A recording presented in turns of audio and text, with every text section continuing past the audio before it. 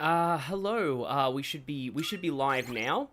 So, yeah, last time we, left in the middle of Tartarus, and, I just realized, because I was actually thinking of leaving now and saving the rest of Tartarus until later, and, well, I'm pretty sure we didn't actually find the missing person last time. Like, I'm pretty sure we didn't, so, yeah, we may have to keep going a little bit longer. Okay, 1, 2, 3. That means no Ken or Koraru, unfortunately. But, yeah, I believe we didn't actually rescue the person last time. Good day. Oh, about missing persons. I can sense a 100 and 104, okay, so we're still a little off of that. I mean, technically we don't have to save them, but, like, we'd be total jerks if we came here and then just left them to save them another day. So let's go a little longer. Also, hi, Adrian Wonderland, just finished watching the previous stream. I also noticed that, somebody here is watching this from a hotel room. I've always loved watching streams from hotel rooms. I don't know why, but I just kind of do. Oh, and of course we're in Harem Party again. I guess because we were using mostly men last time. Were I able to travel at light speed, I could reach the top instantly. Unfortunately, that'd be difficult to implement with our current technology. Ultra Mega Hyperspeed Aigis! The true answer DLC. Hello? Oh, Yukari's still in that outfit. So, let me just go ahead and, let me see if I have anything new I can put her in. Not really. Let's try Winter. Mitsuru, you go Winter. No, Winter Guard. Winter uniform's boring.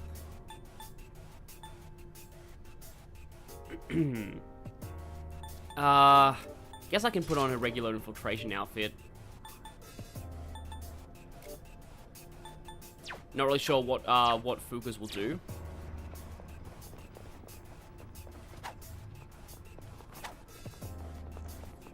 Shadow detected nearby. Right, yeah, Shadow 10 o'clock direction. Yeah, sorry, just, I guess can't go FTL. Makes sense. Oh, hi there, you! Oh, you're the Wild Drive, not like a... I thought this was a degraded version of an earlier mini-boss. I remember there being, like, a Castlevania, comic at one point that basically went into, had a feeling it would be Zio. That basically had, like, Dracula, like, being angry at Werewolf for failing as a boss and saying, "You're demoted to being a regular enemy," which happens all the time in Castlevania games. And, also, and also that thing happens quite often in Persona as well. I forgot that she had Fatal Ends. Well, it's afraid. Oh yeah, I guess that Cruel Attack. I'm forgetting a lot about my characters this session. Yeah, at this point, you know, I've never actually used the rush option. So let's do it now. I like how even Fuka tells you to not really rely on rush too much. I like the way Yukari's holding her bow behind her back. It almost looks like, I guess we can scout. It almost looks like the bow's like a chair or something. Demoted to Mook as a trope? I thought the trope was degraded boss.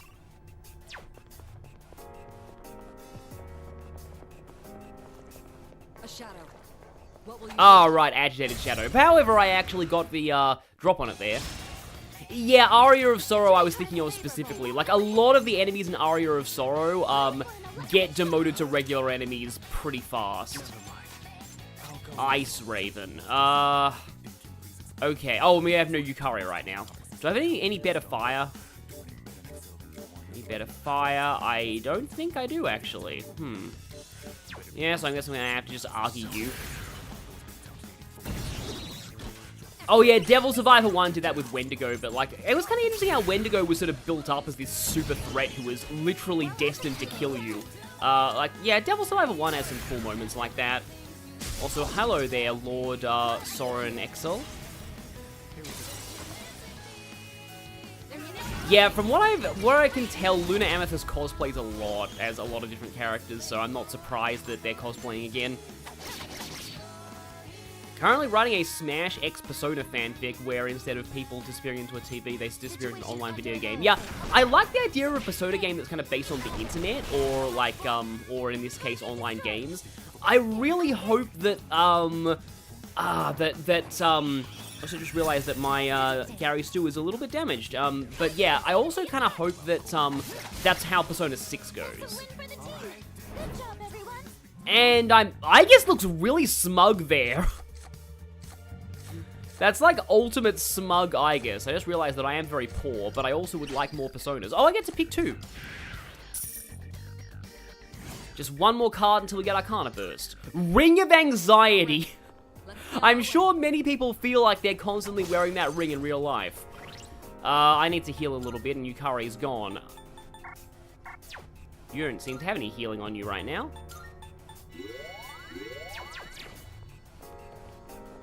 Fallout 4 getting an update. Yeah, I never really played any of the Fallout games. But yeah, the Aigis, like, that just really, like, Aigis just looks like she's giving a smug side eye there. Of course, we get a healing item there. Smoked him, as they say. Ice dance. Oh yeah, the dance skills in Devil Survivor are a pain. But they're really fun when you have them. Are there a number of attacks based on agility or something? Because I seem to remember, like, the high agility, high magic characters being quite good with them. Of course, the almighty dance you get later on is insanely good. Yeah, Yukari was scouting. Flare, cube, iron plate, and more money. Yes, as a college student near the end of a semester, cyberspace, you certainly have a ring of anxiety going on. And there we go, there's a missing person. I think I might go to the next boss, and that's all. Also, that was Persona Q, not Q, Persona 5 Striker's Muscle Memory. Yeah. Those of you who, oh, Dancel's just random 2 to 5 hits, yeah. For those of you who watched it, what did you think of my Persona 5 Strikers finale? I still hate these areas, they're hard to navigate. Because, like, I really like, the final boss fight of Strikers. I like it a lot more than the original. I remember a while back, I heard, I think it was, like, Johnny Awesome talking about how he didn't like Strikers very much, and he basically said that, like, oh, the final boss is literally just the final boss of the original game. It's, you know, it's the Demiurge, it's the same thing. And I'm just like, no. I admit that I am kind of biased, though, because I just genuinely do not like Yaldabaoth very much at all. And so anything is an improvement by comparison, but I do think that the AI aspects of like, the social commentary there, and the fight itself, I love how you have to use everyone, and, like, to be honest, hot take, I would much rather have the entire Phantom Thieves, like, teaming up to do one final blow, than just have summoning Satanael and just, like, I honestly think that's better than the Satanael headshot, as cool as that is. Yeah, Ichinose is interesting because she's unique for being the only, like, major mastermind to actually redeem themselves. So, like, there's a unique angle in that, at least. Hi, Ginny C. Yeah, I'm having a decent morning. Well, apart from the fact that, Yukari needs to heal him right now. Because if he gets hit by another one of those, that could be bad.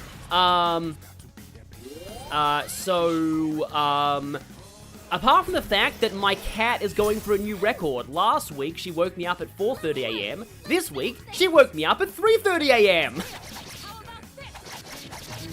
So, yeah, a new record! It's kind of, the way that I've got my living situation set up, I can't exactly throw out of the room, so, like, she'll tap my head, so I can't really refuse her, so it's just, yeah. Cat Y. Yeah, that's like living with a cat in a nutshell. Cat Y. Cats just do what they want. I suppose she might be jealous over Koromaru, maybe. Spirit Talisman.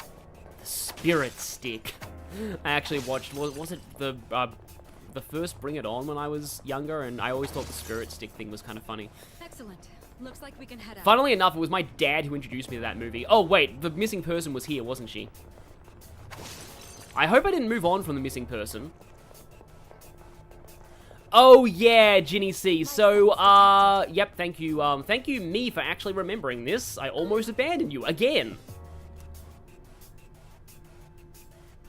Yeah, that's my problem with Persona 5's vanilla finale, actually. It's too similar to Persona 4's. Persona 3's is actually a little different, but Persona 4 and Persona 5 have basically the exact same finale. It looks like your party's gonna lose, the final boss just kills everybody. It looks like the final boss is unbeatable, but then the social links and the people rally behind you and you summon an ultimate persona that finishes them off. It's the same finale. And again, Persona 3 does it a little differently, but 4 and 5 have essentially the same finale. And that's what really bothered me. That and other aspects about Yaldabaoth, because it's like, that, the other thing about Yaldabaoth, I feel, is like, despite the fact that they technically are, like, a massive presence and an overarching villain in the story, only Joker really interacts with fake Igor. Spoilers for Persona 5, by the way. Only Joker interacts with them. Like, the rest of the party never really have much of a connection to them. So it feels like it's just kind of weird. I don't know. Oh wow, that Shadow's panicked. That's weird. So the gimmick now is that Tartarus is defective and all of the Shadows have status ailments. Is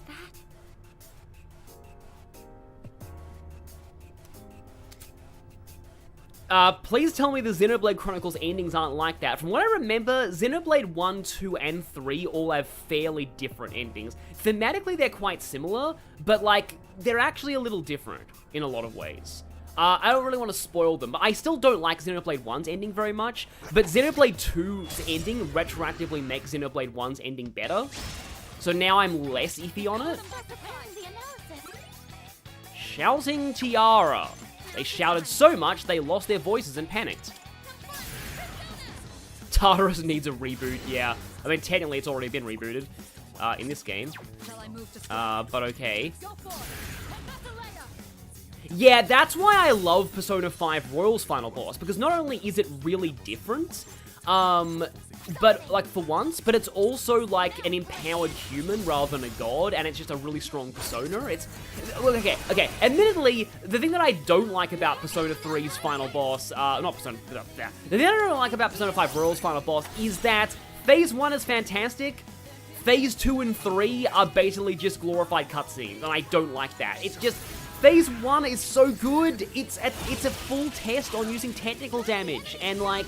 it just feels like it's the perfect, like, encapsulation of everything you've learned so far in the gameplay, and it's just testing your skills of how technical works, because the boss will use technical against you, and then phases 2 and 3 are basically just glorified cutscenes. Like, you have to genuinely try to lose phase 2, and phase 3 basically just is a cutscene, it's totally scripted, so, yeah. Xenoblade epilogue endings. Do you mean the DLC? I've seen Torna's ending, and that's fantastic.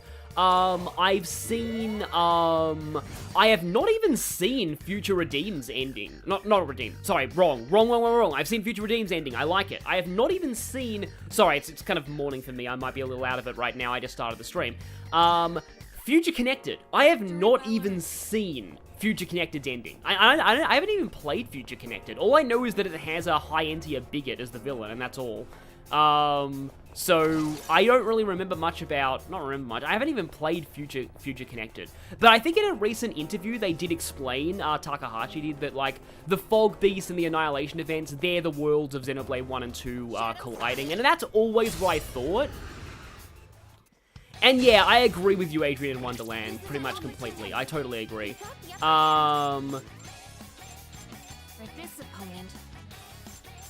Oh yeah, please no Xenoblade Chronicles 3 spoilers. Oh, don't worry, I'm not going to go into spoilers. Yeah, but like really, what I'm trying to say is, I like the Xenoblade endings for the most part. I think they are.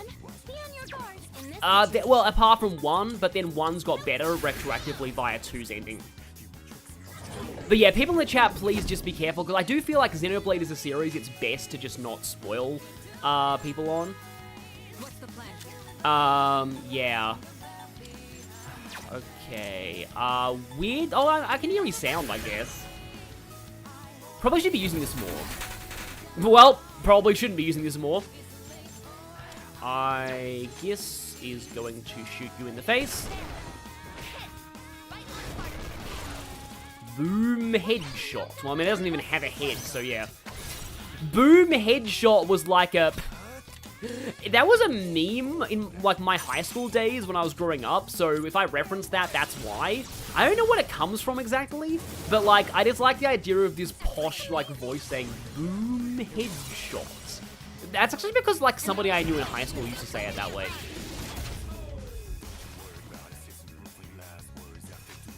Why are we fighting Hulk Hogan? Because we can. And that's all that matters. I'm glad that the Hulk Hogan shadows came back, though. They're for some reason, like, the Gigas are some of my favorite shadow designs, just because they're just so memorable that way, and just so kind of silly.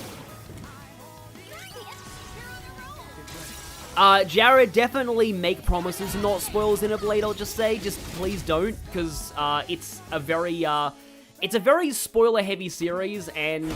Ow. Yeah. Yeah, I want to say it's either Fallout or Counter-Strike. Oh, Team Fortress 2 Sniper as well. Yeah, a lot of those... Like, I'm not into first-person shooters at all, but a lot of those games will probably... A lot of people in my school were playing those games at the time. Wow, really? It actually does like a flying bomber style move? That's cool. Also, hi, Destiny Divided. Yeah, the Persona 5 gacha game actually does look kind of interesting from what I've seen. Canadian pro gaming documentary, and Team Fortress 2 gave an extension on life. Yeah, that makes sense. Oh, I can get Arcana Burst now. And I'm going to take more money. Haven't even seen any great clocks yet. We're already at rank 7 skill cards. I'll take more money. Oh, I get another. I get to take the experience too. That's cool. So I get everything. I get everything. I win. Good night, sir. Only Mitsuru. Okay, then. It was a spectacular finish. Huh. So... Oh, right. I think there's an exit here. Gigas used Body Slam. I never played New Game Plus in Xenoblade 3. I played it a little bit in 2. Because 2's New Game Plus has some unique things to it. But, like, Xenoblade 3, I never really got around to doing the New Game Plus. Yeah, like, I mean, you know, the P5X, it's a gacha game. Like, it kind of makes sense. I like that there's an older female character in it, though. That's kind of cool. Almighty Hand. Let's hope it doesn't actually use Almighty on us. For some reason, I had a feeling it would be Winds. Like, I don't know why, but, like, sometimes when you play Persona games long enough, you can just get this weird sixth sense about enemy weaknesses. You're just like, okay, it's probably this. Like, you just have this feeling in your soul. And it's like, that's probably Wind, right? And it was. Let's not Fuka them in the face. That sounds really bad. Disturbing the bees intensifies. Oh, I guess I'll go Archangel. Wait, Xenoblade 1 is a New Game Plus? Oh yeah, it does, right, because I remember you get to keep, and I won't say any more because spoilers, but yeah, it does have a New Game Plus, kind of. Column started your first ever blind playthrough of Psychonauts 1. Yeah, Psychonauts 1 is great. Definitely, like, Psychonauts 1 is an amazing game. Oh, Persona Overstock. You have too many selves within you. You must discard one of them. I suppose I can dump Priestess? I mean, I want Yatagarasu in my compendium, but I will dump it immediately because you don't need a Sun persona. Sun is a social link that always ranks up. That was excellent leadership.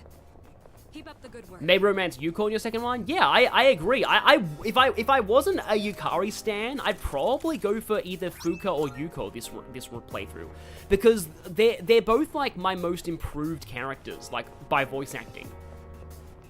Hello, Mr. Otherhand. Uh-oh. If you know that one thing, it's always that hands plus getting stuck on corners is usually really bad. Dies from Persona Overdose. I guess that's true. Uh-oh, that's not good. I still love Agility Bind in the Q games and how, like, you can use that on hands to make it so they don't run. Well, I mean, I can get rid of that agility buff. See, like, one thing that I actually kind of like is, like, Reload gives it, like, Reload spreads the buffs and debuffs between the whole party. which is interesting. Like in the original, I'm pretty sure Akihiko got almost all the debuffs, and Aigis got almost all the buffs. So it kind of felt like there wasn't much of an incentive to swap characters around once you got like those. But now that every character has like their own like type of status ailment and like buff, there's more of an incentive to be doing things. Will I be streaming the answer? Will I be streaming the answer? I don't know. I don't know. Maybe? I just kind of feel like the answer's not likely to be that different to how it was in the original, I feel. If that makes sense. Like, this game, like, the main game has a lot of improvements with, like, the addition of voice acting as well as, like, the social links and Tartarus changing and modern quality of life. But, like, the answer, I feel, is probably just, like, gonna be pretty similar. But, I mean, I could be wrong about that. Yeah, agility bind is essentially leg bind from Etrian Odyssey. It makes enemies unable to run. Oh, Akihiko did indeed get all the debuffs in the original. That makes sense. Yeah, I just feel like I like it when the debuffs are more spread around. I mean, I also like when there's like one dedicated debuff character, but like in a game like this, I feel like because I feel like too many people just only used like Akihiko, Mitsuru, and then either Yukari or Aigis in the original, and didn't really bother with a lot of the other characters. But anyway, I'm just catching up on chat here. So Daniel M says that he likes, he likes Aigis now. Oh, I wish I had this for a long time. Let's get rid of regular Patra. That would have been so good in the Lovers Battle, but I would never have been this level in the Lovers Battle. It's interesting because I always felt like you were the kind of person to not really like Aigis originally. Let's go. If they made third-tier personas for the answer, that would be cool. I sort of doubt it, though. Yeah, I've seen those already. Oh, there's a treasure chest. I feel like Tartarus in this game gives a lot of belated tutorials. Oh, I was kind of hoping that I would... Thank you. I was kind of hoping that I would get that and the shadow at the same time. Stop getting in our way. Oh, that's not good. Tightly clenched its fist. Okay, that means... What does that mean? Oh, right, you're weak to darkness. Oh, yeah, of course a lot of things here are weak to darkness, because Koraru just joined. They kind of want you to use Koraru here. Most common team in OG was Aigis, Akihiko, and Yukari. Yeah, I guess, because Mitsuru had the whole Marin Karen baggage. Luna Amethyst says, can't wait to see your husband, I mean Shinji. I mean, seriously, who doesn't have Shinjiro as their husband, or... Even the stage play makes Femc and Shinjiro basically canon. Oh right, Mitsuru's not participating in this because she got knocked down.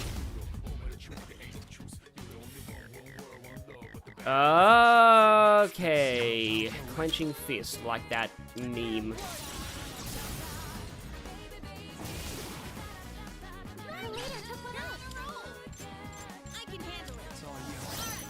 Yeah, I feel like the clenching fist means they're about to use an actual almighty attack, but I could be wrong about that. We'll see. Even in games where the buffs, debuffs, and elements are more spread out, people tend to use the same team. It's just like, I don't know, like, just because I like to switch out party members, it's just like, I don't know why. I've never really understood the mentality of only using one team in an RPG that's not Fire Emblem, where you have no room to use multiple characters. Except in like AP4 or something. But it's just like, I don't get how, you know, in Persona 4, a lot of people just never use Teddy or Kanji. I've given this rant before many times, but still, I will continue to give this rant, because it's just like Kanji's a good party member. Teddy's actually really, I prefer Teddy as a party member to Yukiko, significantly prefer him. I feel like I'm one of the few people who doesn't really like Yukiko as a party member all that much. She uses fire, and that's about it. It kind of says something that Yukiko, like, she needs Fire Break. She needs to run that, because without Fire Break, she has almost nothing she can do. Oh, there was a Monad door in an earlier fall that I skipped, wasn't there? Whoops. Yeah, sorry about that. That's just something that kind of happens while you're streaming, I guess. But, yeah, I just remembered there was a Monad door. Doesn't that chest look kind of different from the other? Oh, hello! Yep, I was getting ambushed there, whether I liked it or not. Yeah, I like to rotate. That could be bad. I do, but only after they all go. I think I remember these things, the buff Mayas.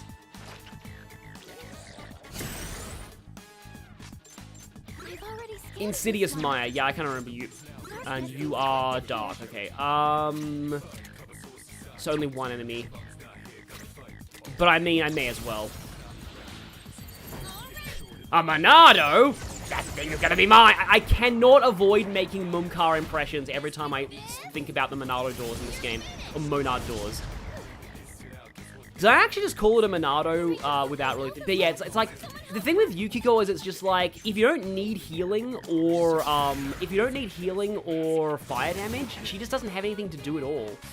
Well, that was bad. I was wondering whether I should just wait and heal, or if I should go for a shift, and then I realized, and then I missed, and I was like, nope, I don't get to do that anymore. Is it just me, or are multi-target attacks more reliable in this game? Sorry that I'm jumping around topics kind of a lot, but like, here's the thing. So, in the original version of Persona 3, multi-target skills were actually, actually had less accuracy. And also, they did not give you a one more unless you knocked down every enemy with them, which is an interesting kind of side effect to them. And they never worked that way in any later Persona game. And I kind of prefer the way that they worked. Also, Gary Stu is down to exactly no SP. That's really rare. Leader. Yeah, it's just like, although you there saying someone's sticking to the default jobs in Yakuza 7, that's kind of the thing. So I'm playing Yakuza 7 right now, and the huge problem that I have, I think I actually need to use one of my precious eggs, which is kind of the thing. I need to get more SP items now. A problem that I kind of have with Yakuza 7 is like a lot of the party members, their default jobs are either so good you never want to switch out of them, or so bad that you never want to use them. Like, Sayako's default job really sucks, in my opinion. I mean, Yukiko does get Mudo for a while. I just feel like it isn't really useful in a lot of things. By the time things start being weak to Mudo, Naoto joins, and she's better at that. But Sayako's main job is like not great. And then you've got like Yukari's not really gonna be doing the best job here. Yeah, AoE's having more risk versus reward. Daniel M kind of gets it, yeah. But okay, so yeah, Sayako, you're kind of meant to go idle with her. And then Adachi, no relation to Persona Adachi, by the way. But Adachi's default job also sucks, and then Enforcer is just kind of like perfect for him.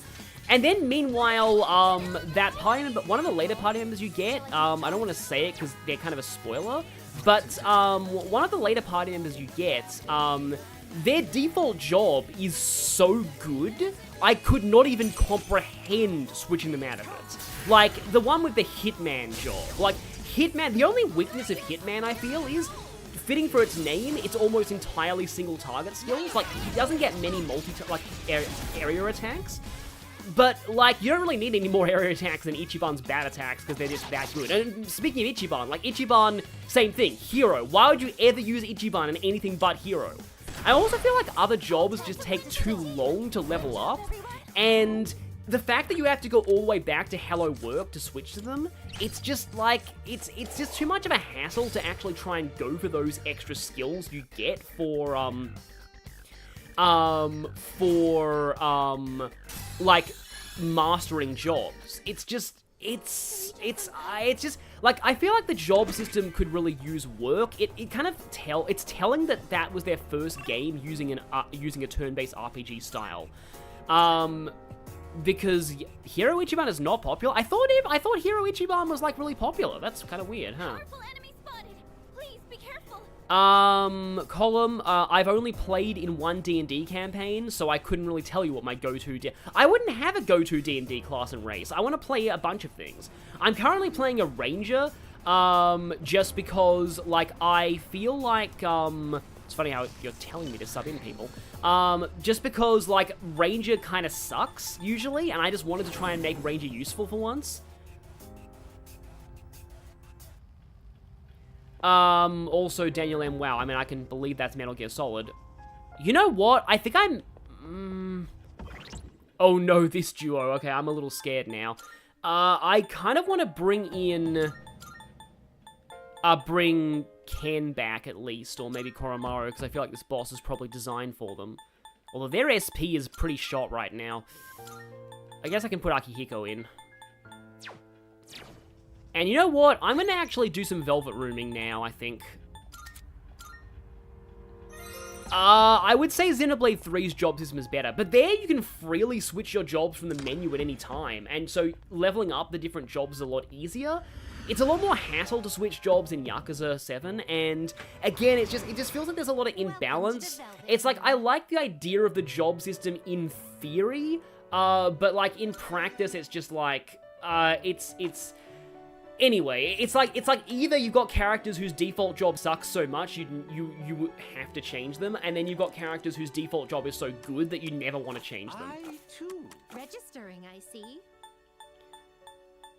But anyway, it's just kind of a thing. It's like I've heard that other late game party member. I'm not playing Revised Ranger. I'm playing whatever version of it is on the free D&D Beyond. But like that other late game Yakuza party member, he's just like, oh yeah, apparently they're very good in Chef, but other than that, you don't really reclass. I feel like their default class is not the best either. It's not awful, but it's also just like, it's only okay. It's got some area attacks, but they're kind of awkward to actually use, and it's mostly focused on debuffing, I feel. Yeah, let's not register you. Let's not register you either. Let's absolutely not register you. Yes, there's a job literally called Homeless Guy. I love the way that Yakuza 7 puts like a really cool spin on the classic JRPG formula by being like, okay, instead of a wizard, you've got a homeless guy who summons pigeons. Instead of a knight, you have an ex-cop. Instead of a hero, you have an ex-Yakuza guy who likes helping people. Instead of you know, clerics, you have idols. It's just really cool. Certainly be worth your time and effort. This persona is powerful. Oh, you are weak to light, unlike Persona 4 where you have no weaknesses. I guess I could take this. Please choose what skills to inherit. Yeah, Yosuke in Persona Q2 is way better than he was in Q1. Like, way better than in Q1. Let's see. Elect boost, rage boost. Look at all these boosts I've got. It appears it will receive a good amount of extra power. Wait, can I get any good fire on you? Nah, just Argy. It appears it will Yeah, I'll take ice and elect, I guess. It's fine. Oh, wait, you're learning Archedyne anyway. What do I care? What do I care? Also, I'm gonna show this animation because it's the Jack Frost. We need to see this. It's the mascots. A lot of people were wondering if like Jack Frost would be in Smash Bros rather than Joker, but I'm okay with Joker. I like how Black Frost is a very real like concept, and it's sometimes called Killing Frost. I'm the almighty Black Frost. I'll teach you how to walk and talk like a badass, ho. I still love how he's canonically chaotic neutral according to SMT alignments, and King Frost is canonically chaotic evil. Because he's the Tyrant race, which is the evil chaos one. Dark boost, that's not bad. Oh, Mataru Kaja's great too. I've got too many good skills though. I suppose I can just make you focus on single target damage. Oh, Bufu Dine, wow, this is really good. Dines this early? Black Frostite. Sounds like something you'd need to remake Colony 6 in Xenoblade. Yeah, you know what? Queen Frost would be cool. I wonder what a Queen Frost would look like. What kind of persona do you desire? Oh yeah, Miitopia has hilarious classes too. Can't get Anubis. Oh hey, it's Yuri Mikala. Power might be too much for you. Oh wait, you actually don't, like, I thought Yuri Mikala only repelled one element in this game, one physical element, but no, it's everything except strike. Okay. Oh no, I don't want to get rid of Black Frost. I need Narcissus quite soon, so I don't really want to get rid of Narcissus. Sarasvati would, again, Hangman and Justice, I can afford to lose those. All the time. Is this acceptable? Probably. Oh, I still have a grudge against you from Strikers. I hate these things in Strikers so much. They suck so much. They suck a lot.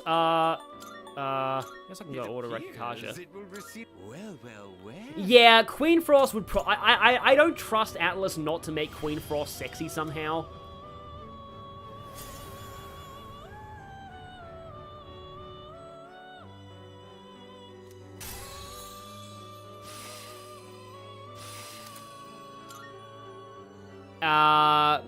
Diorama. Yeah, let's take that. Of course, that's another reason why I don't like you in, Persona, 5 Strike. Like, this is actually useful occasionally. So, like, I don't actually I don't need that Anti-Wind Master. I'll take that over this. Yeah, there are a lot of interesting frosts in later entries, especially, like, we now have Naho Biho. Lucifrost needs to be in more things, though, honestly. How many games is Lucifrost even in? Have I really never had Orthrus? Or Sandman? This one is somewhat beneath you. Yes, it is, but I need it in my compendium, so let's go ahead and do this. I don't care, Makoha. It appears it will receive a... Why, Lawyer Frost. That would be amazing. Tank has to spend MP to use a regular attack, and its MP is low. Yeah, there are definitely classes like that in RPGs that kind of suck. It's kind of like Chie in Persona 4, her ultimate attack being like, it costs like 150 SP and she barely has enough to use it twice at level 99. In fact, she can't even use it twice at level 99. She's just short of that, I think. I mean, I suppose if I do this, then... Oh, wait, Jikokuten... Oh, no, Jikokuten's not great. I'll be able to get rid of Narcissus if I do this, so let's go ahead and go, I like to pass down crit rate boost. Well then, shall we begin? I mean, White Frost is just regular Jack Frost, though. Yeah, why didn't we get a Demi-Fiend Jack Frost? Because there's a Raiho, there's like a Raido Kuzunoha Jack Frost, it's just... Why didn't we get a Demi-Fiend Jack Frost? Pale Rider, Queen Mabe... Pale Rider... Yeah, let's get rid of Narcissus.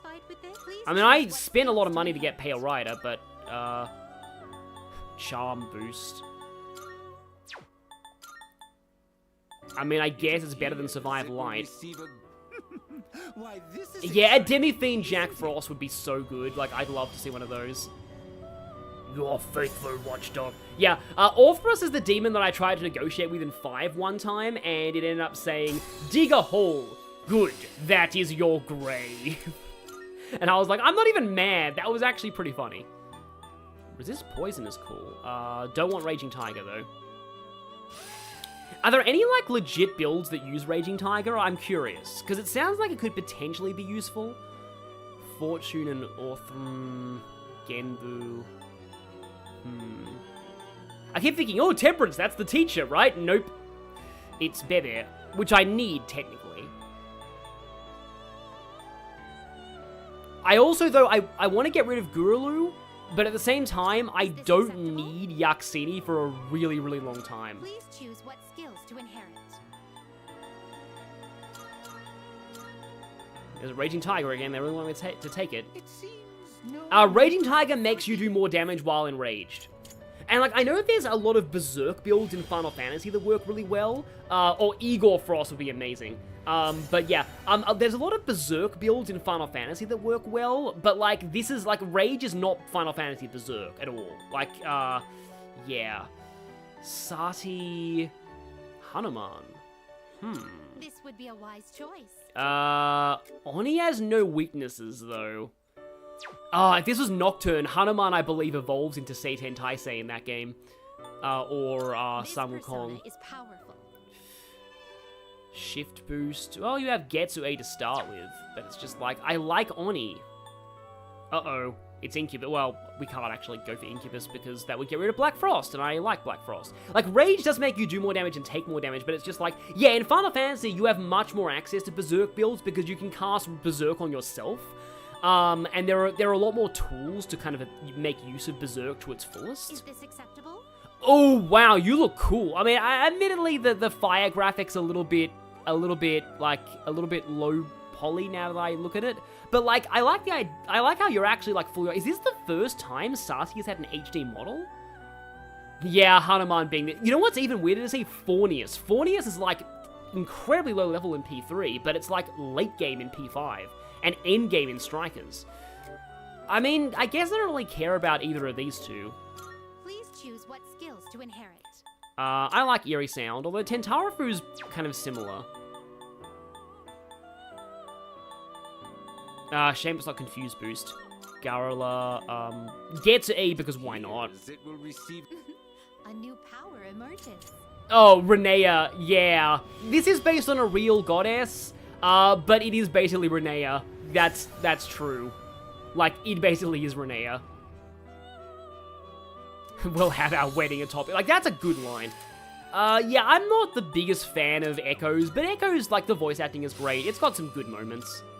Why would I really want Anti-Fire Master? Yes, Sati was actually... Oh, Getsue's gonna change. You know what? Let's accept that. Poison Arrow. Heavy. That's not bad. Okay. But yeah, Sati was gonna be in Persona 5, but it got cut.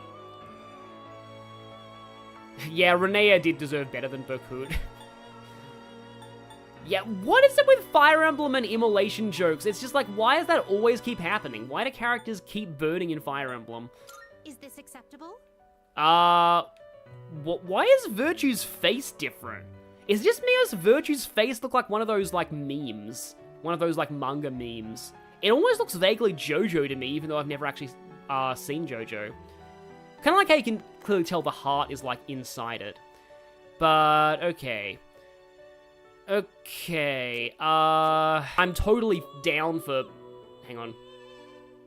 Okay, there we go. Fix itself. I'm totally down for getting rid of Sarasvati. I'm so sorry. Please choose what I will need to skills inherit. rebuy a Priestess Persona at one point. Okay, Rakunda, Masakukaja, Maragion, because I don't really have that on a lot of things. I don't really have light on a lot of things. Oh, wait, no, I need to pass down Poison Arrow, because otherwise that was a good skill change I'm wasting. Well. Fire Emblem fans just like roasting their favorite characters, yep. It's even posed like a JoJo stand, yep. I'm no expert, but I'm pretty sure your heart doesn't go there. Yeah, its heart's a little low down the body, let's just say. Null Poison, Mahama, Light Boost, okay. Pretty sure that's separate from, like, Hammer Boost. I guess I can get rid of Wind. I have that on other things, I think. What's changing? Maragion. I did specifically say that I'd need that on more things, so I'm not going to do that. So, nope, not getting rid of Black Frost. Okay, then. I guess I can... Oh, I just finished Hierophant, though, so I don't really need you This anymore. persona, yes? But I mean, you know, Compendium, and it's also a max social link. Oh, that... Nope, I'm not spending that much money, though. Pavati, that's cool. So yeah, so I believe Sati actually is Pavati. I think they're actually the same entity in Hindu mythology. Or at least they're like reincarnations or something. Because they're both like wives of Shiva, and I think they're both the same like goddess in the end. Yeah, I still think my favorite Zero Emblem theory is that it is Somi. Very well. Or Shozokaga. How splendid. Okay.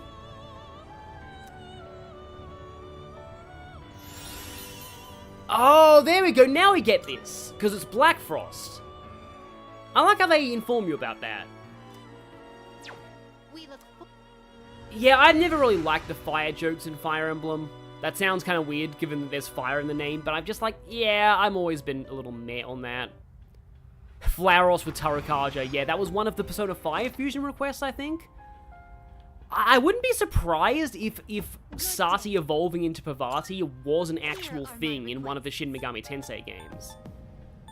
Oh my, you've already... Wait, what? I have not successfully performed that. How splendid. I wonder if that's bugged. Maybe they think that it's just obtained that. That's weird. Huh. Oh my, you've... Samael is an awesome model in this game. Yeah, I mean, Samael's always been a pretty cool demon to me. Apparently, I've already completed another I shall be request. waiting. Oh! You have another date Are available. you accepting a request? But yeah, bugged confirmed. Very well. Bugged confirmed.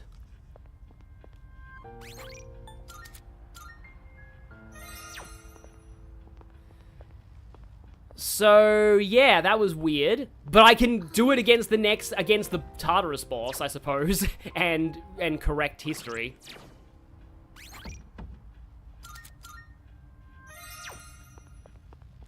The Frosts have been up to mischief. They're breaking the game.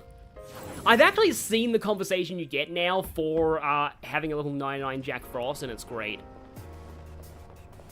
Yeah, it could be mistranslation. It could just be obtain, like, get access to the fusion spell King and I. Okay, this time I'm not going to forget to use Sylphidora. Yes. You want me to boost your speed and defense, right? No, I want you to boost my attack power. Sadly, it doesn't work that way. You know, I think I actually did bring Mara to endgame once. Move, or I will make you. Stop getting in our way. 2 enemies. You can do it. And, oh wait, we can just Oracle and buff ourselves again. Executioner's Crown and Bloody Maria. The time. The alternate version of Black Maria and regular Maria that you never knew you wanted. You know what, I don't even need to fish for weaknesses, I have Fuka. Although how much does she... Oh, she has enough SP to manage it, I think. So let's just Secunda you.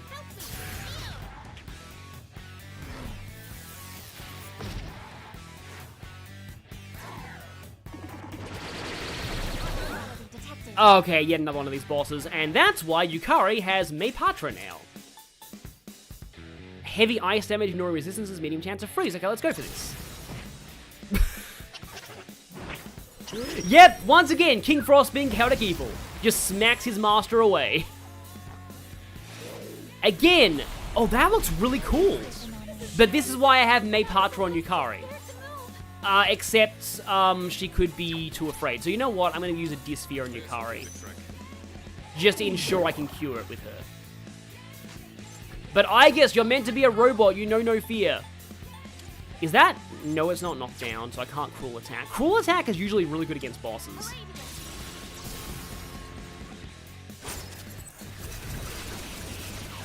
Oh, a crit both of them. Okay. Oh, wait, no, you're weak to Pierce? Huh. Huh. Okay, this is gonna be fun. Not quite as fun as I'd hoped, but it's still a lot of damage. And now, Meipatra.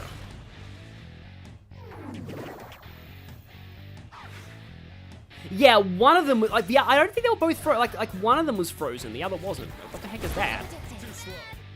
Oh, that was Ghastly Whale, wasn't it? I was too busy reading chat, I didn't notice. I think that was Ghastly Whale. If so, yeah, that is kind of clever. Okay, let's scan you. Fire, huh? Well, guess who I just got? I have single target boost in this too. Speaking of fire jokes, burn to the ground!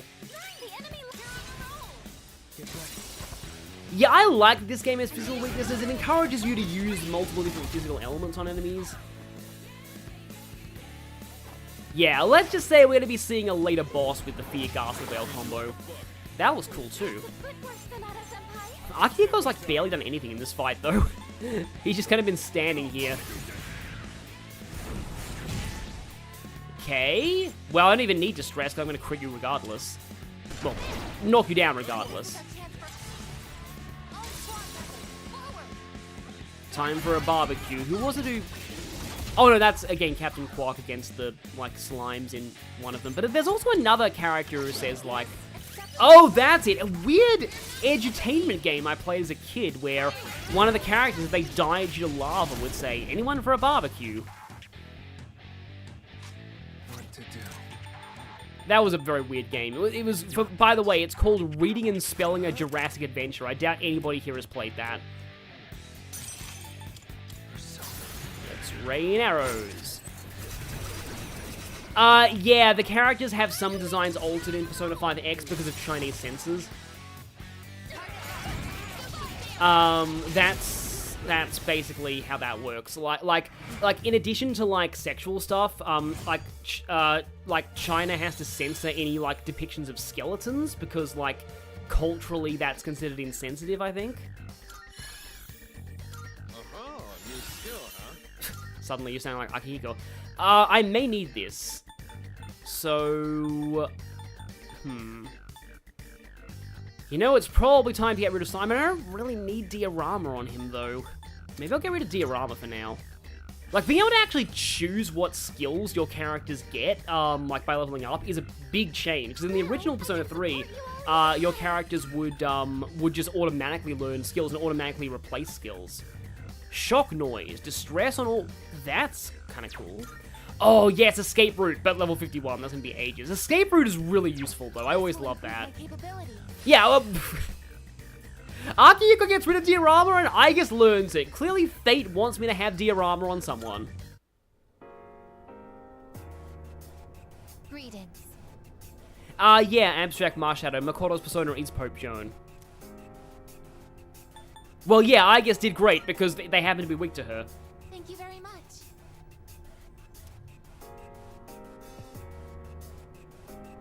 Yeah, a lot of people, people thought that Ryuji would get censored, but he We didn't. should not exhaust our bodies.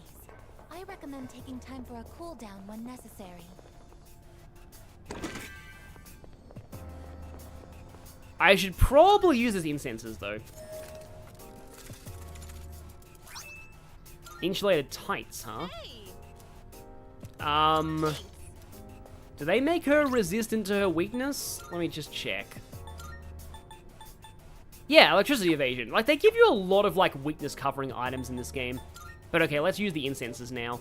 Guard incense. How about Yukari take a little bit more endurance? Last one I'll give to Akihiko, because why not? And magic incense. How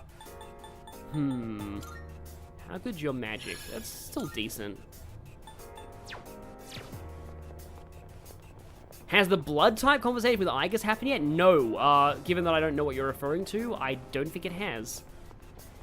And at this point, I'm kind of thinking it might be time to leave Tartarus, just because we're going to have to be back here later. And let's just say that we may or may not actually have another party member joining this month. So, or next month. This full moon cycle, I mean. So, I feel like we're going to have to go back here anyway, and I guess I can take on that... You know, I should probably take on this Monad door while I'm here. Coco released in Chinese theaters pretty much unchanged and did well there. Well, I mean, that does kind of fit. Sorry, I just had to sneeze. I'm surprised how little I've been sneezing on stream, because I have pretty bad allergies a lot of the time. Let's see.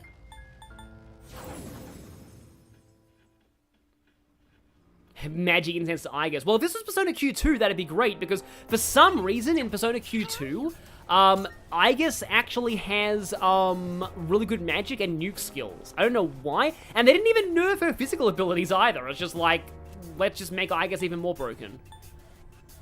Oh wait, did we already explore this?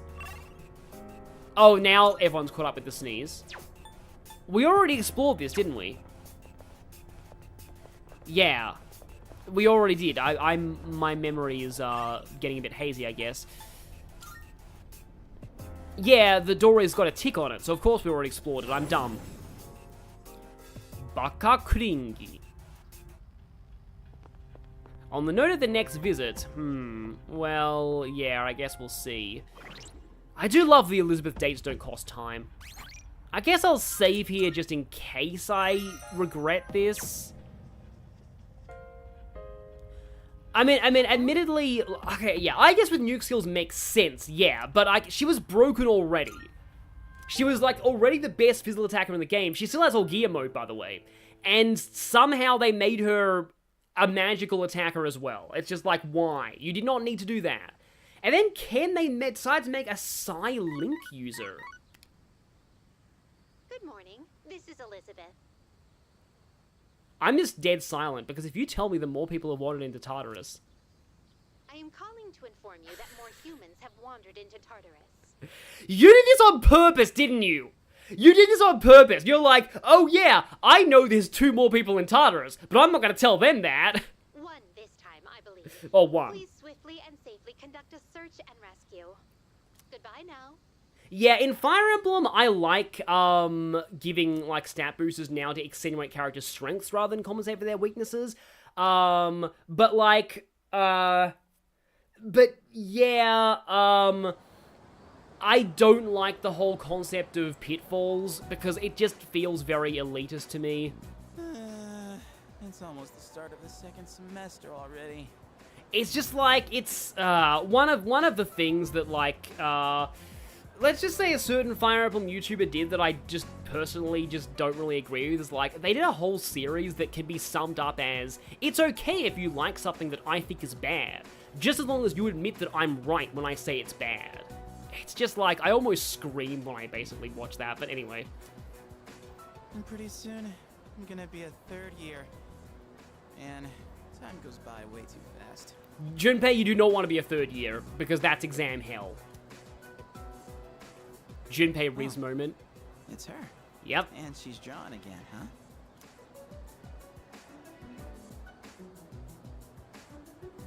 You again? If this was said any later, Chidori would probably have a, I don't know if we're not, I don't know if we're supposed to know her name at this point, but she'd totally have like a DeviantArt. Oh, well, actually, I'm surprised you remember me. I could say the same about you. Wait, I mean, your outfit is pretty memorable. is she saying I'm surprised you remembered me? So, what are you working on? A drawing. Why? Yeah, like even though like I often don't like talking about like, you know, East Asian issues because I'm not East Asian, but many East Asians in my community agree with me that like third year in high school is absolute hell. No real reason, I guess. I just thought it's pretty awesome to have something you're passionate about. It's nothing like that. I'm just drawing because I feel like it. Oh. Huh. Well, I still want to see it when you're done, if you don't mind.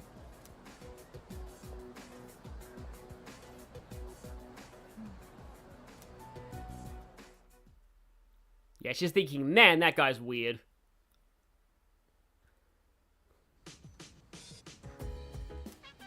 Film festival's almost over. But okay then. Oh, Maiko, okay. Nozomi sums up his whole life in one word.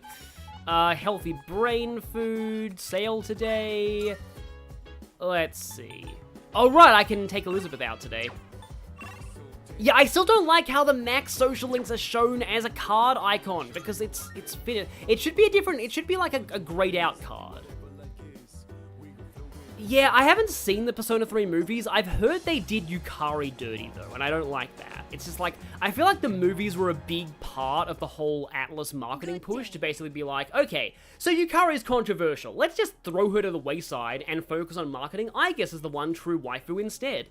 And not that I dislike Aigis, it's just like, I'd rather they fix Yukari, and thankfully this game's kind of work on that. This game's actually making an effort to make Yukari more likable, and I do enjoy that. It reminds me of Sumiya in Fire Emblem Awakening. I wanted to give this tangent for a little bit. Like, Sumiya is just, somebody kind of, like, alluded to this in my comments a while back, but just, like, Sumiya got rejected from Fire Emblem Warriors just because Cordelia was more popular. Like, that's, like, Tecmo wanted to have Sumiya as the Pegasus Knight representative, and Tecmo, and I think Intelligence Systems said no. They also didn't want Lucina, because they thought Lucina would mean too many swords, but like, nope, you gotta have Lucina, because she's popular. Looking forward to Answer Yukari. Like, I like Answer Yukari. This is a shrine. It's quite similar to a temple, is it not?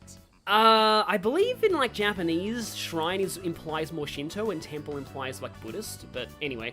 But like, yeah, so, the weird thing as well about the whole Sumiya Cordelia thing is that, like, this is a hot take, and yeah, Sumiya doesn't have any ults in Heroes at all either. Like, this is a hot take. Am I the only one who just doesn't care for Cordelia very much? I've always found her very mid as a character. Like, I don't hate her, because, like, every time I've tried to use Cordelia, she's always been worse than her growth suggests. Like, she's supposed to have a really good strength growth on paper, but, like, Sumiya always tends to be a stronger attacker. It's just, it's really bizarre. It's just,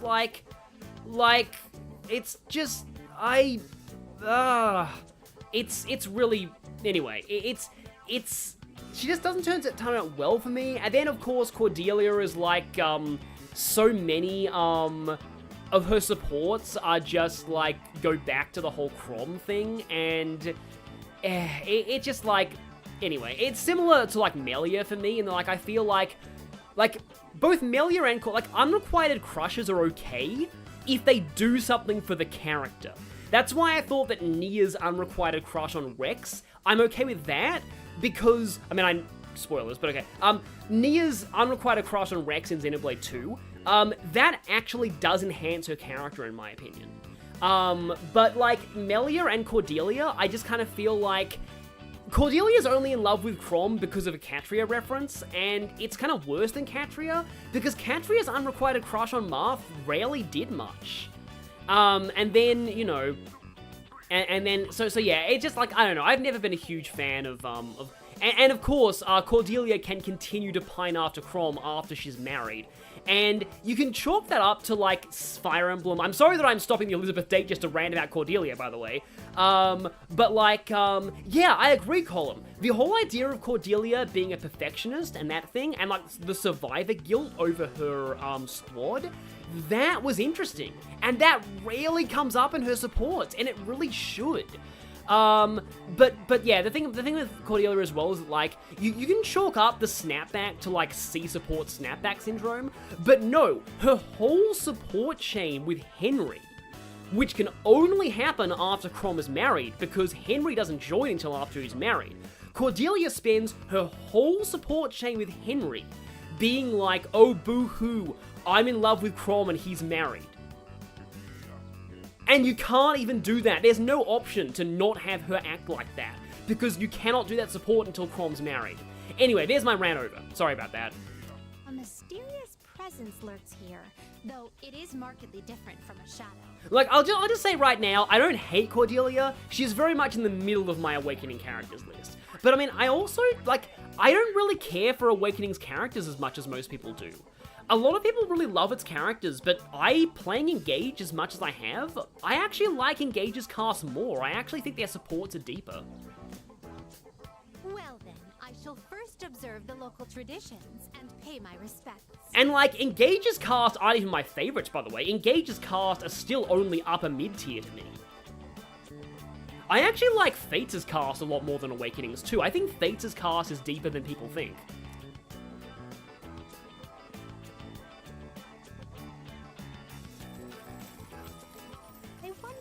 Is enough. Nope, just keep giving. I'm sure the fox will appreciate it in the future. The fox is the protector of all shrines, not just this one. You can never escape his hustle. Presenting my offering. Though I normally do not reside in this world, I wonder if I too may receive divine grace. Yeah, I agree that Awakening's cast when good are really good. The thing about me with Awakening's cast is I don't do many of their supports outside of pairings that I want to do, and parents and children and siblings. Like, I don't actually, like, for example, I would never really, like, it's not a priority for me to support, say, Long Ku with somebody else that I don't plan on marrying him to. I just wouldn't really do that. It's just kind of like a weird thing with me and how I play Awakening. In the extent of, like, yeah, I'm just reiterating what I just said, but, like, the only supports I really do in Awakening are marriages and family. Like, I don't really do many supports outside of that. So that might be why I don't like the characters as much. Some Asian, I disagree with you here. I don't like the fact that Hubert is an Edelgard simp. And it's not because of Edelgard, miraculously. I just think it would have been way more interesting if Hubert's idolization of Edelgard was about her ideology and about her as a person, not about being in love with her. Like, I was honestly disappointed when I found out Hubert was in love with Edelgard. Like, I thought, you know, wouldn't it be more interesting if, again, he had just a deep admiration for her methods and ideology? Like, I thought that would have been more interesting. Sorry, we're talking about Fire Emblem supports now, but I guess that's just what happens on these streams. Come to think of it, this system of monetary offerings is very similar to that of the fountain. Oh, I do like Henry and Rickon support. That's like the only non-family support I ever do in Awakening. That and like the Gregor support that reveals that he actually isn't the real Gregor, which is kind of cool. What do I think about Awakening Anna as a unit? I barely use Awakening Anna, but that's a whole Avatar sexual thing. Although she has support with Tiki at least. Someone else said that like Path of Radiance and Radiant Dawn are my favorite cast in Fire Emblem, followed by Three Houses. One day I'll probably make a cast tier list. Yo, what did I miss, guys? Well, we were just talking about a lot of Fire Emblems. Okay, I actually honestly, so Anastasia, you dislike there not being more platonic supports yet you don't do the platonic supports. That's admittedly kind of true. It's just like, the problem with Awakening supports is that every opposite gender pair is kind of like can be either platonic or romantic, and they don't really work as being both. When I say I like more platonic supports, I mean I like male-female support pairs that don't end in romance. That's what I mean. There are a great many locations in your world where supplicants may request good fortune. You live in a truly wondrous place. Could those paper strips tied there be... Big Clinky liking something about Henry? Impossible. I mean, there's a few things about Henry I like in theory, but honestly, I actually think that my, oh, hi, ASMR guy, yeah. Honestly, I feel like, please don't talk about this at all, but like, I feel like my hatred of Henry was a precursor to my hatred of Edelgard. The reasons I dislike him are very, very similar. I have an incredibly intensely strong sense of morality when it comes to killing people, so anyway. Just as I thought, these are paper fortunes. I actually got one of these from the place I buy my Fire Emblem trading cards from for New Year's, which is pretty cool. I've heard of this game. People entrust their destiny to a slip of paper, finding the risk far too exhilarating. Yeah, I agree. Alfred and Etier. The thing I love about Alfred and Etier, is that, like, the thing I like about Alfred and Etier, is that, you would think that they would be a romance, because, like, they're childhood friends, they both love fitness, they're lord and retainer. You'd think they'd be a romance, right? And it turns out that, like, in their A support, the very idea of them being romantic is hilarious to both of them. They're like, nah, I can't see that happening. It's just kind of interesting and kind of wholesome. I see. There are many possible destinies written on them. Well then, I'd like to experiment with this for myself. Please wait here while I work on obtaining every single variation. Oh boy, yeah, this whole thing, yep. This reminds me of the April Fool's Day thing for Discord, and I kind of obsessively went for all of the loot boxes, and I did get them. It took me like 40-something tries. Of course, I ended up with the most copies of the Sonic reference item. I would disagree. Childhood friends, I think, win 90% of the time. But it's just that everyone remembers the times when they don't win. Excuse me. I've been curious ever since we arrived. Yeah, no, I agree, Bradley Harris. I think the A is quite funny because, like, it reveals that Alfred's mom was, like, she made Etier Alfred retainer specifically because she wanted them to get married, and then, like, in the A, they're like, nah, that's not happening. It's just kind of funny to me. If memory serves, these are a slide and a jungle gem, correct? And here we get amazingness. I see. In the presence of a true god, upholding a pretense of gravitas is all but meaningless.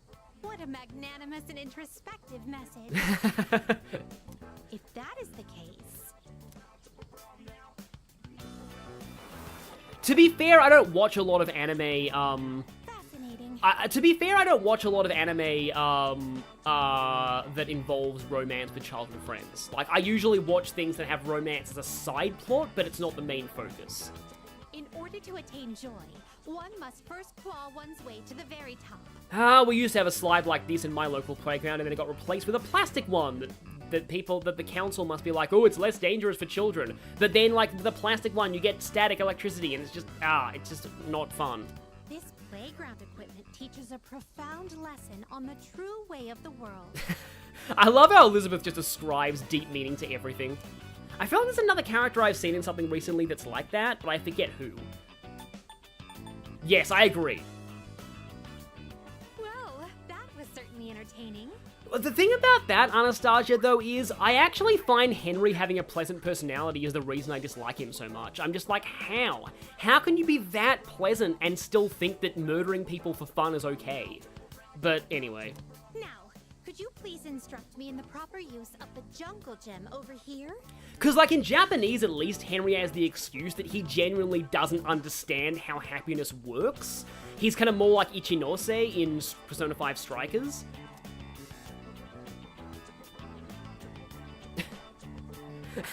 How did you get in there?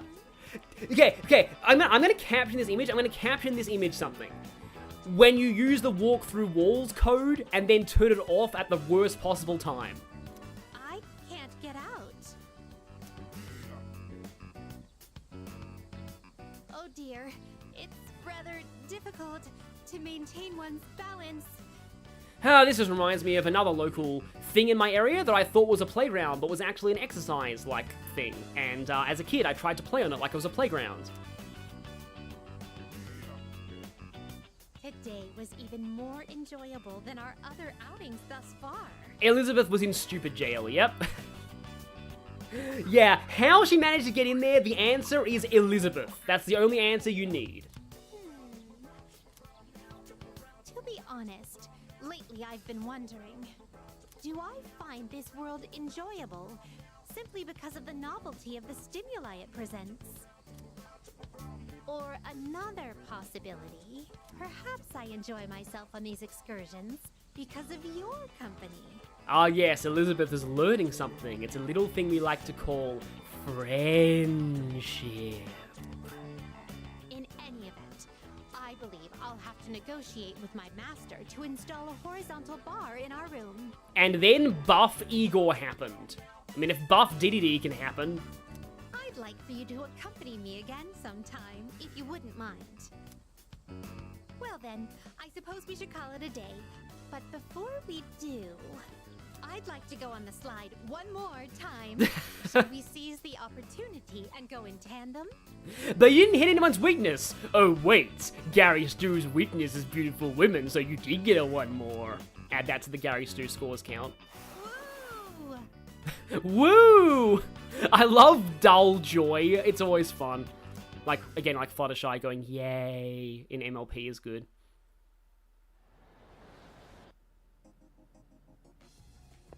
No, I don't blame you, Jared Punch, for getting into the Fire Emblem argument. But yeah, it was just interesting. I wanted to talk about that Fire Emblem thing for a while, though. Yeah, I know that's very cursed, but it's Gary Stu, because he's cursed. His very existence is cursed.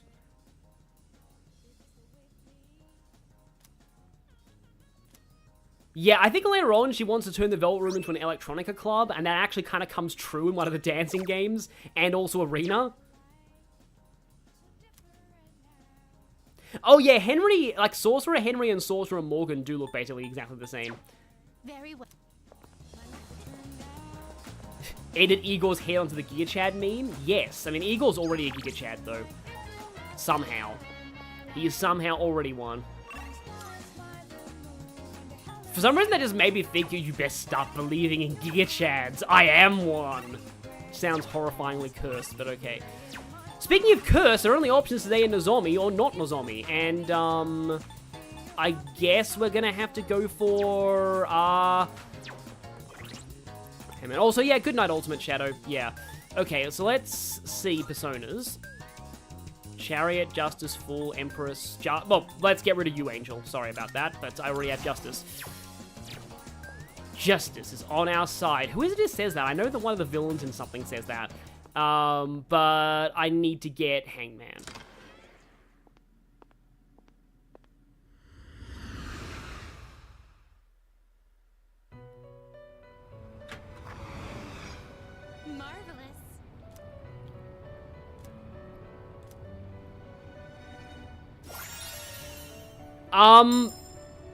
Okay, how did we get that? I legitimately don't know, but that's a cool skill. He actually gets it. Oh, wait, okay, now we're going to be told. Boosted according to the percentage. Oh, that's really cool. I like that. I like that you got more incentive for this, aside from just trophies and discounts. Yeah. That's really cool. Because the Persona 3 male protagonist has a skill like that in Q2. He actually has, his passive skill raises weakness damage, I think. No, it raises, like, magical damage in general, or, like, elemental damage. I forget how it works exactly, but I know that it makes him really good at magic in the late game. Which is cool, because Persona Q1 had magic suck the whole time. Please take a look.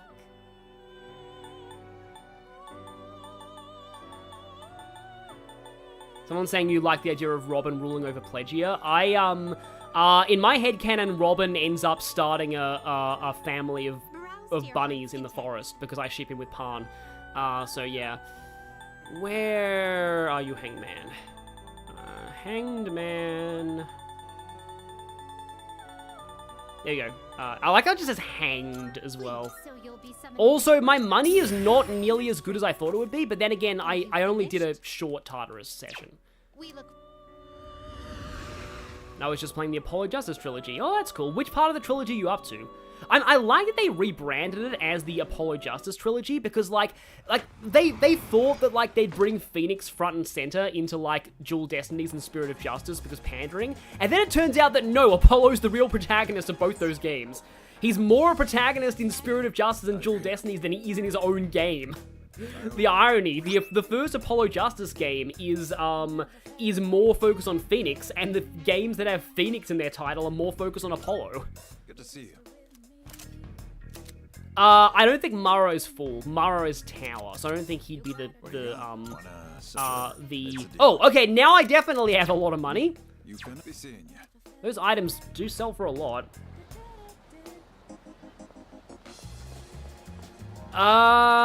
Really? I'm just trying to think, like, honestly, like those two characters from Fire Emblem, are basically some of the only two characters that I've ever unintentionally hated. And I say unintentionally hated, because, I don't count, like, villains that you're meant to hate, like, say, Kamoshida. Like, you're meant to hate him. But I mean, like, characters who you're not meant to hate, who I hate. My list is very small, by the way.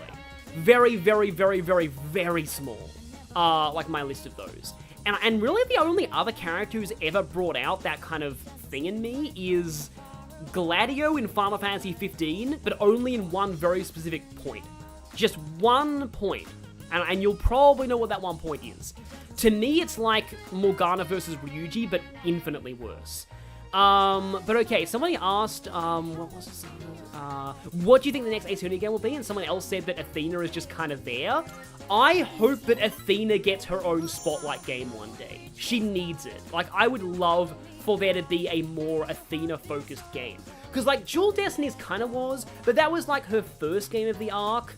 I also agree, Luna Amethyst, by the way, but I don't want to talk about that because that will get into discourse. But let's just say Luna Amethyst, I totally agree with you on that character. I think they work as an antagonist very well. As an antagonist, they're my favorite antagonist in Fire Emblem, but as a protagonist, they're my least favorite protagonist in Fire Emblem. Thank you for always helping me. But I gotta say bye for now. And again, I cannot unsee Sandy Gas in the background here. Like, maybe it's just like in Japan, people often build sand like that way. Maybe. But yeah, again, the number of characters that I legitimately hate in fiction is very, very small. But okay then, I'm gonna go ahead and look up the answers, again here. Yeah, again, it's Polygon. Apparently there's a good Steam guide for this, but, I mean, if this works, we're on rank 7 right now. Oh, no responses work here. Like, affect your relationship, so it's fine. Yep. I have to run away now. I mean, I would make an I have to go now, my planet needs me joke, but no, it's not appropriate here at all. Remember not to tell Mom and Dad, okay?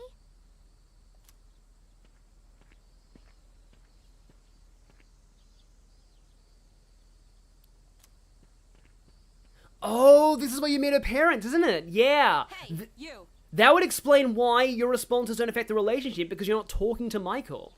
Have you seen a little girl? She's in elementary school. Have you seen a little girl, black hair? What was the line from Silent Hill? You just take a second and calm down. You know, this guy's name tag should be, asshole who hits his child. Calm down? What if something happens to her? Oh, please. This is what happens when you force a child to study non-stop. Why are you always like this? Everything has to be my fault. That's because it is your fault. This never would have happened if you'd been watching her. Look, we don't have time for this. I think I know who you are. You're the one, right? Maiko's told me about you. She said she played with a high school kid instead of practicing piano. Yeah, that sounds really bad, like, out of context, by the way. What? This is the first I'm hearing of this. Yeah, P5 Pro Tag would be the like, if this was P5, these two would be a Mementos target. What the hell did you do to my daughter? Speculate on what personas they turn into, by the way. Shut up! Stop jumping to stupid conclusions. Dragon Quest 11 cast, I think they're really good. Like, I really like them. There's a really great video on Sylvando that I totally agree with. But all of the Dragon Quest 11 casts are great. Also, oh, you know what? Okay, this is totally irrelevant to the social link right now. I'm sorry to go on a random tangent, but I knew I had to say this. So, okay, Dragon Quest 11. Is it just me, or is Hendrik a better Camus than any Camus archetype in Fire Emblem? I'm sorry about this. We're Maiko's parents. We haven't seen her since this morning. Well, I mean, Oberon and Titania were already the Tsukasas. But, like, Oberon and Titania, I think, make more sense for these two. As, like, a couple that is awful to each other and ruins the lives of everyone around them, and children. When we checked her room, we found a note that said, "I'm running away." She's never done anything like this before. Yeah, I agree. Oberon and Titania, I think, actually fit these two more than with the Tsukasas. Yes! Let's turn these words against, like these early words that were being a joke to Maiko. It's definitely your fault. Excuse me? You don't know anything. Maiko, why? Sylvando has the same VA as Kamaravi in Xenoblade 3. That's cool. Listen, if you have any idea where she is, I'm begging you to tell us.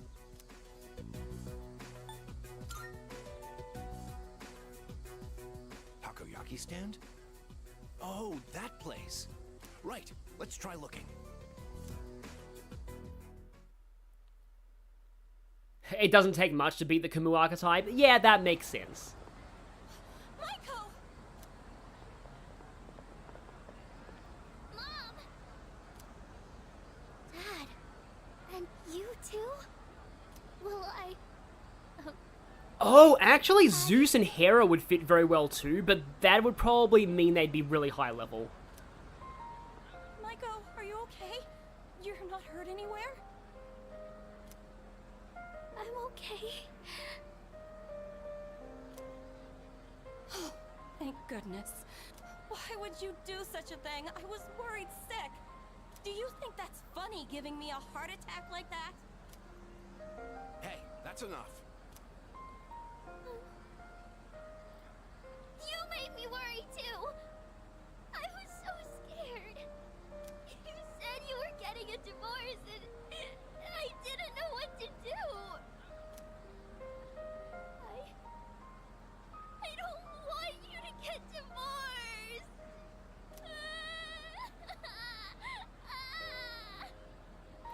Again, somebody please post in the chat Michael's voice actress so I can praise them immensely. Oh, so that's what this is all about. We're really sorry, Maiko. Why don't we go home and talk about it? It's awful we pulled you into this. I'm not sure what else to say. Yeah, I agree, Joker the Shinobi. I am a child of divorced parents too. The thing is, I was a little bit too young. I was only like 4 or 5 when it happened, so I don't really remember much of it. And I'm honestly relieved it happened because I'd rather have them divorced than, like, stay together and be awful to each other.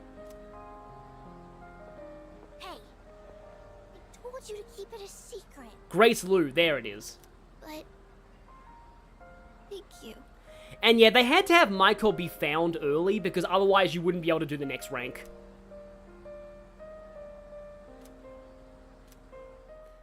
Yeah, I don't really remember feeling very much for this social link originally. The voice acting really, really helps a lot. I also didn't hate the parents as much as I do now. Like, at the same time, I do want to believe that the parents are at least somewhat redeemable and that maybe they can work to be a bit better.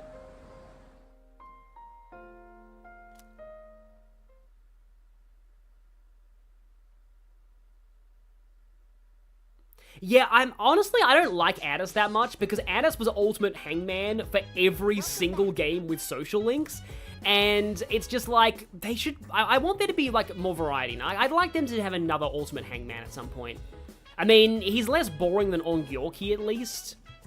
That and I really want to have to stop talking about castration in my Ultimate Persona bios. Because I had to do it 3 times because of Addis.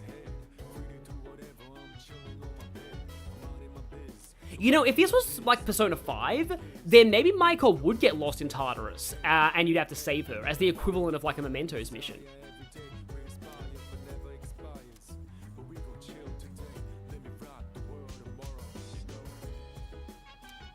So, I believe there's another missing person before the deadline, so I'm going to wait on Tartarus a little bit. I mean, baseball, critical hits, being amazing, those are things you're into. Leader.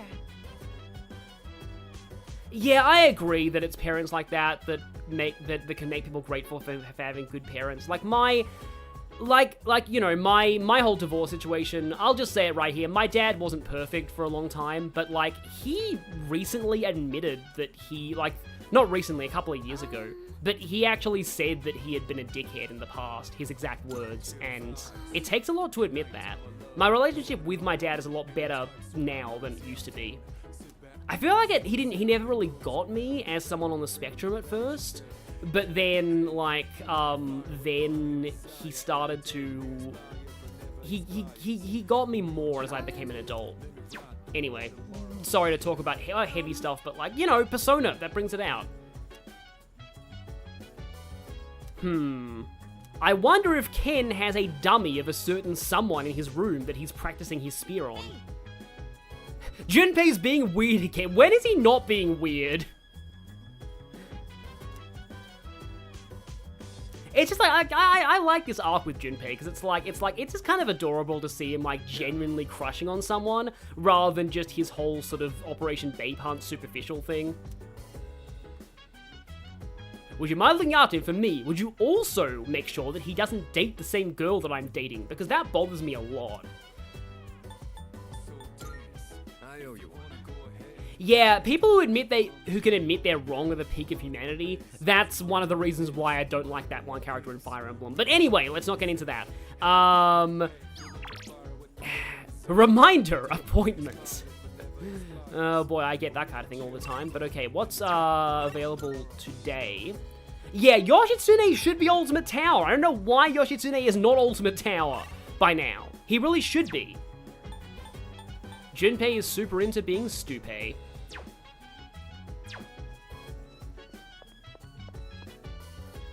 Persephone would be a cool persona, I think. Oh yeah, Bandit and Shiliagro. Funny thing is, there was an episode of Bluey that was on last night. It was the one with the ghost basket. I haven't seen much Bluey, and I kind of get, like, it's... I always thought that, like, Bluey was a little bit too real for me. Wait, what did it mean about the Temperance Arcana? Hang on. Prove my academics. Right now, the Temperance Arcana may help me grow even more. Huh, why is... Oh, there was the card in Tartarus, right. But yeah, like Bluey, or... Because when I watch, cartoons, I kind of prefer something like My Little Pony or Sonic, when it's very fantastical and completely distanced from reality.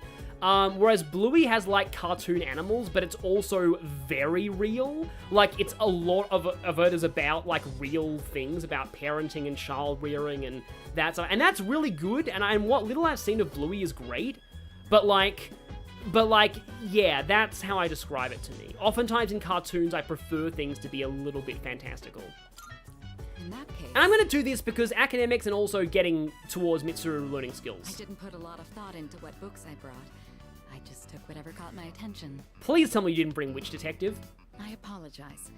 I should have asked what your preferences were beforehand. If you don't mind my asking now, what kinds of books do you usually read?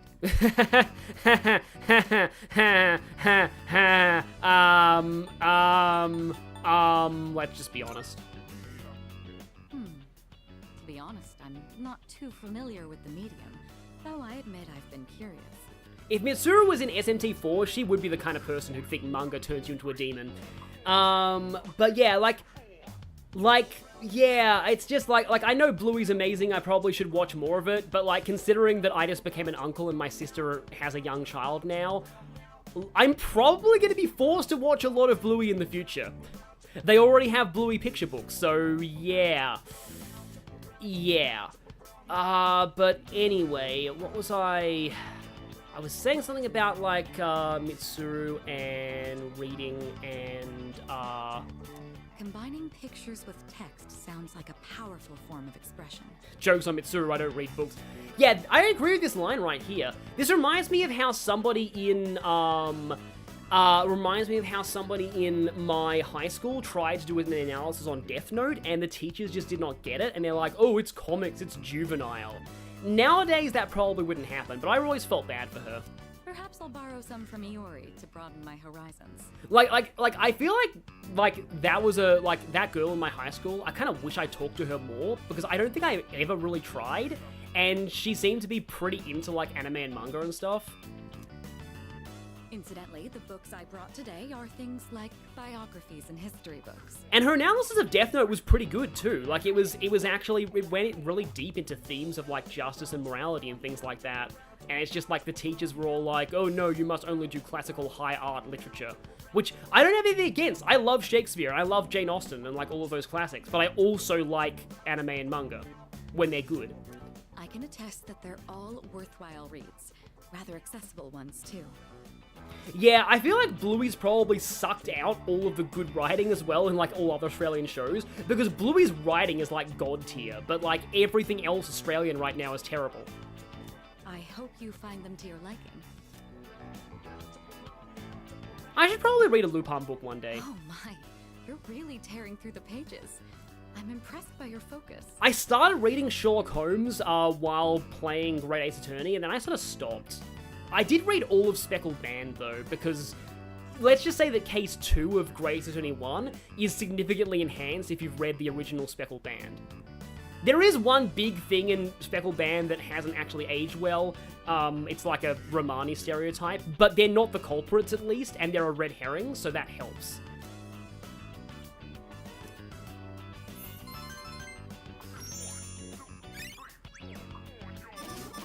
Yeah, the good news is my high school English teachers were great. Like they were actually really good for the most part. It's nice to spend some time reading quietly together like this. Like, aside from not appreciating anime and manga, like, they were fantastic. I had great high school English teachers. It's probably part of why I like to deep dive analyze things so much now. Thank you. That made for a relaxing evening. I would love to see a thesis on that time I reincarnated as a vending machine. Well then, it's about time we return to our rooms. Good night. Somebody's probably done that.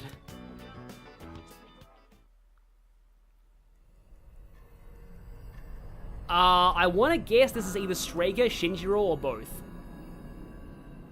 Or Creepy Boy. It's usually... Yeah, it's Creepy Boy, isn't it? Hi there. When in doubt, it's always Creepy Boy. That's one word, by the way. I thought I'd remind you. There's only a week left until the next full moon. I literally have that burned into my interface. I think I'm good. Are you ready? There are only a few trials left. And after that are the tribulations. So, make sure to be careful out there. I'll see you again sometime. Is that really all? Really? I mean, I guess it's a week before the full moon. It's a week before a boss. They kind of want people to be prepared. But, like, yeah.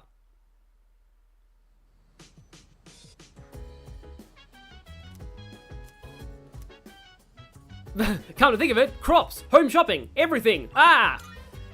I need to see Maya today. I think I need to see Maya. Because I feel like I need to max her quickly so I have more time for Akinari. And now I can finally buy stuff from Tanaka, because I'm not poor. I'm going to... Good. Fierce Sutra. Not bad, Depleting Sutra. Oh, that's fairly expensive, but I'll take it. I mean, I know we shouldn't be giving Tanaka money, but these are some of the few products that he gives that do work. Although, weirdly, I think the only reason they do work is because of metaverse logic. Because, like, when you're in Tartarus, your mind makes it real, so, like, these things work because the placebo effect makes them tangible and work. I guess that's my headcanon for why these Tanaka products work. That Alir analysis that Jared is mentioning, is that on, like, Twitter or something? Because I'm sorry, but I can't actually see Twitter because I don't have an account there because I refuse to.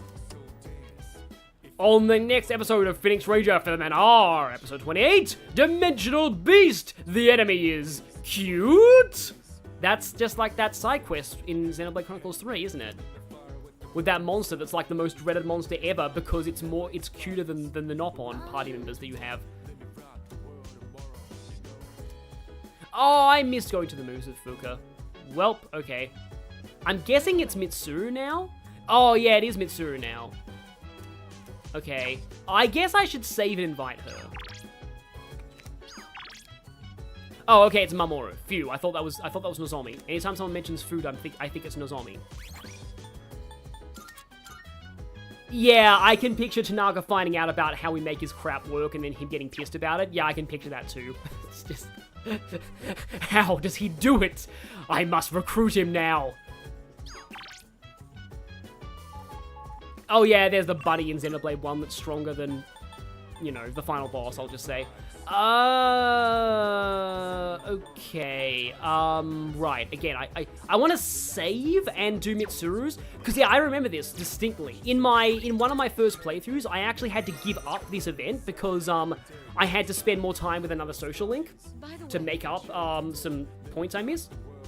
Because Mitsuru's, like, social link is not available right now. So inviting her to the movies technically doesn't do anything. In the original, in this one, it raises your stats, though, so it actually is useful. I wonder what kind of movie we're watching.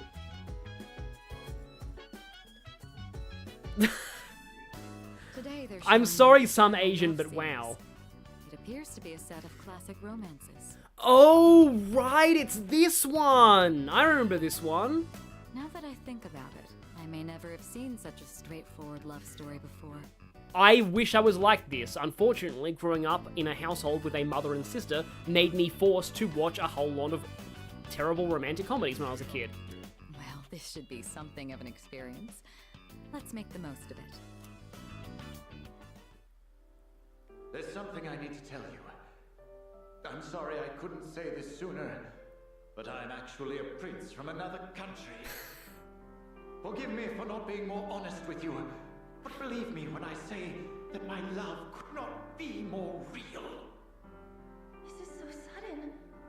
But I love you too. Wherever you go, I'll be right by your side. Is that Arn? That definitely sounded like Erika Harlacher. I mean, in the future of P5, I can see Arn acting in romantic movies, but like, oh wait, no, Arn acting. I just realized that, and then I realized that the universe implodes when you say that sentence. Maybe not actually. Maybe not. I did do Koromaru's movie, by the way. Yeah, so...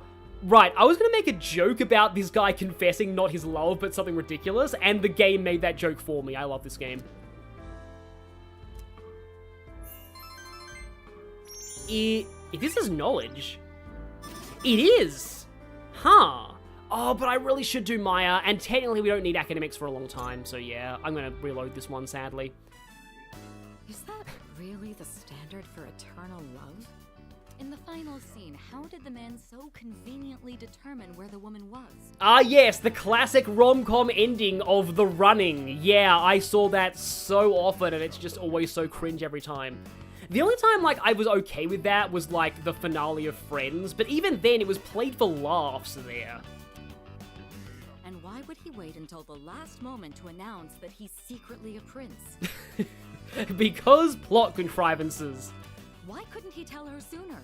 That's simply simply lackluster storytelling. Quoth Deadpool, that's just lousy writing! And not only that, but the film ended just as the two began to settle down. Nothing to show of what comes after. Yeah, I actually really like this line, because I agree. I feel like so few pieces of romantic media, they're all just afraid to show the two characters in a relationship. They'll just show the big kiss and like, I love you, will you marry me, blah blah, and then they'll just end. Which is like, Rise's Social Link as well jokes about that too, but it's just like, so many things are just afraid of, oh yeah, I remember the MC, almost dying in Katawa Shoujo due to running away, but anyway, so so many things just are afraid of showing the characters in a relationship, and that's why I actually, one thing I appreciate, I think it's Lufia 2, in that game, the main hero marries his love interest halfway through the game. And so for the second half of the game, it's a husband and wife duo fighting the enemies, which is really cool, and I wish more things would do that. If the writers knew how royalty actually lived, they wouldn't have called that a happy ending. Yep, that is indeed true. Tell that to all the fuss that everyone made about that Australian, that whole prince marrying that Australian, was it Tasmanian person? Who weirdly, I think, still have the most stable relationship of any of the royal family, which is saying something. In fact, that's when the most difficult part begins. That is very true. Romance anime. It takes 500 episodes for them to kiss, and then it ends right there. My apologies.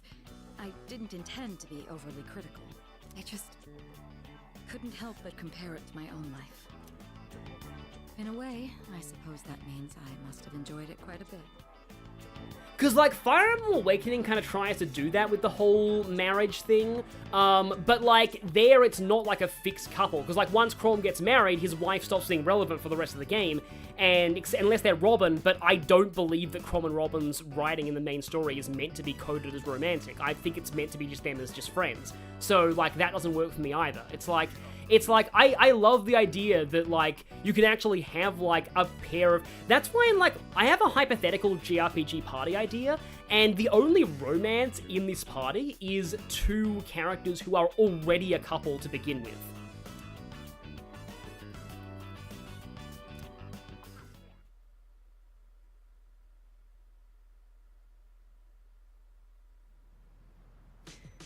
Yeah, the D&D thing with Arn and, charisma, I'm guessing Arn just rolls really badly on performance checks and, deception checks all the time, even though she has a high charisma modifier. Yeah, exactly, it's OSP's video on romantic subplots. I agree with, almost everything OSP says. One of the only things that they've said that I disagree with is that the Sandman wasn't good in Spider-Man 3. I think the Sandman was the only good part of Spider-Man 3. But other than that, I agree with almost everything she says. No, don't worry, we'll go to Tartarus eventually. I suddenly had a craving for orange juice, I don't know why. So, yeah, it's changed your perspective, alright. We'll soon learn just how it's changed your perspective. Some Asian had the idea of two characters silently becoming a couple without anything being said. That is kind of how I headcanon a certain thing in Sonic that I ship right now, but I won't go into that here because, it's not relevant, and I know not everyone likes that ship, and I don't want to... So one thing I will say, the reason why I often don't like talking about ships that much is because, I know how much it sucks to have a Let's Player constantly gushing about a ship that you're not into. Chugga. And Melia. Yeah. So anyway. JRPG party where the main romance is gay. That would be cool.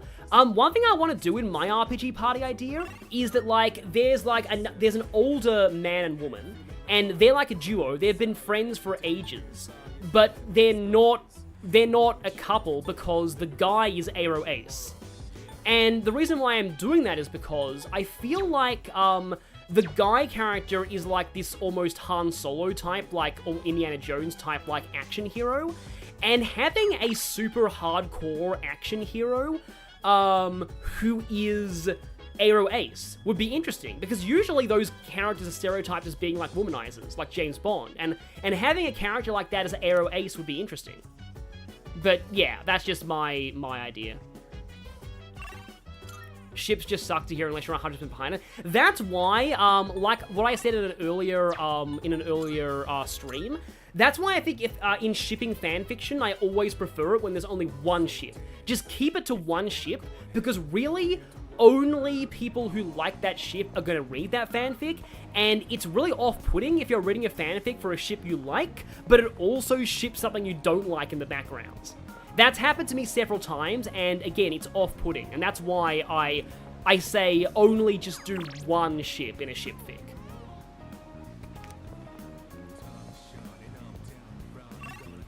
Oh, wait, so Viros, so one, I kind of agree with that statement, but two, Optimus Prime has a love interest? That's news to me.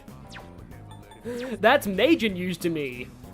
I mean, good for him, but like, he's one of the last characters I expect to have, actually though, that was a Critical Role. Let's just say the first character in Critical Role Campaign 3 to get into a romantic subplot was the last one that I expected to.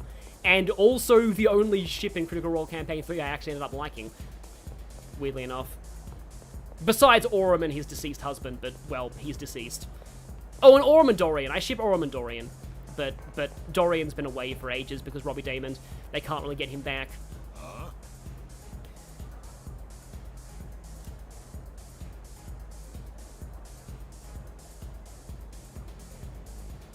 No, Luna, don't worry about talking about you liking Joker and Futaba. That's totally valid. I think it's fun.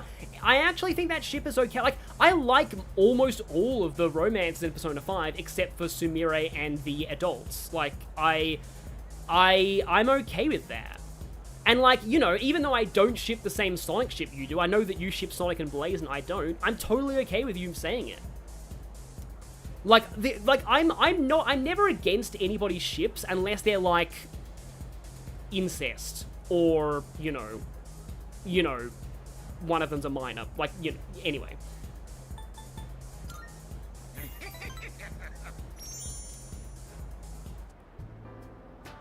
Or unless it's, like, horribly abusive or something. So yeah, I don't have a tower persona, I believe, but you don't really need one. You kind of have plenty of time for this one. Hey, don't get the wrong idea, kid. It's not like I was looking forward to seeing you.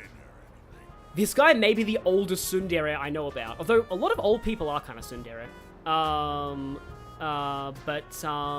But yeah, even Chihaya. Honestly, I'm kind of okay with Chihaya, because in my head, Chihaya is a very young adult at most. Anyway, what's the deal with your hair, kid? I'm a Fire Emblem protagonist, that's why it's blue. Doesn't it get in your eyes? Is that the style nowadays?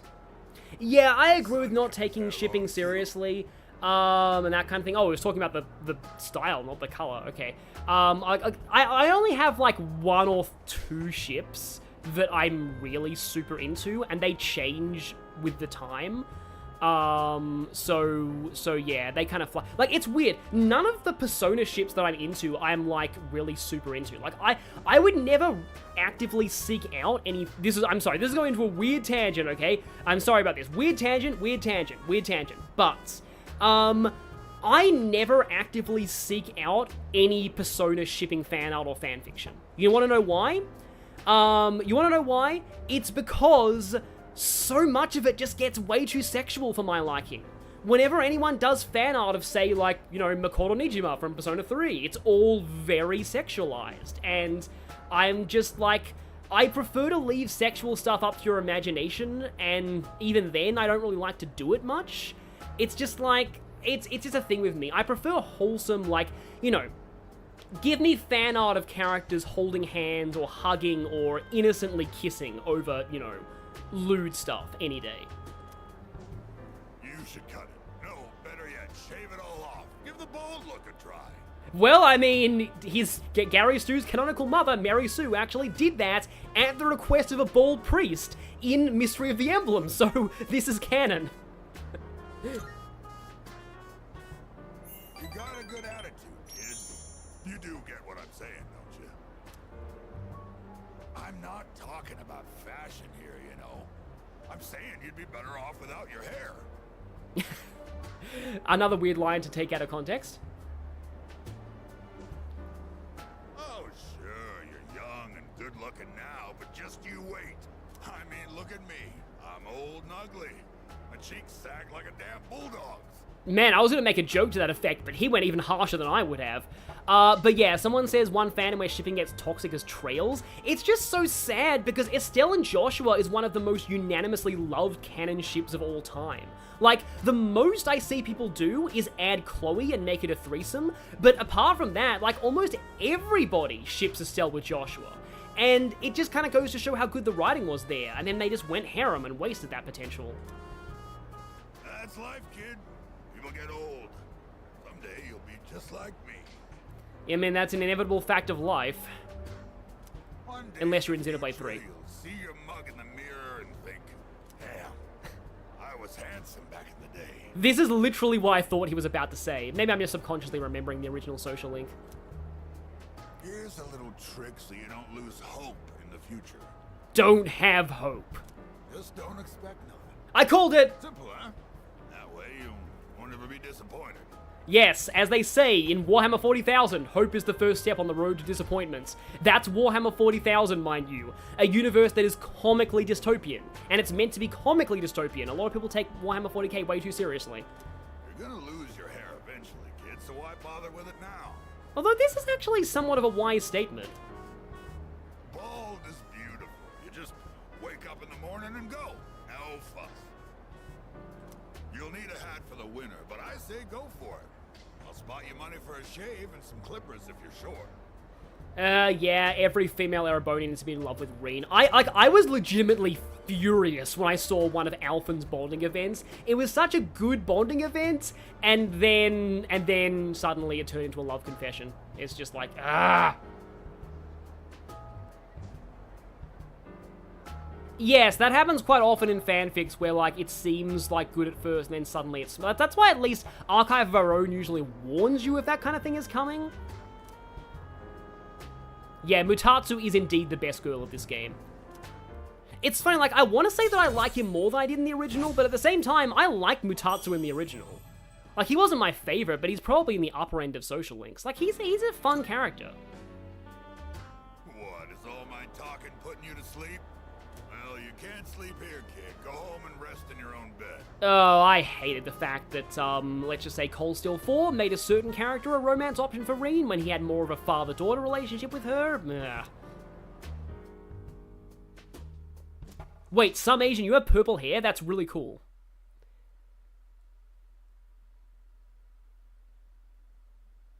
You know, I'm a little surprised that... I mean, I probably shouldn't be surprised that Steven Universe has a shipping problem, but like, Steven Universe, from what I can tell, like, Steven and Connie seems fine.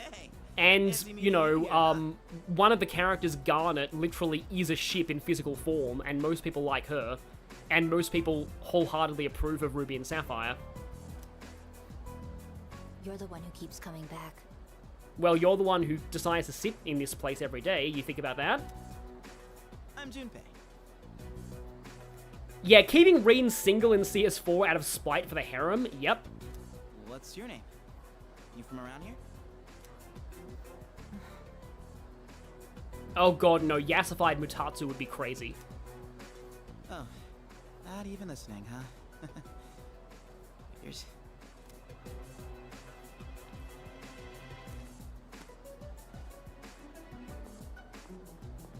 Wait, whoa, your hand!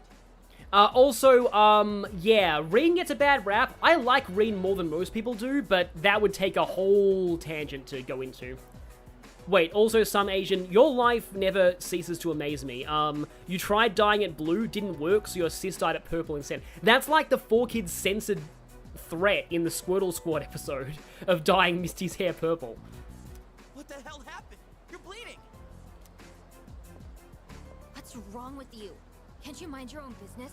Yeah, it is fitting we're talking about shipping in an episode that has a lot of Junpei and Chidori, which is one of my favorite video game ships of all time. Are you kidding? I can't just ignore that. Gotta have something. How's the game so far for you? Been pretty good. I have to go to Tartarus again later on in this cycle because of the stupid... the way that the whole missing person system, I like that they brought it in from Portable, but it is a little annoying. Yeah, sadly, I'm a little glad I didn't watch Steven Universe either. Don't take that the wrong way, please. I'm just like, I don't know if it would have really been for me personally, and I still need to get to Avatar: The Last Airbender. Give me your hand. I can wrap it up with this handkerchief. Oh yeah, I'm sorry to talk about this in the amazing Junpei Chidori scene, but handsome Mutatsu would indeed look like handsome Squidward. That would be amazing. Why are you panicking? Huh? Who wouldn't be freaking out right now? You gotta get to a doctor. Do you want me to go with you? You're a weird one. Chidori. Huh? My name. You asked, didn't you, Junpei? I'm almost finished with the drawing.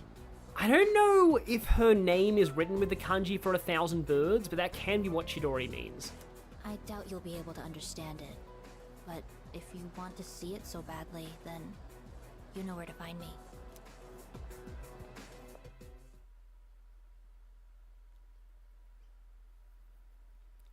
The funny thing was, that whole situation right there is actually very similar to something that I've been writing in a shipping fic that I'm writing right now. The whole idea of, like, two characters in the ship's first meeting is one of them being like, wait, like, you are seriously not okay right now. And then the other one being like, why are you the first person who's ever been like that with me? Like, nobody has ever been concerned for my well-being before. And to be honest, I don't even understand the concept of people being concerned for my well-being, because nobody has been my whole life. So why are you doing this? You're weird. And, like, that's how their relationship starts. But in my case, the genders are reversed. But, yeah. Anyway, it's a dynamic that I like. Hello.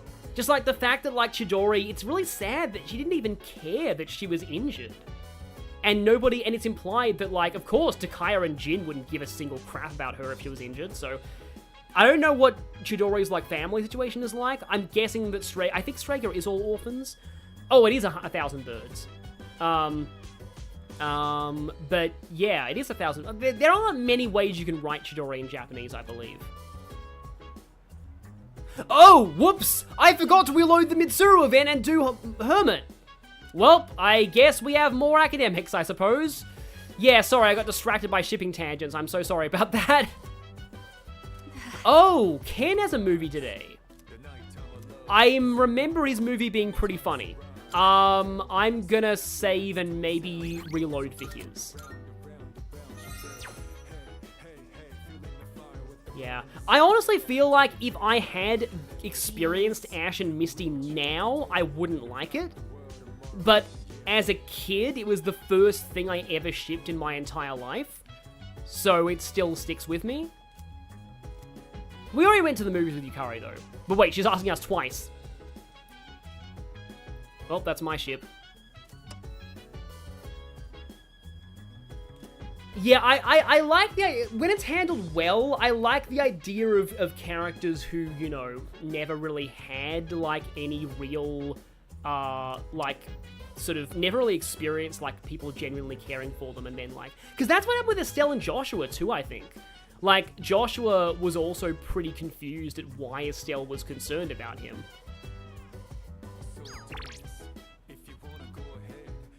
Yeah, there is a reason for Chidori's injuries, but we'll go into that later, because, you know, spoilers. It's very tragic from what I remember. Ah, Michael doesn't rank up. Okay, so this time I think I will remember to reload. But I do remember this movie event being really funny. Because I believe Ken gets tsundere over liking action heroes. Superhero crossover collection. Huh. So that's what they're showing today. So all the Avengers films and then Batman vs Superman, but also maybe Zack Snyder's Justice League which would be a pain to see in the cinema because that's so long. Never seen it, by the way. The monster on that poster is from Amoeba Man. Kurosawa texts because of sales on weapons and items. It's not like I'm super excited about it or anything. He literally said the tsundere line. I was just bored and I thought it would pass the time. Like, admittedly, fully admittedly, like, kids Ken's age are inherently tsundere. Oh no, it's starting! And then they become even more tsundere as teenagers. Quick, we gotta get good seats. Lego? Wait, why are you mentioning Lego Movie, some Asian?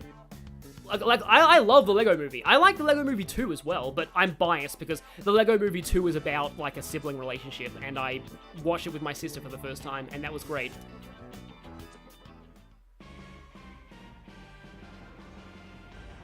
Wings of the night, feather black, transform! It's your heart out.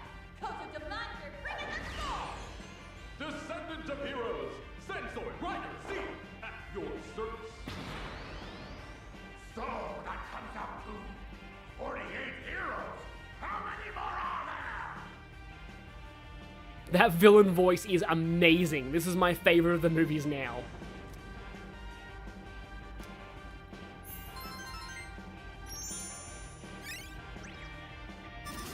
Yep, it's courage, so we don't need this, sadly. Sorry, Ken. But, you know, bullying Ken is a tradition. That was so cool! Did you see the part where Amoeba Man gets captured? And then the part where he was in the underground prison but used Morse code to call for help? And how they had him tied up, but he managed to shoot out a laser beam just in the nick of time. And then the bad guys... Anyways, some of the scenes were pretty good. Great voice acting here. But yeah, it would be cool if Zephyr Man was in this movie. But it's all just make-believe anyways.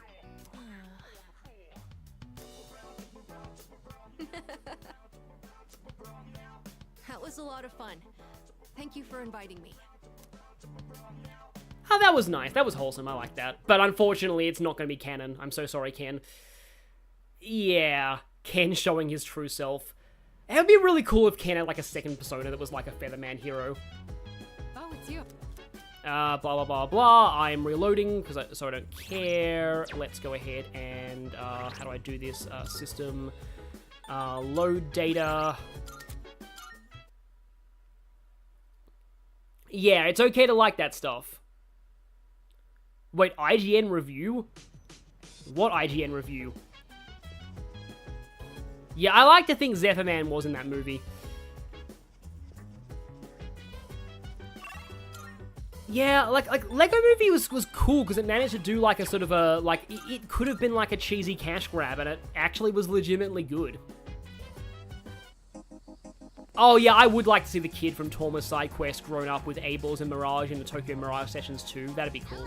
You know, weirdly, one time I actually had a fanfic idea to actually write a Tokyo Mirage Sessions 2 with, like, Fates Mirages. This was before any other Fire Emblem games came out, so, like, Fates was the most recent thing. Oh, wow. Bond won't grow... Oh, wait, no. That's just a mistranslation. Okay, then. They probably should patch that, but anyway. Yeah, the thing was that, like, I remember that, like, the villain of that fanfic premise was going to be, Moro. That, like, light dragon that's talked about very vaguely in Fates, but you never actually see them. I just thought it would be interesting to actually expand on them. Oh, right, IGN reviews. The movie was great, direction was awesome, sound design was perfection, 4 out of 10. Okay, good, we'll grow stronger soon.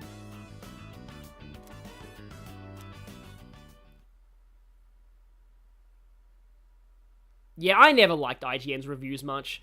Though, again, I credit their review of Kingdom Hearts 2 for getting me into Kingdom Hearts in the first place. Because I wanted to prove them wrong. So that was fun. Yeah, I like how they justify him using a spear. A lot of the time, characters' weapons in media just aren't really justified. By the way... Oh no. Uh-oh, Junpei's in that whole thing of like, oh no, I can't do my homework, I've got a kind of girlfriend now. Sort of. Oh, maybe... Koraru as the TV remote. Yeah, we all know what Koraru wants right now.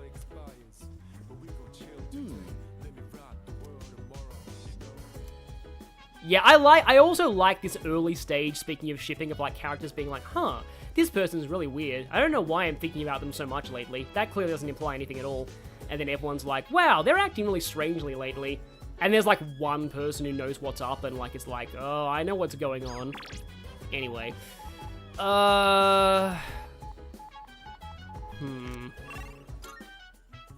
Why would you have a movie you have nothing but praise for a 4 out of 10? Because you're IGN, and you do that. Oh, I guess this is... Oh, it's him or Mitsuru, but I don't think Mitsuru is reading. Yes. Oh, T. Yeah, it's not reading. I know billions of people would join Mitsuru for T, but let's not do that right now. Oh, it's academics too! Perfect, perfect!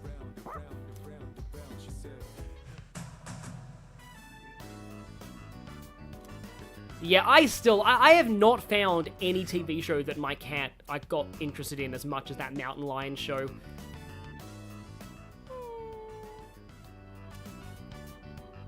Yeah, Engage would be cool in Tokyo Mirage Sessions. You know what I'm really sad about regarding Fire Emblem Engage? That when Engage came out, the card game ended. Because I would have loved to have seen what Fire Emblem Cypher, the card game, would do with Engage. Because the characters would be perfect for that.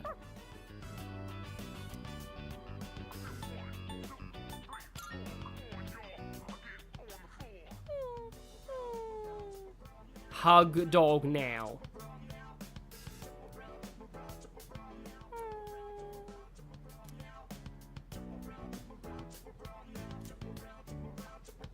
Huh. Do not worry, you are my new dad now, is what he's saying. Yeah, I'd love to see Cypher cards for Engage. Yeah.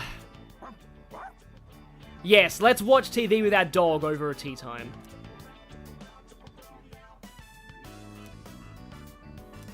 Okay, there's still probably one more session and then he gets a skill. But yeah, all the hugs and pets for Koraru. All of them.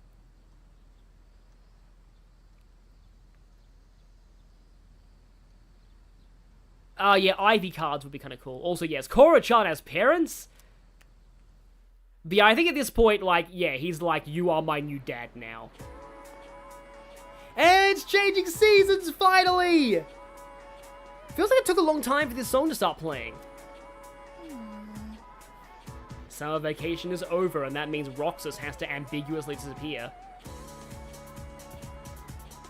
Why does life suck? Yes, the questions we all ponder. In that case... Oh no, no, don't do that thing. Wouldn't it be easier if we all had apathy syndrome and had no free will? That would be the best.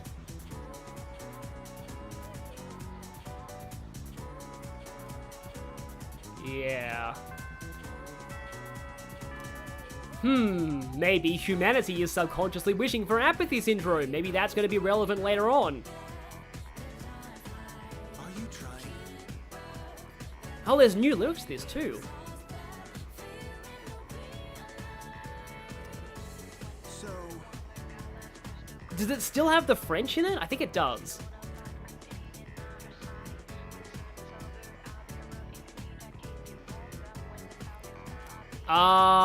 Oh. Superconductivity. I want to say resistance. It's been so long since I did a class question though. Because voltage and current are like... Current is like how... I want to say resistance. Yeah, that's right. Hey! Yeah, I totally been studying. I totally didn't pull that answer out of my butt for no reason. Or from nowhere.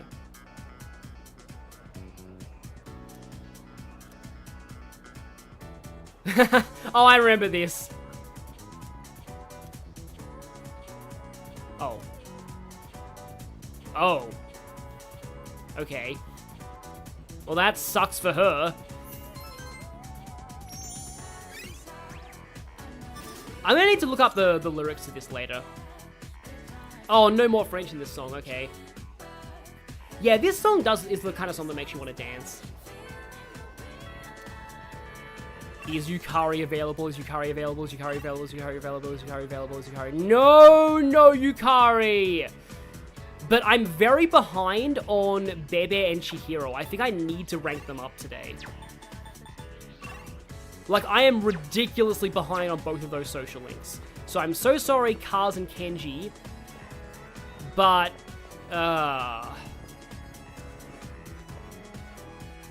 Yeah, I think it is foreshadowing the next boss. I like how Bebe is like right there.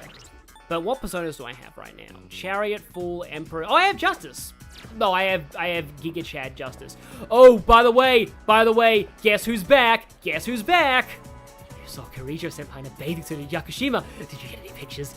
Yeah, did you get any pictures? I want pictures. Oh, some help you are. What happens when I say yes? Well, where are they? Without it, don't toy me, or I'll sign you up for the Revenge Request website. I am secretly the leader of Strega. I tell them all to kill all of my love rivals for Mitsuru's affections. And that will include you one day. It will include you. Yes, it includes Chidori. It includes everyone. Everyone. I'm so sorry. I'm so sorry. I'm sorry. I mean, I would laugh so much if this was actually the ASMR yandere that actually gets like, this is my equivalent of like, running Moshirige from Nico B's Persona 4 videos. It is. Thank you so much.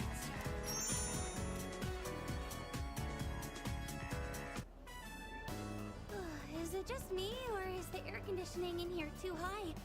I feel a little lightheaded. Selling the Mitsuru simp a photo for only 1,000 yen, you would charge way more for that. You could make a lot of money off of that. I haven't been feeling well lately. I couldn't even finish my lunch today. Well, that sucks. I think I may have caught a cold. Oh, well, stay away from people then, please. I'm sorry, but do you think we could go to the pharmacy? On this note, I hate all of those ads for, like, pharmacy-like drugs that encourage you to be like, if you've got a cold or fever, just take, like, drugs and ease the symptoms and go to work. It's fine. You're not going to infect everyone else and ruin the whole... Sorry, I hate those ads so much.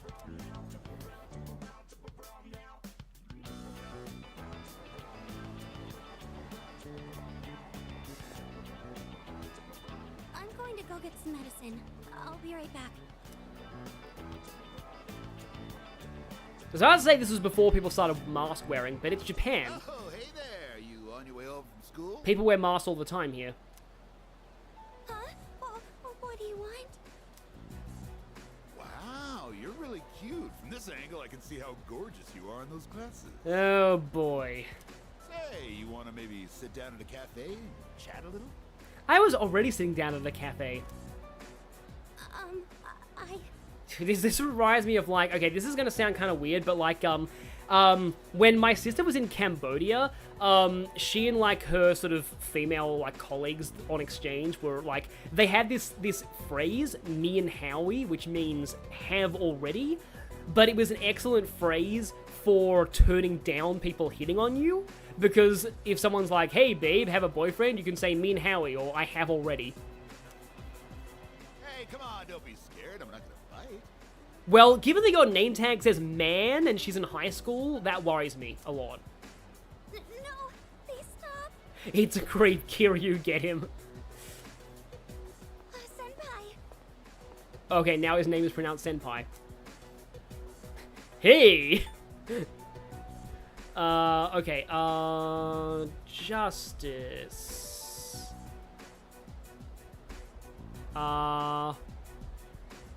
What rank am I at?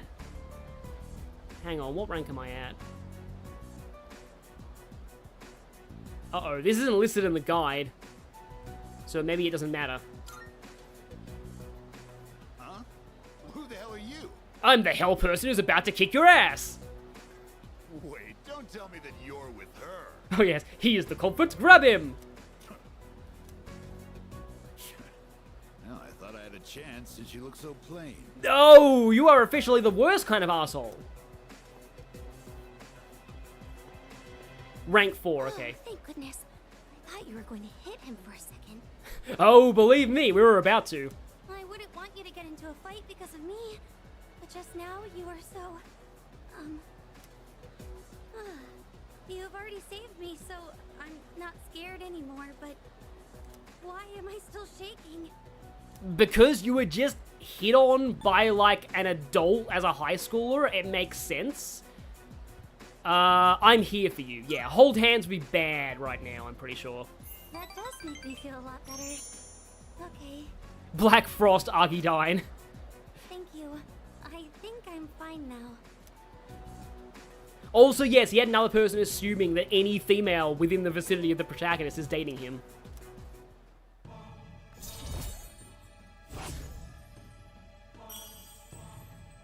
Justice 4. Huh? Well, why do I suddenly feel short of breath? Senpai, I think I really did catch a cold. I feel like my face is all flushed. Oh, yeah, okay, so this does start earlier, but again, this is getting me interested because doesn't the romance not happen until way later in this version? Because in the original, her romance route started the next rank, so this dialogue made sense. Thank you again for saving me today. Now, please excuse me.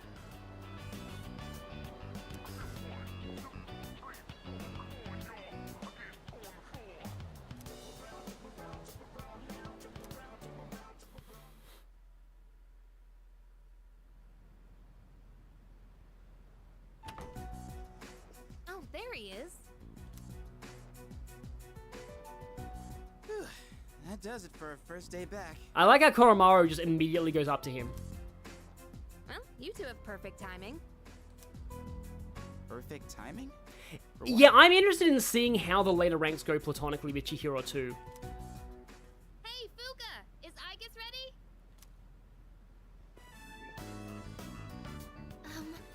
What do you think? Deep cover Aigis. This is how I look now. This is how I look now. This is now my life. Huh? Why is she wearing a school uniform? What's going on here? Is this some kind of weird fan service thing? Well, probably is, but still. She said she wanted to go to school with us, so I told the others as a joke. But the chairman actually agreed, so now she's gonna start as a second year tomorrow. Never tell the chairman something as a joke. Ever. Seriously? He's down with that? It's like, yeah, wouldn't it be funny if we let the robot go to school and then his eyes, like in glasses, immediately light up? He said something about studying her behavior in a social environment. Yeah, that's totally why he did it. Not because it was funny or anything. Not because he wants to see her blow up the school if she gets a bad test result or something.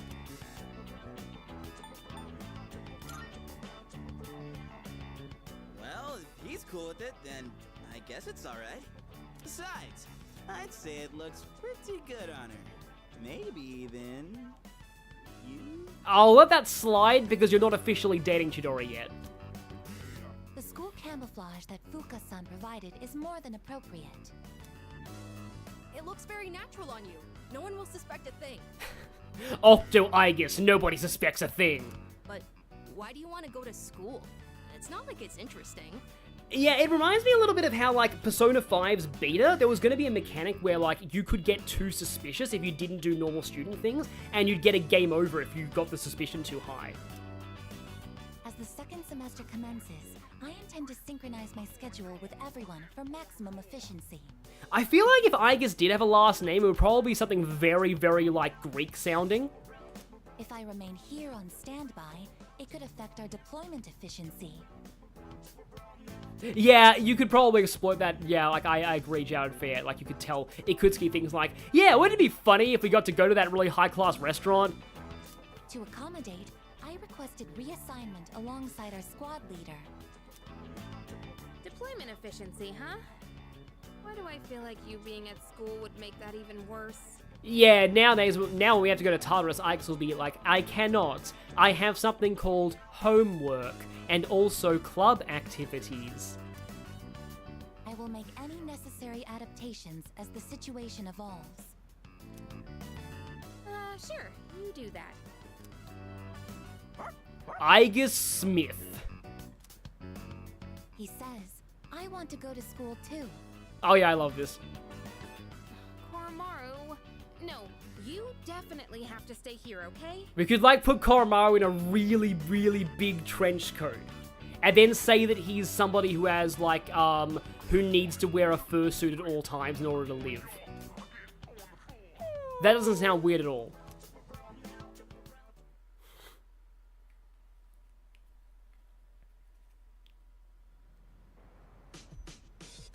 Aigis is not a robot in the same way that Morgana is not a cat. Yeah, like, whatever club Aigis would be on, it would probably be hilarious. Like, if she was in the archery club, she'd probably, like, explode the targets. She'd be like, firearms are technically an evolution of the bow and arrow. Yeah, I think some people were referencing that Tekken thing. But, like, I'm pretty sure, okay, we don't have more missing persons, but I feel like there's a new thing that happens, like, soon. Because I distinctly remember the Hermit boss fight having a certain party member available.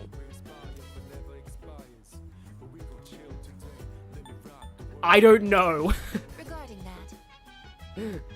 I don't know. Oh, here we go. Nowhere in the school regulations that state that. Like, this apparently, I think, is a reference to some old thing that's like, ain't no rule against a dog playing soccer, which used to be a TV trope, but then they renamed it. Is he blushing? Oh, yes. Tons of guys already have a crush on her. I can guarantee you that.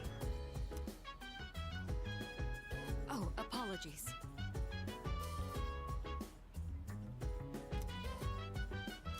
You couldn't think of any reason why why she shouldn't. And that's why Mitsuru's wisdom is like 2.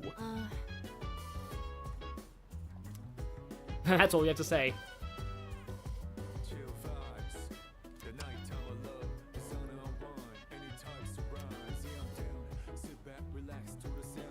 Oh, yeah, that would kind of suck. Let's not ruin people's privacy for no reason.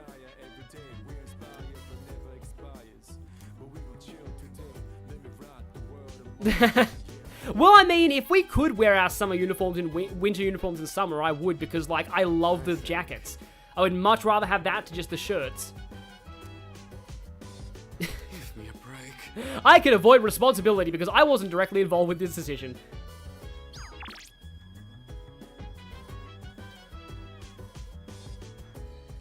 Yeah, I would love to see Shinjiro do that, Jedi Knight, James. Journalistic malpractice. Yeah, I would agree with that, about that whole apathy syndrome thing that was just on TV. I mean, she probably has a built-in air conditioning. She'd be fine. So, no dorm events. And our only option is President Tanaka. Okay, then. Odie Asman moment. Yeah. Yeah, anyone who's played Ace Attorney will get that. I hope that's not too big of a spoiler, but, like, Odie Asman is a victim. He's dead by the time the game starts, so, like, there's not too much to, you know, spoil with him. Yeah, like, I love how they handle his name localization, by the way. In Japanese, his name meant, like, really bad person. My original guess for his localized name would be, like, Riley Badman, but I like Odie Asman better.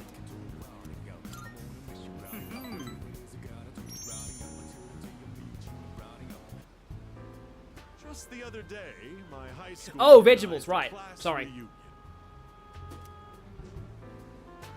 I feel like Tanaka would prefer this option. Indeed it was. I had to pay for transportation and, of course, my hotel room. Oh no, the multi-millionaire has to pay for his own hotel room. I doubt you'd understand how I feel since you're still in high school, but... I mean, we understand a lot for being still in high school. Class reunion is a very important event. It's the perfect opportunity to show everyone how pathetic their lives turned out. Oh boy, yeah. You know, fun fact, I had a class reunion in 2019. You know what I did literally the same day as that class reunion? I played, Chapter 11 in Fire Emblem 3 Houses. You know, the Dimitri's motivation maxes out incident. That happened the day of my school reunion. Like that cad who made fun of me for eating plain rice. Or the ingrate who threw my holy socks in the trash. Now, they both look at me with envy. What they make in a year, I make in a month. Yeah, at that reunion, I had the option to, like, talk to, like, well, not option, but, like, there was some people I remember there who used to bully me, but I decided not to talk to them because I just didn't want to do anything like that. My business is doing great, and I'd say I have a satisfying private life as well. Let me take you under my wing as our exclusive model. It's a once-in-a-lifetime opportunity. don't think I would extend this offer to just anyone. Opening up to me, yeah, I guess. Oh, Mozu is in Fire Emblem Heroes, that's cool. Took a while, though. Oh, remember that 40,000 yen you gave me? I'd say you've gotten your money's worth at this point. So sadly, unlike Chihaya, he doesn't refund you for this. My time is worth at least 100,000 yen per hour, you know. Does Mozu, is she in like her villager form in Heroes, or is she like a merchant? Just think of all the free advice I've given you. You can thank me later. Man, that just reminds me of I'm so sorry to bring up like brain rot, but like thank me later makes me think of there's a line I wrote for like a Sonic fanfic that I'm currently doing, and let's just say that I love the Eggman PA announcements in colors so much, I decided to make Eggman PA announcements for Sonic CD, like the bad futures. And my one for Tidal Tempest is by order of your new emperor, all water on this planet has been commandeered for use in nuclear experiments. You'll thank me later. I don't know if that's entirely in character, but I just wanted to make some of those. Yes, Tartarus is now called School. And it's even worse. It's hard to say what's worse, School or Tartarus, but like in Japan, probably School. Reminds me of like, oh, Class, okay. We have another new transfer student joining us today. Oh great, not again. Another transfer student. Introduce yourself. Another really weird transfer student. Oh, Mozu is villager in Heroes, that sucks. Oh yeah, so like that old like Matt Groening, the creator of The Simpsons, that comic series called like School, like he did like Something is Hell, and like my whole thing for Tartarus is School is literally hell. My name is Aigis. I am pleased to meet you all. Quartz Quadrant Good Future is cool. My favorite Good Future song by far is what's it called? Metallic Madness. Because Metallic Madness Good Future is your reward for essentially guaranteeing you the good ending. And it's like saying, like, thanks to you, this is what the planet looks like in the future. It's just such a great song. Aigis son? I've never heard a name like that. Maybe she's a foreigner. Let's see, anything else I should know? Humanoid tactical weapon. Yeah, I can... she's gonna brush this off as like, oops, somebody just put their anime essay in here again. What? Clearly that's a mistake. Ikutsuki totally put that there as a joke. It just goes to show you can't believe everything you read. Yeah! You got that right! Meanwhile, Aigis is just standing there. Let's see, you can sit, are there any open seats? Oh, there's a spot, right next to him. Okay, off you go. Miss Toriumi? Someone already sits there. He just ditched today. Which means he's not here. So now it's yours. Yeah, I remember this, like, a savage Toriumi. It's like, yep, that guy didn't show up for class, so he loses his seat. It's fine. Alright, take your seat. Justice has been served. This spot is perfect. Because I am next to you, my husbando.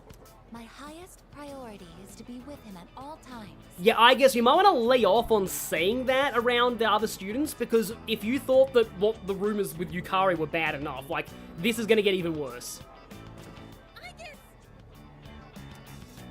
What is it? Yukari, why'd you stand up? Why? Not because I'm in love with him or anything and am jealous.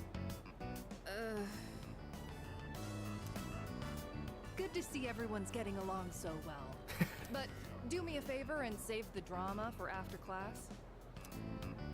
Give me a break. To be fair, I hate the idea of an Aigis protagonist Yukari love triangle, like, hate it. Which is why I love the way the answer ends, and so many people forget that. Like, a lot of people are like, oh, the answer is just Yukari awful. Like, have you seen how things end between Aigis and Yukari in the answer? It's so wholesome. Yeah, I like how blunt Akihiko's texts are. I'll be waiting by the front gate. Meet me there. That was not a suggestion, by the way. You will do this.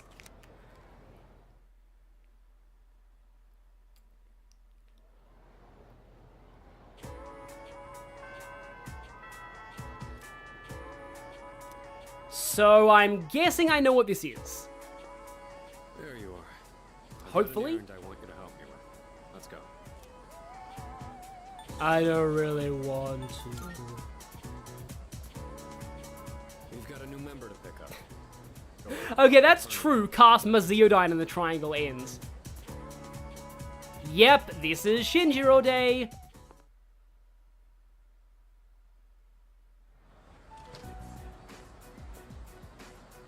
You're really starting to piss me off. That bobblehead in the background is really hurting the seriousness of this scene, I just realized. Things have changed. Sorry, but I'm not taking no for an answer this time. What? This belongs to you. There's a new threat. Persona users just like us. Oh, right, it's because of Strager. I thought it was because of Ken. So? That's not my problem. That's not everything. Amada has joined our team. Oh, it is Ken.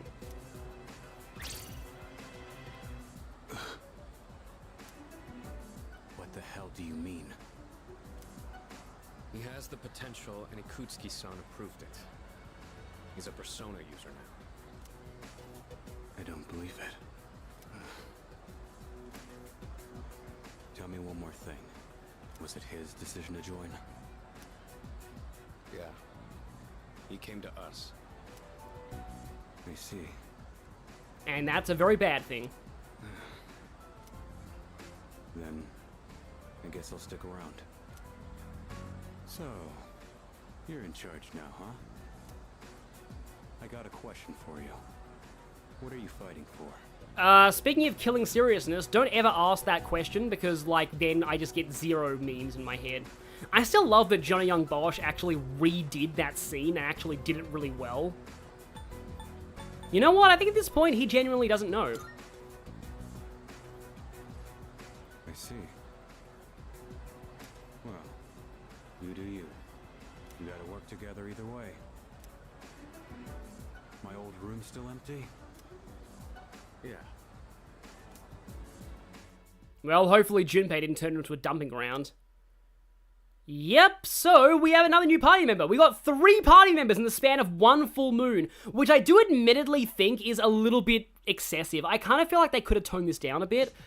Because, like, 3 in 1 full moon is a little bit a lot. A little bit a lot, yeah. Yeah, what am I fighting for? What am I fighting for? The Johnny Young Bosch version is actually not that bad. It's pretty good, actually.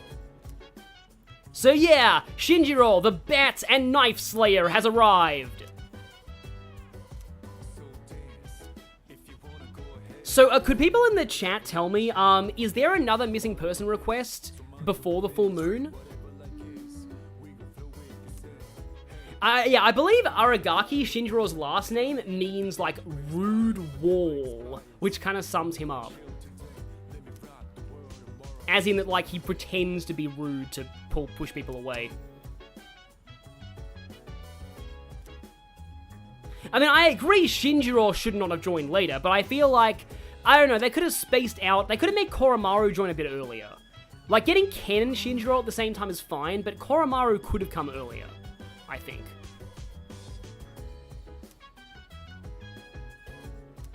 I find it hard to trust delinquents. Well, I mean, I guess it kind of fits within being Justice Arcana. Oh, Aigis is available for a dorm hangout. There's one more right before the deadline. Thank you. Okay, that's good. So I think what I'm going to do here, I'm going to just get up to where I next plan to go to Tartarus, and then I will take a water break, because I think I need some water.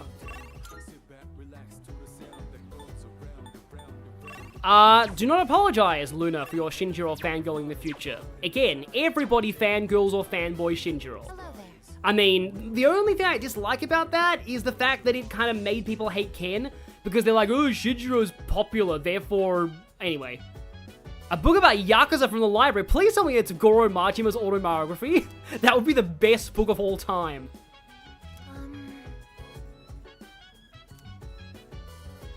Charm.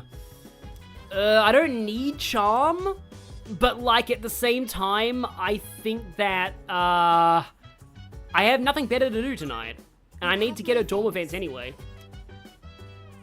Also, Sean Bird's going to bed. Good night. I almost said going tonight.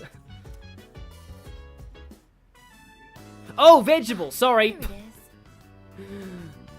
In this scene, the main character says, "That ass better not crack under pressure." That does sound like something Majima would say. Usually, people's asses are already cracked. Yours is as well, right? So apparently this has been a running gag now. Like, it was in Persona 4, it was in Persona 5, now it's this time. Who knows? The inner workings of my ass are a mystery. By searching my database. However, I suspect it will currently be faster to No! investigate manually. No, Aigis, no! No! No! Currently, this is the only section that I am unclear on. This sounds like Miyu from Danganronpa reprogrammed her. But I suspect that if I continue reading, I will encounter even more confusing phrases. Oh boy, yeah. It's funny, like Yakuza slang is definitely a real thing. I've only recently gotten acquainted with it a bit, and it's kind of cool. Like, I found out some pretty interesting Yakuza slang. Like words for, like, ratting out somebody to the police, words for, like different words. Because well, I mean, you know, don't want to admire organized crime too much, but I do think it's kind of funny how Yakuza insist on calling themselves quote-unquote chivalrous organizations. Probably in, like, big air quotes, but, like, and then the media calls them violent groups. Like, the only people who are neutral on them call them Yakuza. If you don't mind, could I ask you to read with me until the end? Thank you very much. I like how, I liked the part where he said, it's 24-hour Cinderella time, and 24-hour Cinderella over all of them. With your help, I've been able to update my records with new information. Apparently, this book has a sequel. It's called Goro Majima 2, Majima Even More Everywhere. If it is possible, I would like to read with you again sometime. So, like, my headcanon is that this is Goro Majima's autobiography, and you can't convince me otherwise. I have not seen Goodfellas. I do think, like one thing, I was watching, like, a Yakuza, like, best moments compilation, and one of the comments summed up Yakuza so perfectly. They said, like, I've never seen Yakuza before, but, from what I can tell, everyone has taken a lot of drugs, and this Majima guy took the most drugs. Rather late. We should head back to our rooms. Yes, I like the part where he said Kiryu-chan. I'm not sure about Yakuza being secretive. Like, I've heard that Yakuza have been known to apologize to civilians about, like, the damage their fights cause. Like, publicly apologize. I am calling to inform you that more humans have wandered into Tartarus. One this time, I believe. Please swiftly and safely conduct a search and rescue. And this is the last one, right? Goodbye now. This is the last one. Please be the last one.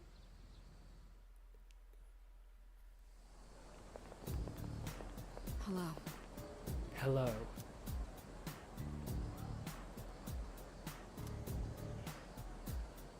Yeah, we're actually seeing, like, despondent Mitsuru portrait here.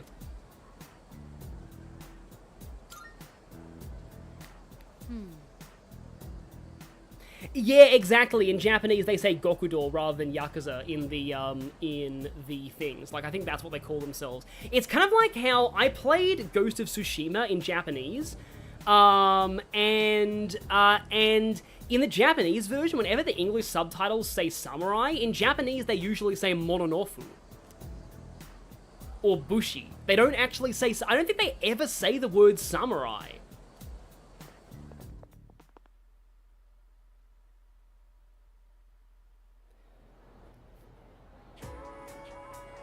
Yes, this song also. Hi, Aigis. Hi. Greetings. Well, I'm sure her waifu fans like this. Yeah, I don't like the whole she's still far from passing as a human. It just feels a bit insulting, but yeah. It's telling you you can't social link with her yet. I mean, it makes sense, but okay, phew. No party link events. I was worried that a party link event would prevent me from hanging out with Yukari today. But, okay. So I got Kenji, Keisuke, and Chihiro right there. Oh yeah, fortune teller. I'll remember. I'll also need to remember vegetables. Before that, though, I really want to be hydrated before talking to Yukari, so I'm just gonna have a very, very quick water break. Just hang on.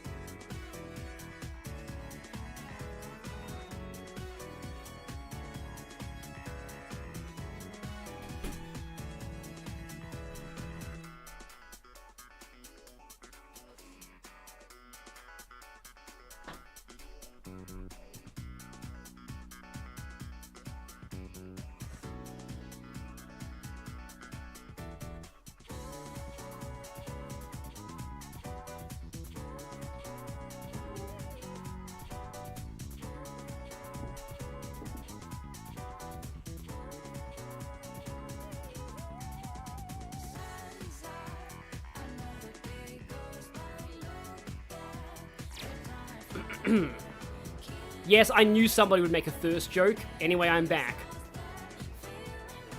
Hey, so...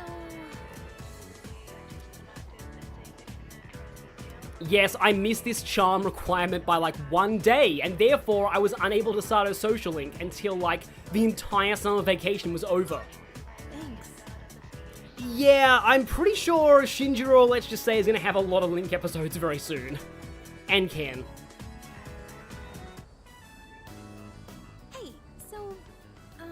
Am I looking forward to the answer, Yukari? I actually kind of am. Never mind. Just forget about it. I guess saying that only makes you more curious, huh?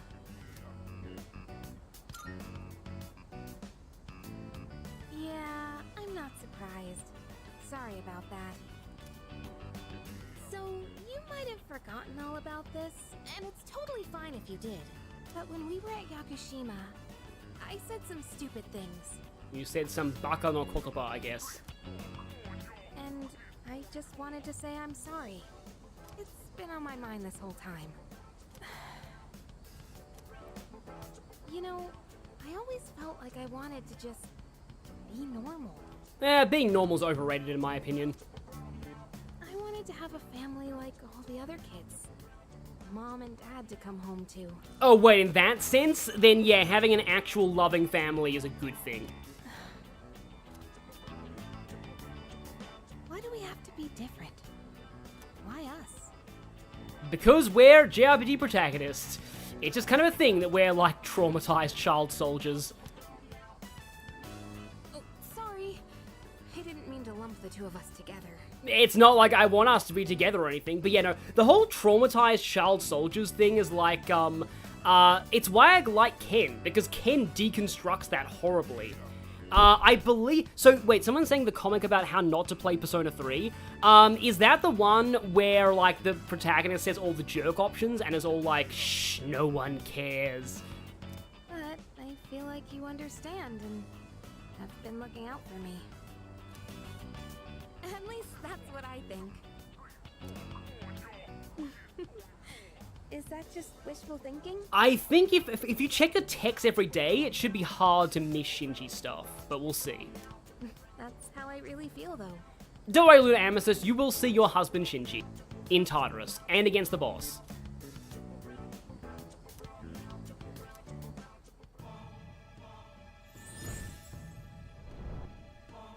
Yeah, I guess see you around. I am thou. Thou art I. forged a new bond. Thou shalt have our blessing when thou choosest to create a persona of the Lover's Arcana. I was about to say, like, is this the latest you ever start Lovers? But no, Lovers starts pretty late in Persona 4 too. And yet in Persona 4, no, Pixie's Magician in Persona 4. But like in this game, you can get Pixie for Lovers really early, and you don't need it for a social link. Purple Star is back. We are finally doing Yukari's social link, and we did some, like, honestly, not a whole ton has really happened. We've done some story events, we've done a few social links with, like, I also agree, Becca. How does one be normal anyway? I've always been of the mind that nobody is truly normal. Everybody has stuff. Yeah, Derek Silver, I would have started this link ages ago, but I missed maxing out Charm by 1 day. Literally 1 day.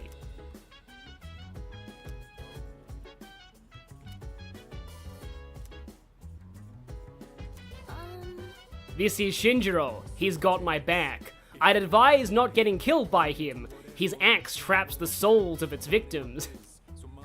The actual quote about that is even longer from what I've heard. Suicide Squad, by the way, the conversation about Katana.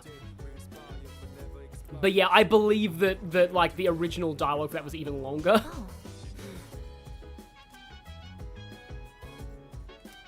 He said that Shinjiro is what they call a tsundere. Yes, don't probe him about his past. He has black Cyclops over it. He probably does have black Cyclops over it, honestly. Yes.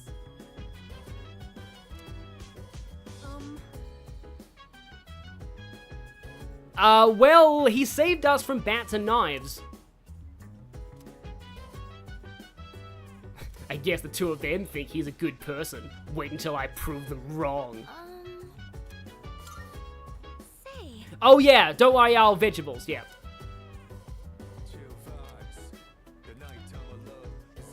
Like, I distinctly remember fighting the sleeping table with Shinjiro in the original playthrough, but I don't think that's until the next section of Tartarus. Because I distinctly remember a different, like, architectural style of Tartarus too, so it must be the next block.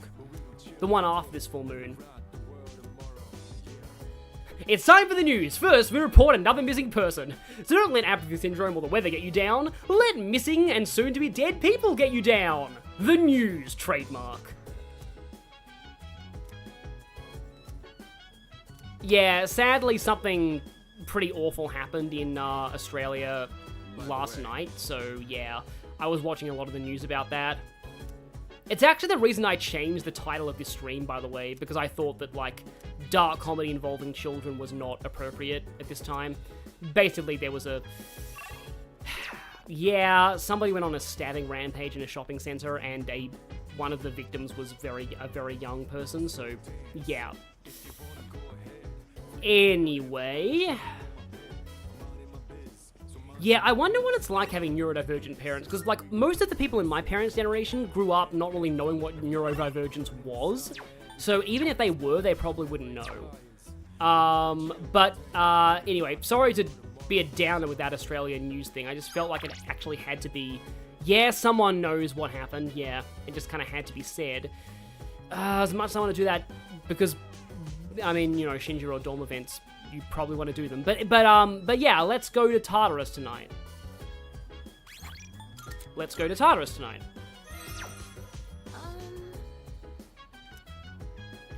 Yeah, there were, I believe it's up to, like, last I saw, there were, like, 6 fatalities from that incident. There might be more.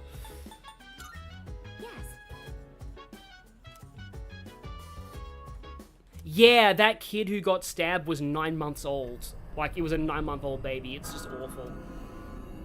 Just... No, fortune teller!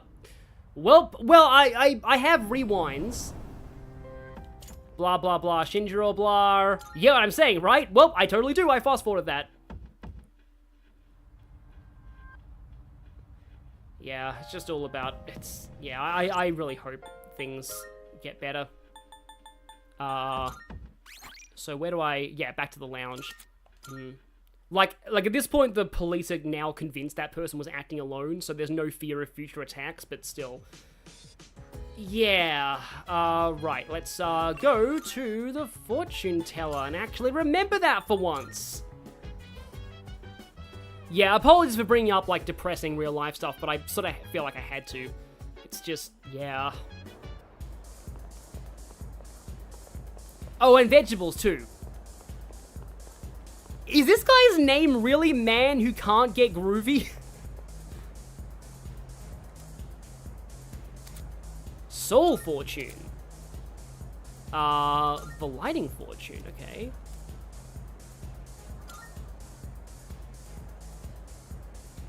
So what fortune? Let's see. Rare enemies. Oh, strong or rare enemies. Theurgy boost. Ailments. Oh, that's cool. I may need to level up for the next boss, though, so I think I'll take Rarity Fortune. Take the fortune of the character who fluctuates between being my favorite member of the main pony cast and not being... Because I know it's her, Fluttershy, and Twilight who are my top 3. And I actually don't really care for the other 3 that much at all, really, but they always fluctuate around. I feel like, I'm sorry to suddenly go into weird other topics, but, like, I feel like, I liked Fluttershy more in earlier seasons, because, like, earlier on, she, like, never had a bad episode. Like, every single Fluttershy episode was pure gold. And then, after Season 4, she just got worse, whereas I feel like Rarity got better as things went on. And then Twilight was pretty consistent. I like how her later, like, princess stuff actually retroactively makes a lot of her earlier moments where she shows leadership skills to be kind of like a character arc. Which was kind of always intended as well by Lauren Faust. She just didn't want her to be a princess, but she always wanted her to be Celestia's successor. Anyway, sorry to randomly go into My Little Pony here, but okay. Shinjiro. So you're the one that decides the battle formation. I want to get back into the swing of things as quickly as possible. And I do too. I want you to get back into the swing of things. You get what I'm saying, right? Noted. I've actually noted it this time. Alright. Because I use the power of time rewinding. This place is just as creepy as I remember. Oh yeah, you've been here before, haven't you? Well, I'm here if you need me.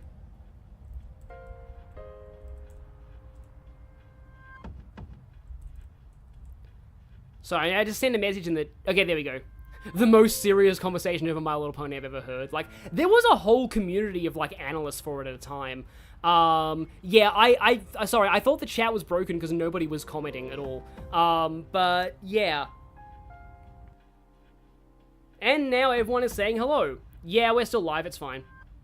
Yeah, I never watched any of the MLP analysts. I always thought they were a bit too... I don't know, I want to say pretentious, but, like, yeah. And then some people in that community turned out to be, like, awful people, so maybe it was a good thing. But okay. Let's go for Team New People / Team Shinjiro. Team Interesting Relationship with Shinjiro. Let's try that. Chat pause for a moment, I guess, yeah.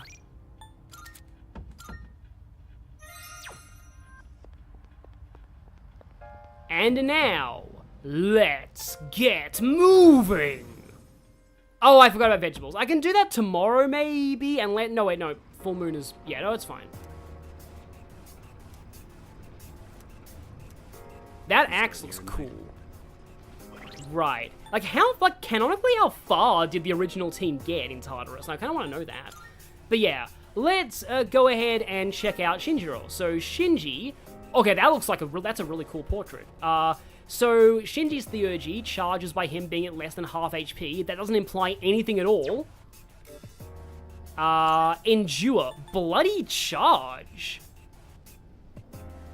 Oh, okay. That's almost like Shura Tensei from Persona Q or Belly Drum from Pokemon. That's interesting. And that synergizes with his Theurgy as well. And then he has physical attacks, but nothing pierce. Okay. And no weaknesses, but no resistances either. So, I want to check his Persona lore. Background is down. Yeah, hero and green. Yeah, Polyjuice is his half-brother, but doesn't share his brother's immortality. So, yeah. I like him being, like, Polyjuice's brother. Like, it's because, like, the brother of Akihiko's persona. Because, like, Akihiko and Shinjiro are very much brothers, and you can really see that in the Q games. Like, you get more of that relationship in the Q games. I actually like Shinjiro more in Q than I do in the base game, and that's kind of a rare sentiment, because most people like the Q versions of characters less.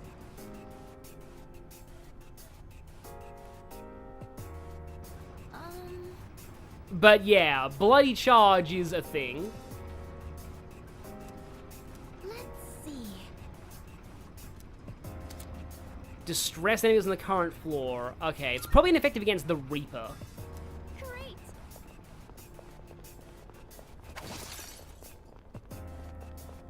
Shinjiro is an incredibly fair character. Yeah, I am curious about how he turns out to be broken. We'll see.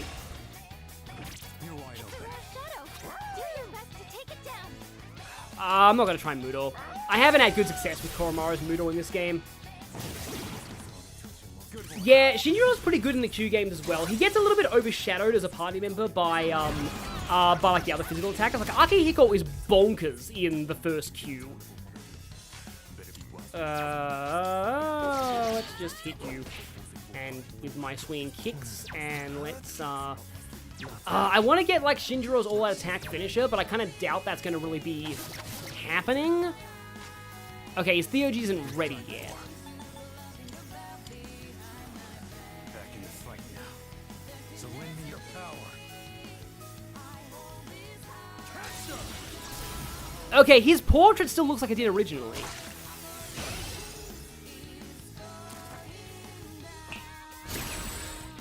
Yeah, it's true Shinjiro is like the least flanderized character. He does go into his, like, you know, unmanly interests a lot more than he does in the base game. But I do still feel like it's not as bad as some of the other characters. Yeah, and his Theurgy is the opposite of Ken's, which kind of fits. Okay. I'm not gonna speak. Oh, Heatwave usually has low accuracy. I freaking knew it. I wanted to get, yeah, that was on me. I wanted to get his all-out attack finisher animation, but, like, yeah. It's fine. We'll get him yet, as Rex would say. We'll have more opportunities for this. We'll probably be seeing his finisher at some point. Yeah, so, like, the thing that I find really interesting, but in a tragic way about Shinjiro is, like, Shinjiro's animations with his evoker. He's always been, let's just say, the least hesitant about doing the evoker motions. Let's just say. Of, like, holding the evoker to his head and firing. He always looks very disturbingly okay with it. And it kind of says things about his character. That hand admittedly did use Tsukakaja. So, like, the fact that I missed it was not really to be unexpected.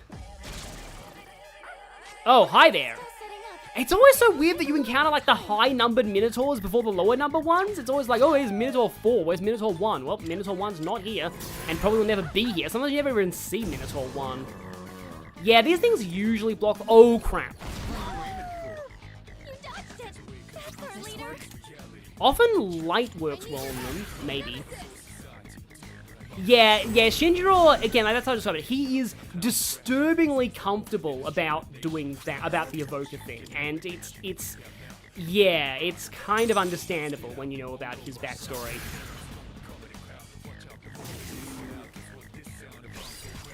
Okay, here we go.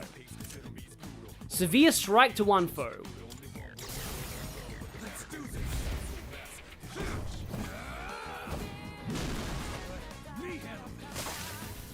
Whoa! Whoa! That got darker than I thought. Wow! Like pushing the arrow blade further into your heart to make blood spurt everywhere, and then having that blood empower you. That is dark. It's kind of cool, but it's really dark. Wow. That was not what I was expecting. And then, you know, given what I was just saying about Shinjiro, though, it probably is what I should have been expecting, but still, wow. Like, holy, that is... Also, yes, I did indeed use a fire skill on a Minotaur that was immune to it. I have become Walter. I have indeed become such as a samurai skill. Shadows sometimes hide in areas that are hard. I love that. Such as a samurai skill. Smirk. Come here, I'll take you on. What to do? Maybe ice? Oh, hey, it is ice. Good. Huh. I really like the original. Like, I will say, I actually kind of don't like a lot of the spell animations in Reload, now that I've seen most of them. I like the original Bufudai animation just because it encases the enemy in a gigantic block of ice. It looked really cool to me.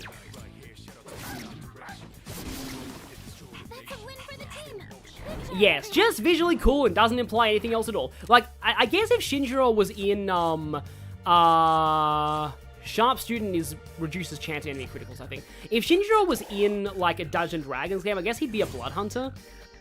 Which fits on several levels if you've seen Critical Role. Oh boy. But yeah. Huh. It's funny how Blood Hunter started out as a it literally started as a homebrewed class for Vin Diesel. I'm not even making that up. I think the Vin Diesel short is still up there too. It's an enemy. Do we attack? Well, I guess we do.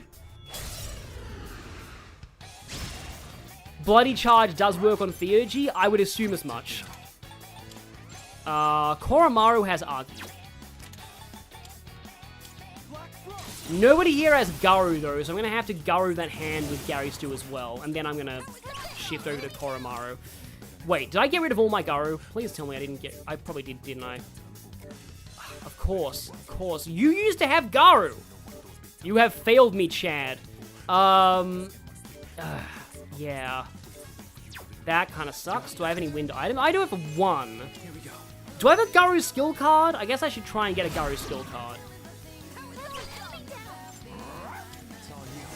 What are people saying what at? Also, it's fine if you have to head to bed soon, Luna. Oh, they drain fire. That's interesting.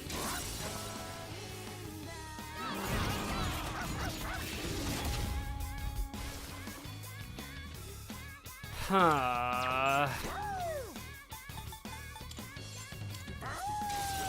I'll have to check if I have a wind skill card after this. Impossible, the chat has failed you. True. Yeah, because, like, you often use Yukari, so, like, you don't really think much to have Garu skills. Yes, we chopped that thing's crotch while it was down with Shinjiro's axe. I probably did money.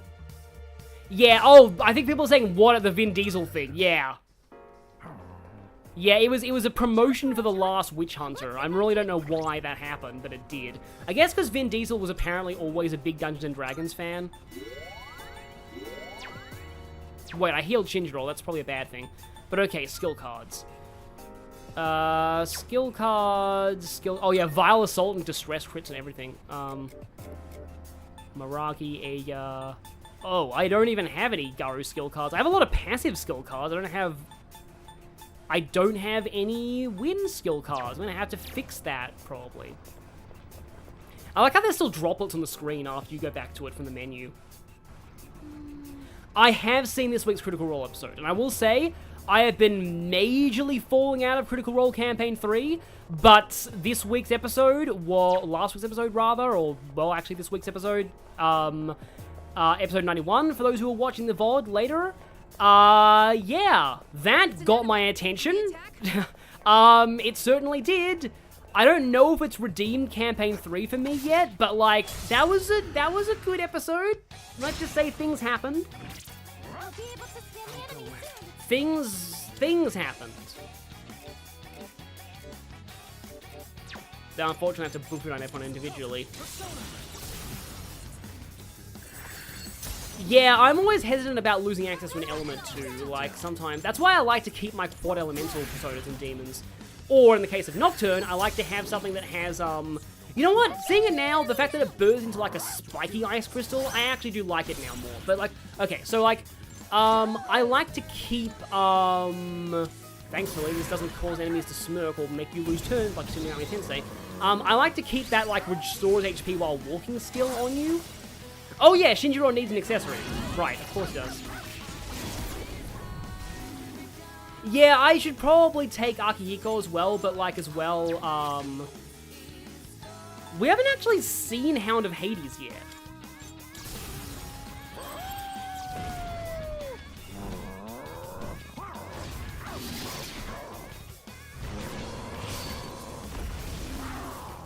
Is that like, I've seem to remember Ken and Koromaru's like ultimate attack in Arena looked like that, kind of.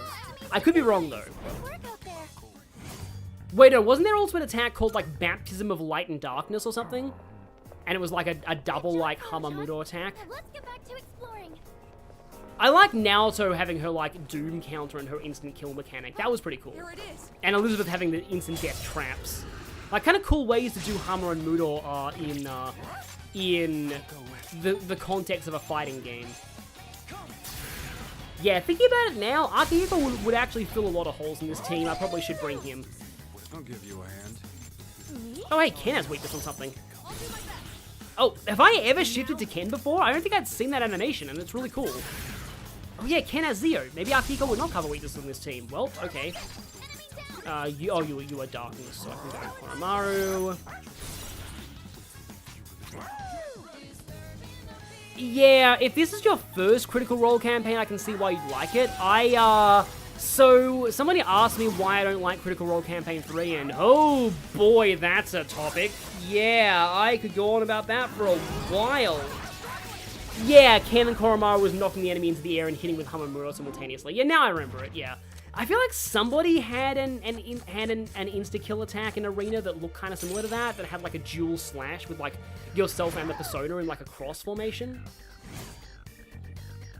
Yeah, look, I don't want to be too, I don't know, unfair to people who are liking Critical Role Campaign 3, because there are reasons to like it, and if it's your first one, that's cool, because, like, Campaign 2 was the first one I watched live, even though Campaign 1 is still my favorite. So, like, I've still got a soft spot for Campaign 2, like, and especially retroactively, but it's just, like, I feel, okay, so, like, a few things about Campaign 3. One, I think the setting was a bit wasted. The Marquette setting is a bit wasted. Oh, an enemy! Fuka's catchphrase.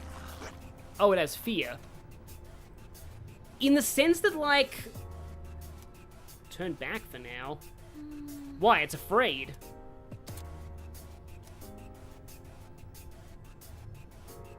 Oh, if you turn your back on them, they will panic and attack you. That's interesting. So it's like the reverse of normal Shadow AI. They'll flee if they see you, but if you turn your back, they'll hunt you down. That's a cool gimmick.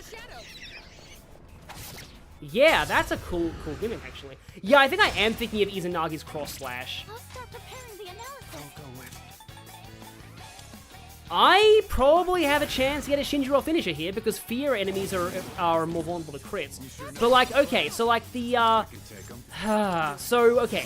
The thing I mean about the Marquette setting being a little wasted is, like, it's like, okay, and I worry about talking about this because I feel like people get the wrong idea, because there are sadly a bunch of like anti-Critical Role arguments that mostly boil down to being anti-woke, and I hate that. And trust me when I say that I'm not like that. You can probably tell that I'm not like that, but I just want to get that out of the way to clear the air before I say this. The thing about Marquette as a setting is that it's very, of course, you're the one who gets the critical, and I've already seen your thing. Marquette is heavily inspired by the classic medieval idea of, like, the Middle East. And the problem with that is, the Critical Role cast all being white, you can't really do much with that without being accused of cultural appropriation, which happened with the first intro they did. Like, the intro was good, but then a whole bunch of people on Twitter got mad about it, and they had to change it. And that's what I felt the issue is, because, like, they did eventually hire some, like, consultants to actually design some of the regions in Marquette, who did have that background, which is cool, but at the same time, the area that person designed, like, the Bassaris area, the tech level felt a bit too high for the rest of the campaign. It felt a little bit jarring and a bit, like, it was all Mad Max. I don't think it really fit that well. So, like, I feel like there was always a bit of a pitfall in doing Marquette as a setting, and you know what, and here's the thing that I feel makes it even worse. So, ultimately, Campaign 3, its meta plot was not about Marquette at all, whereas, like, the thing about Campaign 2 is, the meta plot of that was very much about Wildmount. It was very much about the Dwendalian Empire versus Xhorhas. It almost felt very Fire Emblem Fates or Three Houses-y. You have these two nations at war, and the party caught between it and having to pick sides, and stuff about, you know, like, a lot of stuff in the lore of Wildmount made sense for, like, the campaign. It was part of the story. There's a ton of lore on Marquette they built up in Campaign 3. Like, there was a war in the past. Like, the Shande Korum in Drusar. Like, what the... Like, the Shande Korum. Like, who are the Shande Korum? What is their shadowy hold over the city? What's their goal? Like, what is their weird political stuff that they're doing? Like, you know, and, like, the stuff about, like, Aman Treshi, and, like, the Treshi family, and, like, those people they interact with in Jusar, that was all really cool. That was really promising. Like, and when they went to, like, Eos, that, like, city of, like, scholarly orcs, and just... that used to be at war with, like, the other parts of Marquette. And, like, then you had Odahan Thul was a, you know, she was a veteran of one of the old wars, and she was, like, a major villain of the campaign. So, like, and then they got to the Ruidus stuff, and then it turns out that actually that's not what Campaign 3 is actually about. Campaign 3 is actually about a gigantic long game plot by a major recurring character going by all 3 campaigns, which is really cool, mind you. I think Ludinus is a good villain in theory, but then it turned out that Campaign 3 is actually about whether or not we should kill the gods to make a better world for humanity, which, again, just my Shin Megami Tensei anti-bias showing. But, like, the thing that really bothers me about this most of all is, if you're gonna do a campaign about gods and religion, why not set it in Vasselheim and Isilra? Because Isilra is the center of religion in Exandria. Like, not only would that get rid of the cultural appropriation issues of Marquette, because Isilra is a more Western-inspired continent, I guess, but, like, again, if you're gonna do a campaign about gods and religion, why not set it in the major hub of religion in Exandria? It would have really benefited from that. Like, you could have actually seen the stuff unfolding in Vasselheim, and, you know, the characters would have logical reasons to be concerned about the arguments with the gods, because they'd be part of the biggest religious hub of the world. Those debates would be part of their daily lives, whereas, like, the arcs of the Campaign 3 characters, I feel, just didn't really fit, and as a result... Here's reason number two why I fell out of Critical Role Campaign 3. The characters, the party, just cannot decide on what to do about the gods. And they have the same cyclical arguments over and over and over again. And it's hard to tell where the characters' opinions begin and end, and where the cast's opinion on religion begins or ends. And it's just, this is why I don't think people should do plots on religion in fiction, by the way. It's just, like, because it's impossible to not have your real-life biases get involved. That's why I don't like Shin Megami Tensei. But anyway, and it's just, like, and it's also, the thing is, like, I don't see, the other problem is, like, I don't really get why stopping Ludinus is such a big deal. If getting rid of the gods would not be a bad thing for the world, why do anything to stop it? Why oppose him in the first place? I mean, I know that he's done a lot of horrible things, and he's essentially, you know, been very Edelgard about it, I guess. Like, it's just like, you know, he's killed a lot of people, obviously. Like, Ludinus needs to be punished, but, like, feels like Ludinus at the moment is not actively doing anything to put the world at risk. It doesn't feel like there's enough of a ticking clock going. Like, because in campaigns 1 and 2, the main big bad's plan was obviously a matter of urgency. Like, they were about to bring something into the world that would utterly destroy it. And yeah, maybe Predathos will do that, but we don't know. And all evidence points to the contrary. All evidence points to Predathos being a good thing. So, like, again, why go after Ludinus directly at all? It's just... It's weird, and it's also the problem is like that by the time the party got introduced to Ludinus as the big bad, they were like level 8. They were the level that Vox Machina started the campaign at. And so you had these giant world-shattering events that were going on, and the party was forced to just ignore them and do side quests because they simply weren't strong enough to actually fight the big bad. So if the party's not strong enough to fight the big bad, then why reveal the big bad? Like, why do it? Save that reveal for later when the party actually can fight them. It's just, anyway, like, I like elements of Campaign 3, and also, don't get me started on what happened to Fresh Cut Grass, like, as a character.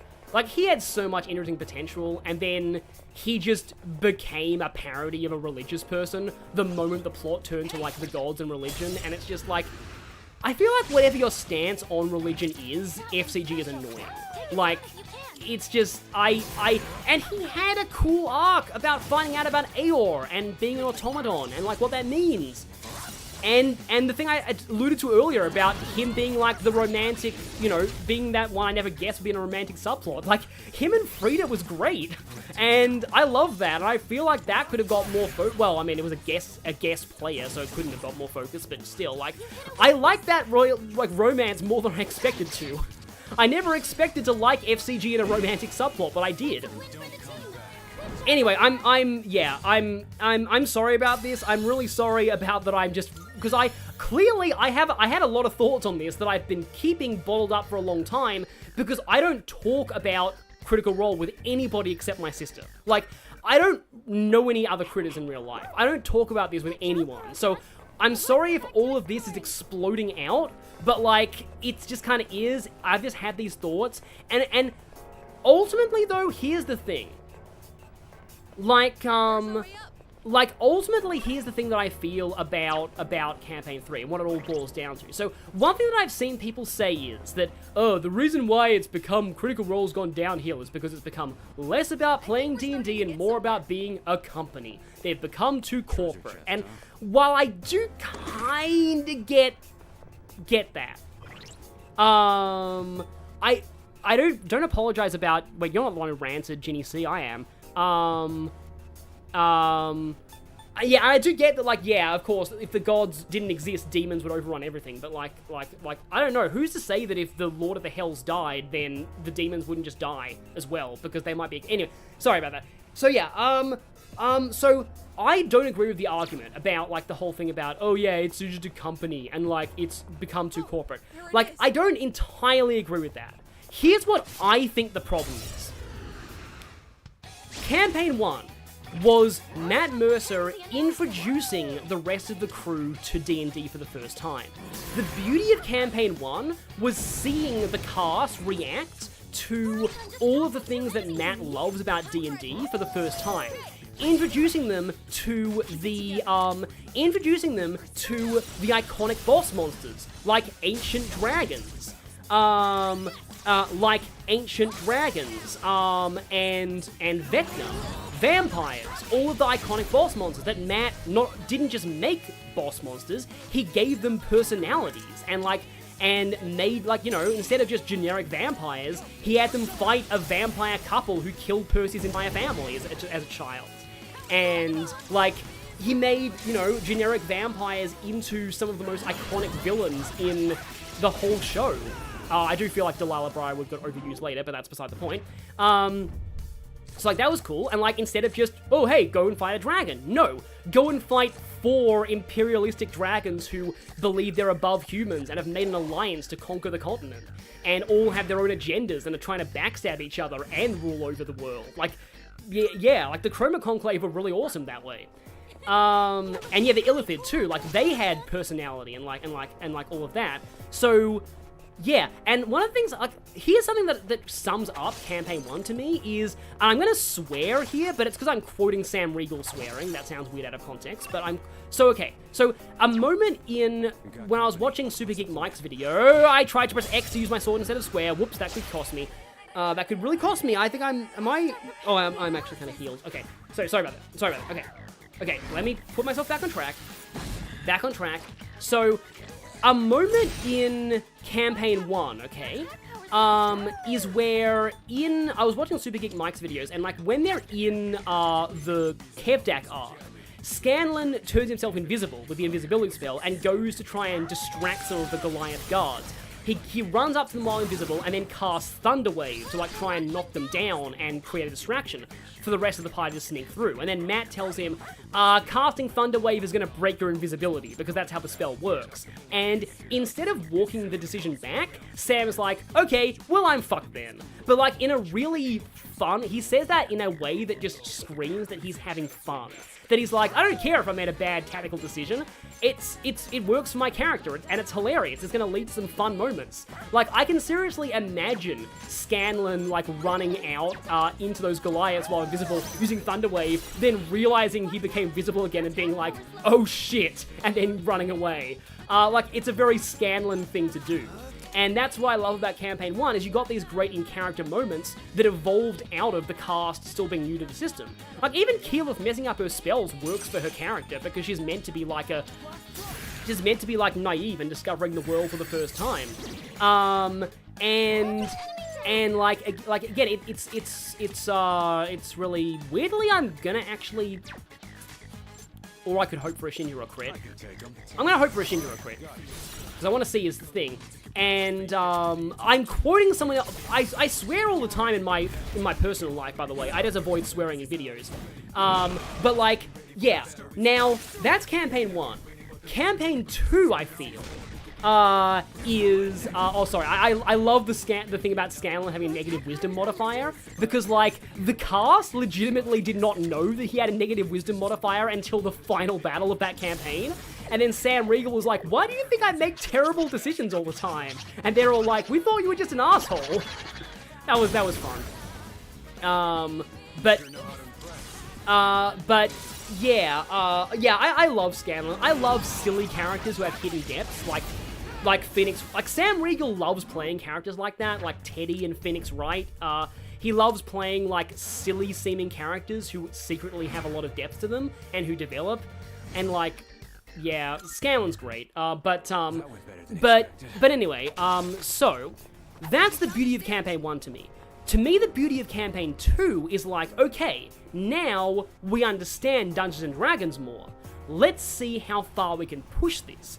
Because Campaign 1's characters, they were all very, archetypical. You had like an elf rogue, a Goliath barbarian, an elf druid, a human who uses technology rather than magic to be strong, a gnome bard. Like, the characters, again, very archetypical. They were great characters, Vox Machina. I love Vox Machina. They're my favorite party in the show. But like, but they were very much classic fantasy stereotypes. Like, to me, Campaign 1 is very much a JRPG, even though it doesn't really feel like it at times.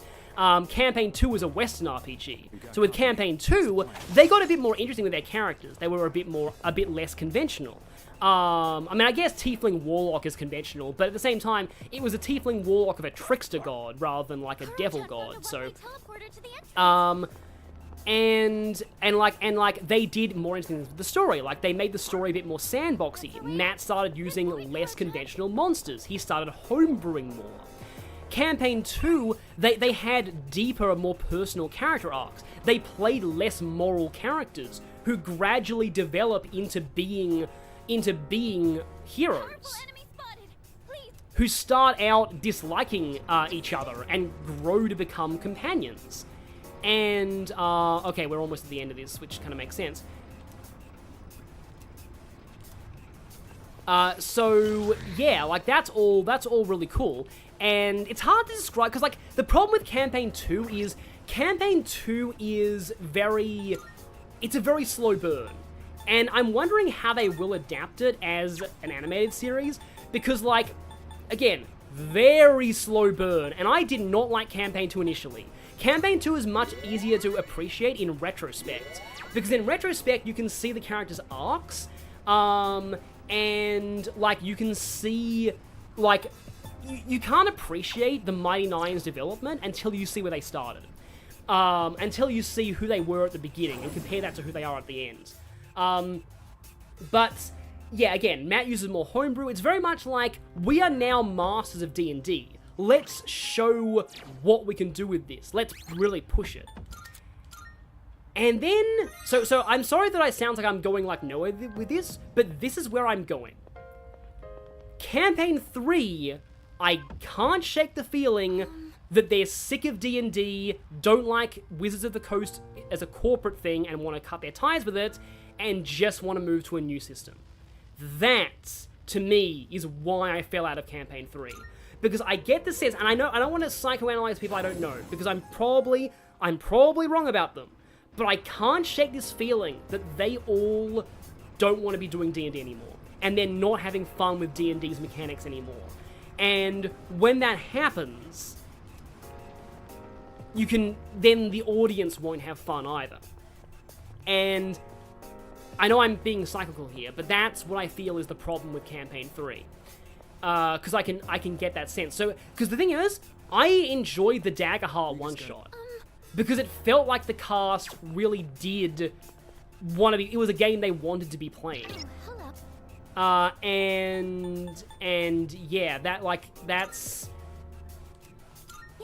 Yeah, it is, and like, and that's the problem with the whole, like, Predathos, the whole kill the gods plot, is, the problem I have with it is not entirely because of the real-life religion stuff at all, it's because of the fact that, like, I cannot shake the feeling the only reason that that Matt is trying to kill the gods is because they're D&D copyrighted characters, and he wants to get rid of them to make his own setting. Like, and whenever you can tell that a plot point is only there because the creators have to do it because of out-of-universe reasons, it always feels very jarring. It's like when they kill off a character because the character's actor's contract ended. It's not organic, it's outside influences rather than organic plotting, and I can't shake the feeling that's why this plot is happening. So, yeah. I think that's basically my piece on Critical Role. Oh boy, I've been waiting to give that rant for a while. I wanted to give that rant in Tartarus eventually, so glad I did that. But yeah, those are my thoughts on, like, and yeah, like I love, like, the thing you have to realize though is, they have done, Campaign 1 of Critical Role alone has more hours than all of The Simpsons combined. That much content is insane, and that's only their Season 1 equivalents. So, it's understandable they get burnt out by doing it that long. Like, you get that, right? Oh, no, I like the, you know, the character kill-offs in Avengers Endgame. I like that. Like, I feel like I'm one of the only ones who actually likes what happened with Captain America in Endgame. Because, like, a lot of people get angry about, like, superheroes retiring. Imposing skyscraper, huh? It actually is a... Does this stack with Shinjiro's bloody thing? It probably does.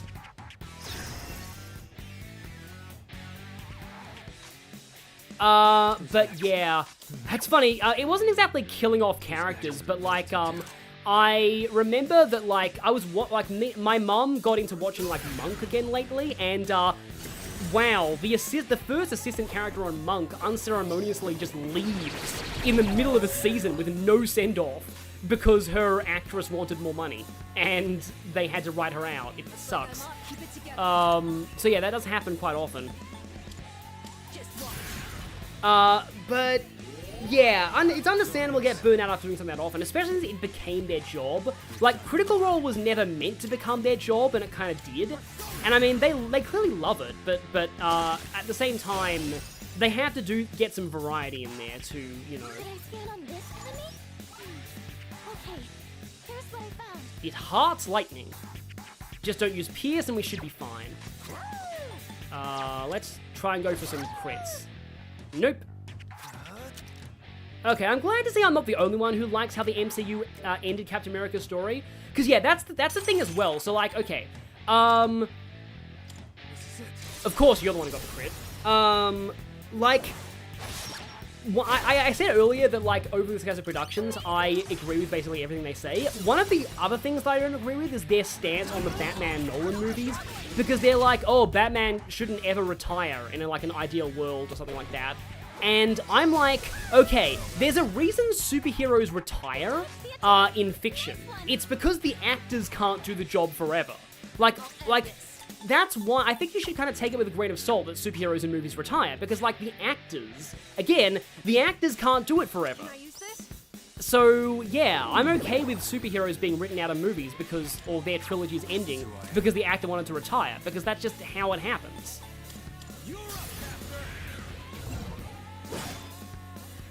Of course, Shinjiro himself is not critting. Oh, that sounds fun.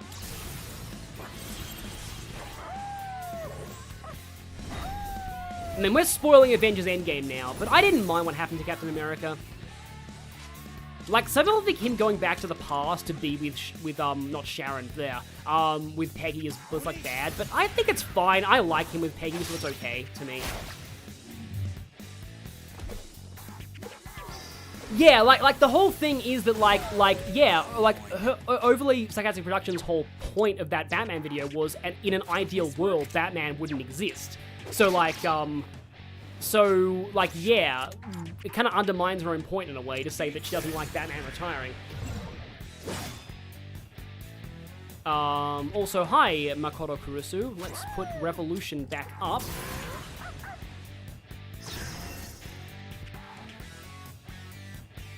Who's next? Yeah, and Robin as a concept exists as well to, like, eventually replace him.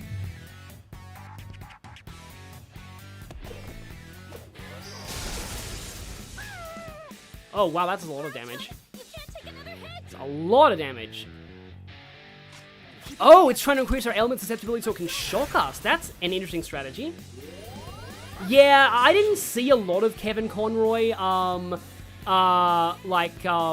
his stuff. I only watched, like, 2 episodes of, like, the original animated series of Batman. He's great in the Arkham games, though. But, yeah, I do think he's a great actor, and it's a shame that he passed. Yeah, he's great.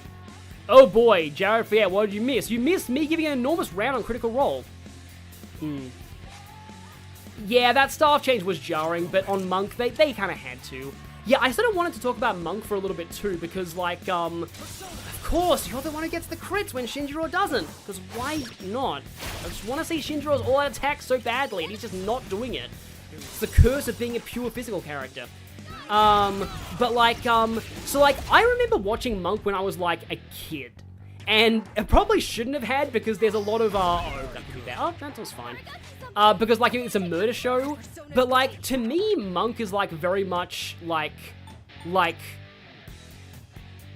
baby's first murder mystery, if that makes sense. Like, the solutions to those mysteries are always very obvious, and they often show you who the culprit is. But the solutions make sense. Like, all the clues are there. The clues, just because the clues are easy to follow and obvious doesn't mean that the clues aren't bad.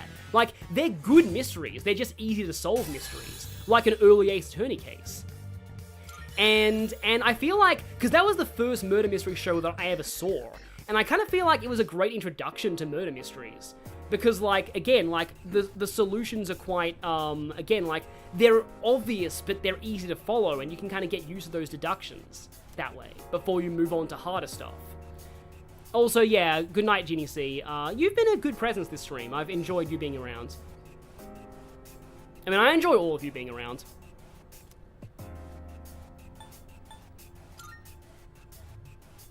I have not seen the episode where Monk gets jury duty. The other thing that I feel about Monk that's kind of interesting is, like, that, like, yeah, his condition is played for laughs a lot of the time, but at the same time, he's treated weirdly respectfully for that era, in terms of his, like, particular, you know, mental issues, and even, like, in a sense as well, I've also noticed that, I mean, I don't know if this is 100% true, but like, there's a question at one point he gets asked where it's like, were you and your wife, like, truly ever intimate? And he says, we held hands. And like, I feel like that's like the best representation for a romantic asexual in fiction that I've ever seen. Like, the idea that somebody can be ace but still be interested in romance, and that his wife was clearly totally fine with that. Like, she clearly loved him very deeply, and they had a great relationship. Even if, you know, they weren't traditionally physical. And it didn't really feel like he was that shamed for that either. So it was interesting to me seeing that. I mean, there's a heck of a lot of other stuff. It's a mid-2000s show, so there's a heck of a lot of other stuff in that hasn't aged well. Like, I'm not going to say that it you know, aged perfectly. Like, there's an episode I recently watched that was about like kung fu that felt very Orientalist, but again, like, I feel like the way that like Monk is simultaneously played for comedy and played very sympathetically at the same time. So it's kind of a weird thing to see. Yeah, the main struggle is more that Monk knowing the sort of solution, but struggling to find evidence to build his case. Like, it's usually pretty obvious, like, who the killer is and what's happening, but it's more about how are they going to solve it, how are they going to catch them. Let me just check to see if, I think that sexy armor was either, also we just got a weapon for Aigis. Okay, worse accuracy, which might come back to bite me. Oh, it's only 7 more power though, but distress is nice. Oh! I knew it. I knew it would be for Mitsuru. Why wouldn't it be for Mitsuru? But anyway, yeah, now I'm giving tangents about 2 pieces of media that I've been looking at lately, Critical Role and now Monk. It's like, yeah, it's because, like, my mum got, like, sick, don't worry, like, just a regular virus thing, like, lately, and Monk kind of became her comfort show that she just watched a lot of while she was sick, so I've been seeing a bit of it via that, and yeah, it's kind of funny how much of it that I remember. I had this other weird tangent about Monk as well, but, like, I don't know if I should give this weird tangent now, because it might go on for a while. Well, not a while. Let's get this over with. Oh, wow. Jotuns look kind of different than what I remember. I mean, it's the same basic idea, but their head, I remember, was more tucked into their body previously. Huh. Now, oftentimes I feel Jotuns are weak to instant death. So let's see if that's true here. Resist, okay. Marakunda. Yeah, they like to debuff you. Oh yeah, we have to go in with the OGC's team too. We've got to do that at some point. Gets a... Yeah, good night, Scorpion Spear. Yeah, the way that Monk's disability is treated heavily depends on who writes the episode. That's sadly true of a lot of media with multiple writers. Like, it's the case with, like, weirdly, My Little Pony as well. Like, a lot of the characters were treated badly by certain writers and better by others. And, yeah, it's things with multiple writers, it's always been a problem. Yeah.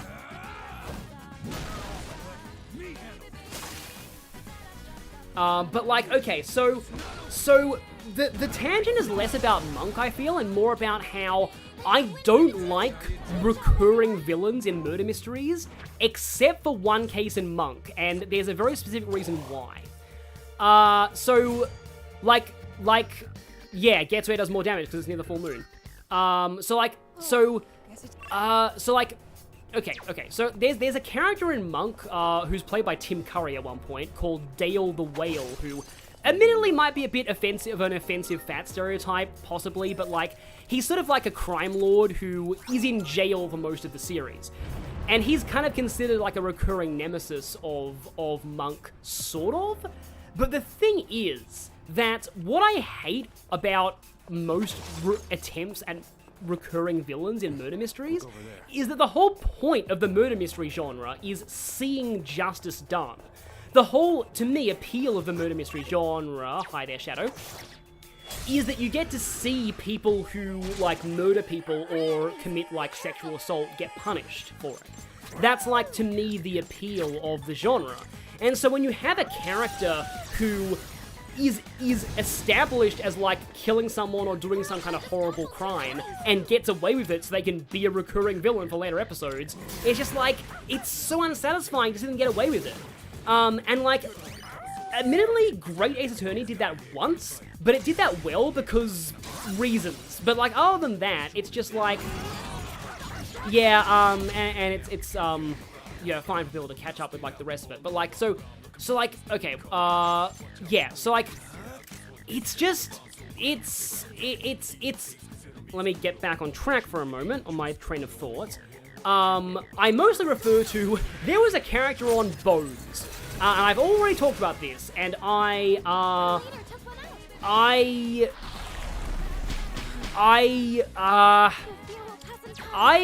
had issues with this character. I've talked about this character in Let's Plays before. This character, not only did this character get away with their crimes constantly, but they were very much a Gary Stu. Every time they got caught, like one time they got caught and literally were able to rewrite their entire, like, profile while in jail with hacking. Like, how does that happen?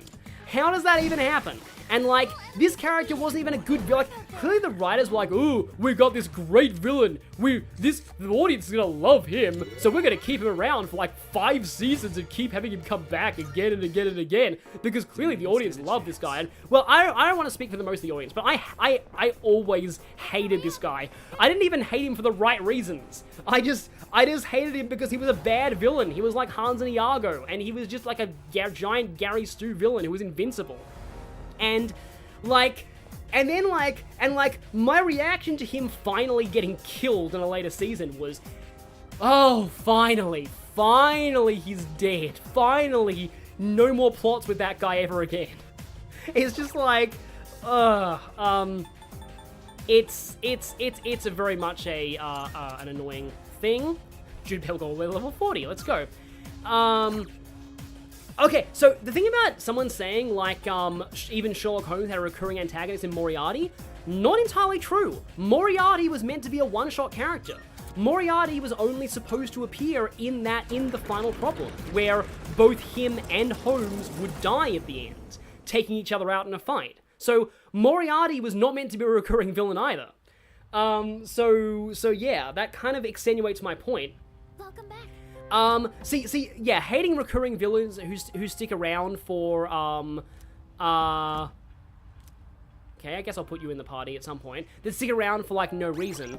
Oh yeah, Junko Enoshima is similar. The reason why I hate this in murder mysteries, oh, by the way, Jared Fair, they did bring back Pallant somehow. He came back in a nightmare sequence. So, yeah, you're actually right about that. But, like, okay, so, it's worse to me in murder mysteries, because it defeats that point of, like, justice. It's just like, if the character just keeps getting away over and over again, you just lose interest. It just becomes too bleak, and that was my problem with, oh boy, Mitsuru's really far behind, yikes. And I want to bring Akihiko to the next boss, so I think I want to take, wait, I thought I leveled them up. Why aren't they level 40? Did I say no? Did I say no to that?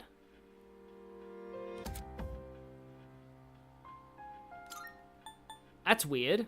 Huh.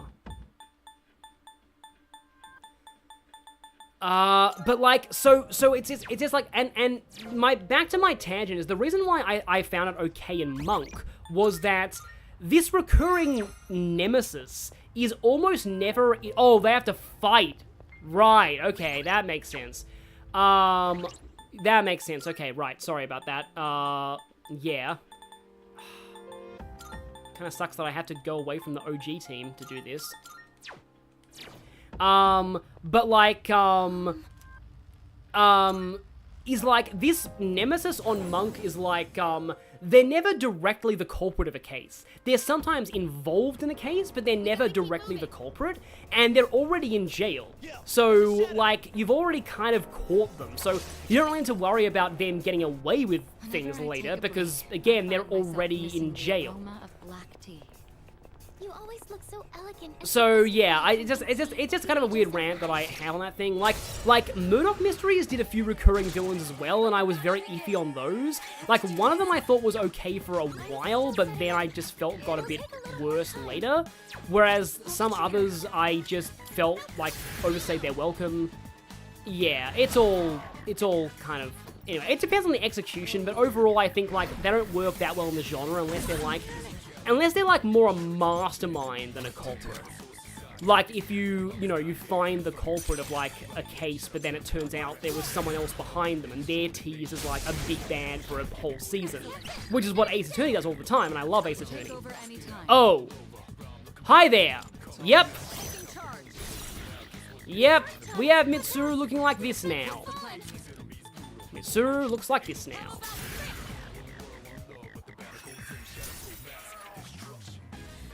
In terms of sexy armor for everyone, I believe the male characters have butler outfits. I'm freezing. Yukari-chan's frozen. She can't move. Can't stop now. Let's try... Wow. What are you weak to? Is it like all magic? I'm starting to suspect that it's all magic at this point. But anyway, yeah, I've been going on a lot of rants here, but I think I'm pretty much exhausted on rants right now. Sigh. And let me guess, Yukari's nope. Okay. How will this sexy R work for Aigis? I don't know, and I don't want to really think about that. I guess I'll try Pierce on the Jotun. Wow, I just straight up melted. Let's try Pierce.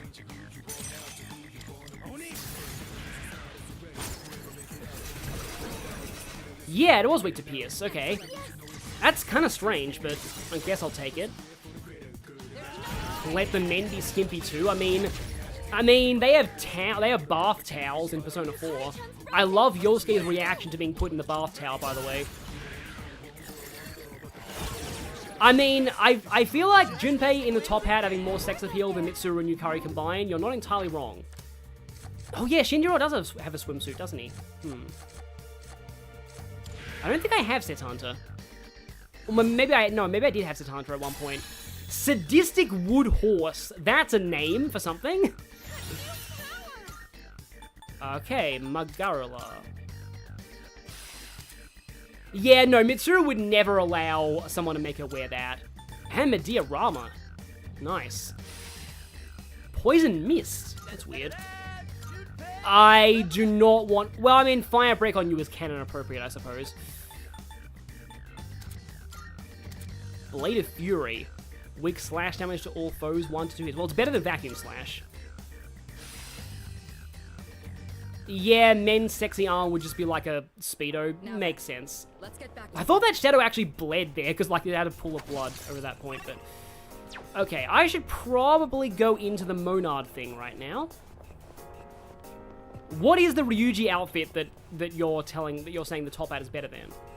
Oh, can't even go in the Monad door right now.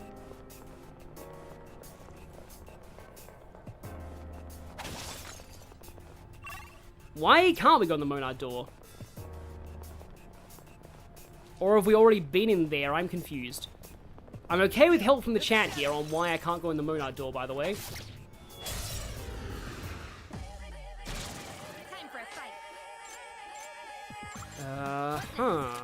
Don't think Garo is good on anything here, so let's just try this.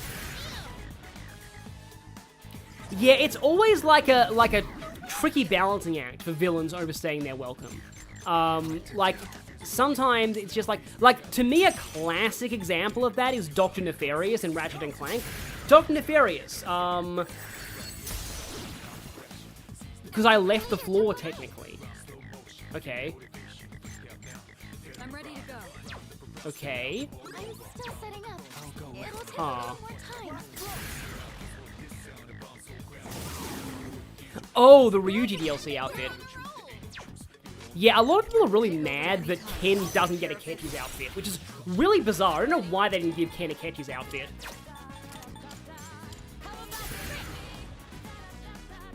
So how do I make the Monad door come back then? Do I have to teleport and then come back?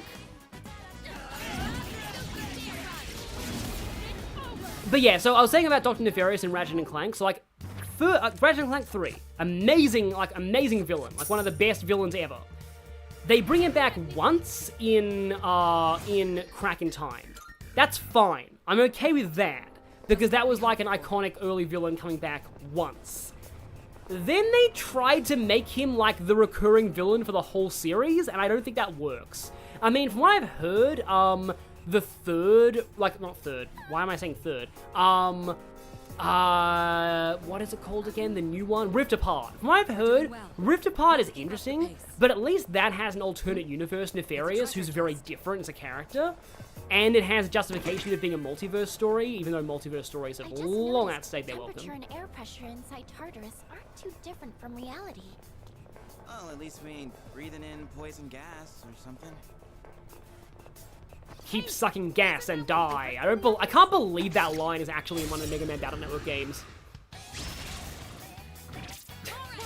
Yeah, I remember Sigma from Mega. At least with Sigma, they kind of like so like Sigma's different because Sigma's like Dr. Wily or Dr. Eggman or Bowser or Ganondorf. Some series have one major overarching recurring villain all the time.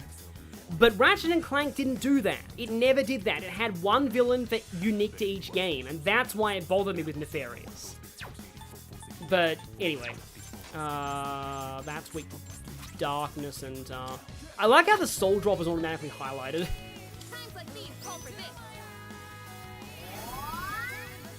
But yeah, I love the how yeah, in one of the Mega Man Battle Network games, it's like the first villain of Mega Man Battle Network 2 is just like, keep sucking gas and die.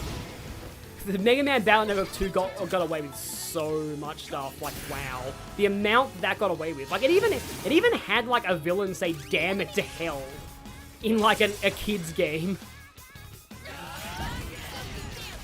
Oh yeah, even then Ganondorf is in every Zelda. Like, yeah. So that's also a thing. And like, there's some variety from Bowser and Eggman as well in Sonic and Mario too. Good. This'll make me more effective in battle. Mitsuru might actually need Ice Break. Do I commit horrible atrocities and get rid of Marin Karen? Oh no, I can get rid of regular Bufu. I don't need that anymore. Yeah, Battle Network Legacy Collection is kind of cool.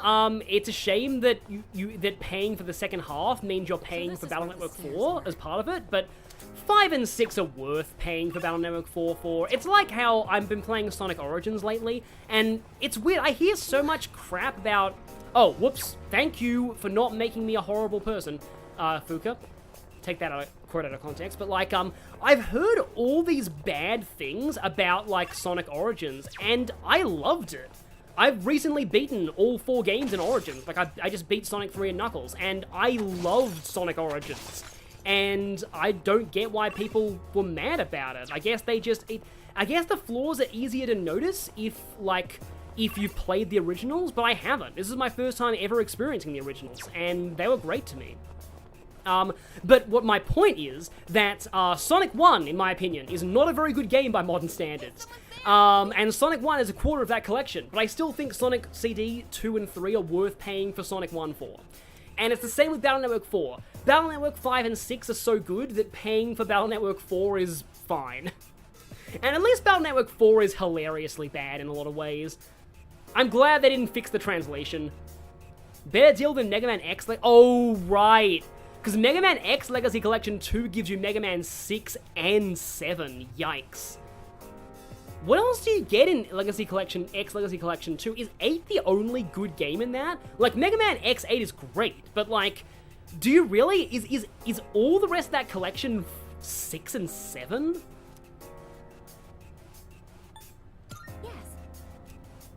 Yes. Yeah, the Battle Network Legacy Collection games, I believe, give you all of the event-exclusive chips for free. Don't use them if you don't want to break the game, by the way. And I think they have full multiplayer functionality, don't they? Like, do they? Because, like, Battle Network is legitimately esports worthy. It's like a cross between an action RPG and a deck-building game. And people didn't like Battle Network back in the day. Like, people were like, oh, it's just dumb shonen. And it's like, admittedly, oh yeah, X5 is in that. Oh, X5 is good. Like, it's rough around the edges, but X5 is alright. It's not nearly as bad as X7, at least. Like, you know what? I hesitate to say this, but Mega Man X7 may be worse than Sonic 06. Like, it actually might be. Let's get going. Like, Mega Man X7 is awful. Like, it's not. It's a thing. Yeah, I don't even recommend playing that at all. It's your call. Yeah. It just hit me. We don't know what shadows eat. Do they even get hungry? I have no idea, so let's just be careful we don't end up as their fodder. Yes, and we know what shadows eat, Junpei. You. But anyway, yeah, suddenly okay, so Gamer Zoro saying, I thought Sonic 1 held up well outside of Labyrinth Zone and Marble Zone. Yeah, that's my problem. Marble Zone and Labyrinth Zone exist. And they drag down Sonic 1 horribly to me. To me, only 2 levels in that game are actually good, and that's just a bit, nah. So, yeah, really, the Battle Network collection is full multiplayer. That's really cool, because, multiplayer in Battle Network is excellent. Apparently, the Pokemon card game on Nintendo Switch Online is also full multiplayer enabled, which is, I mean, it's cool, but at the same time, Gen 1 card game is totally busted, and yeah.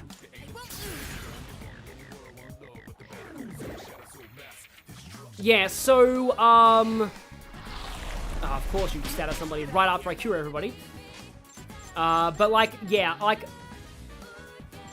X7 is it's a game that switches between 2D and 3D, right? So enemies in the 2D segments still behave like they're in 3D. And not even the Brave Surgeon Pay ran away. Not even the worst Sonic games do that. At least in the weaker Sonic games, enemies in 2D segments still act like they're in a 2D segment. But in Mega Man X, X7, yeah, enemies will still act as if they're in 3D, in 2D segments. So you'll see enemies shooting shots into the foreground or background where they can't hit you. It's just so... And the voice acting is also atrocious, but also in the best possible way. The story is terrible. You can't even play as X for half the game, because X is in his maximum emo phase in that game. It's just, and then he's replaced by Axel, who's a horrible, whiny character. And then Axel becomes goated in X8. Axel, in both voice acting and gameplay and character, Axel is amazing in Mega Man X8. They're redeeming, okay, well, bye-bye Yukari. Oh, homunculi work on that, that's cool.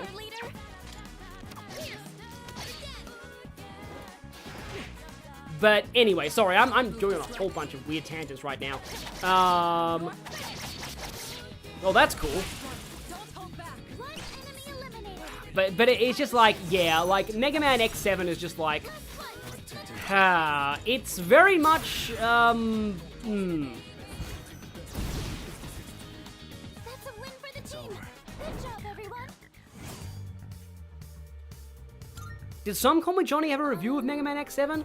Because if he did, then yeah, watch that, because it probably explains what I'm talking about.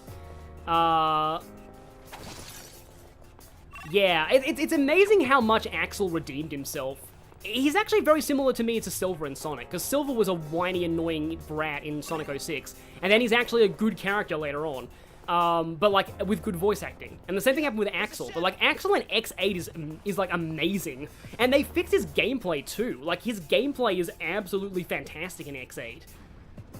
When it sucked in X7. So, massive glow up there.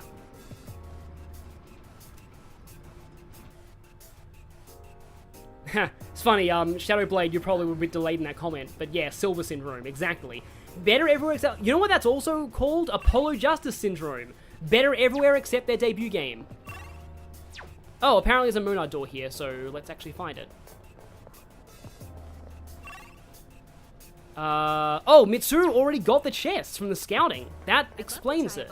Why they're grayed out. But there's a limit to how much money I can spend. And that's all. Replace weapons with video games and you have most people these days. But okay then. I'm glad that this is the last, like, Tartarus, the last Tartarus floor of this theme, I think. You know, the thing about, like, Silver getting hated just because of Sonic 06's story, like, honestly, Silver's story in 06 is not bad. It's one of the better aspects of 06. Shadow's story is, like, amazing in 06, but, like, Silver's story is really not that bad at all. And, like, his friendship with Blaze is pretty good. Although, you know, his voice acting is something. Blaze, you're my friend, right? Sorry, that's my best Silver impression. Can't lose, not when I'm so close. It all depends on me. I'm sorry, I like trying to do Silver impressions because they're funny. Another one of those doors. We should be fighting a full moon boss this stream, even if it runs a little long. Just blame the missing persons requests. Yeah, I'm glad for this theme will be gone soon. Like, I don't like this Tartarus theme. Yeah. It's funny how I like pretty much every... Oh, wait. Didn't I already kill that? Or did I leave? I forget. Huh. Well, I guess we're doing this. Wait, no. Fuka buff first.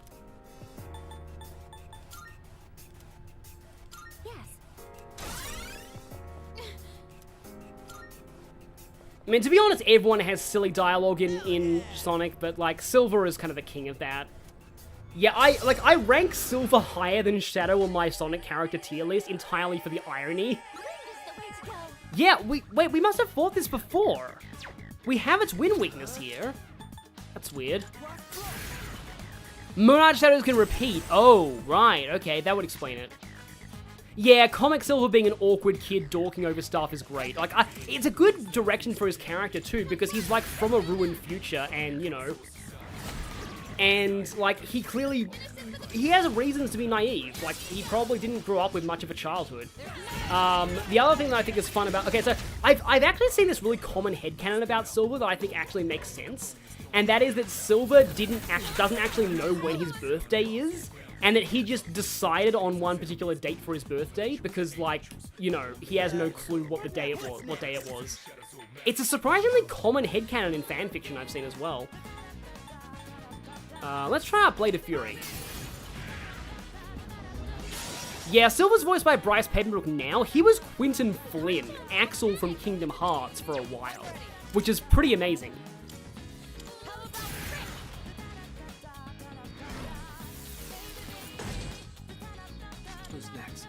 Fun fact, Silver has the same Japanese name as Jotaro. That would mean something to me if I actually watched JoJo. Oh, I was just like, oh, I can use Win with Gary Stu, and then I remembered, oh wait, I don't have any Win personas.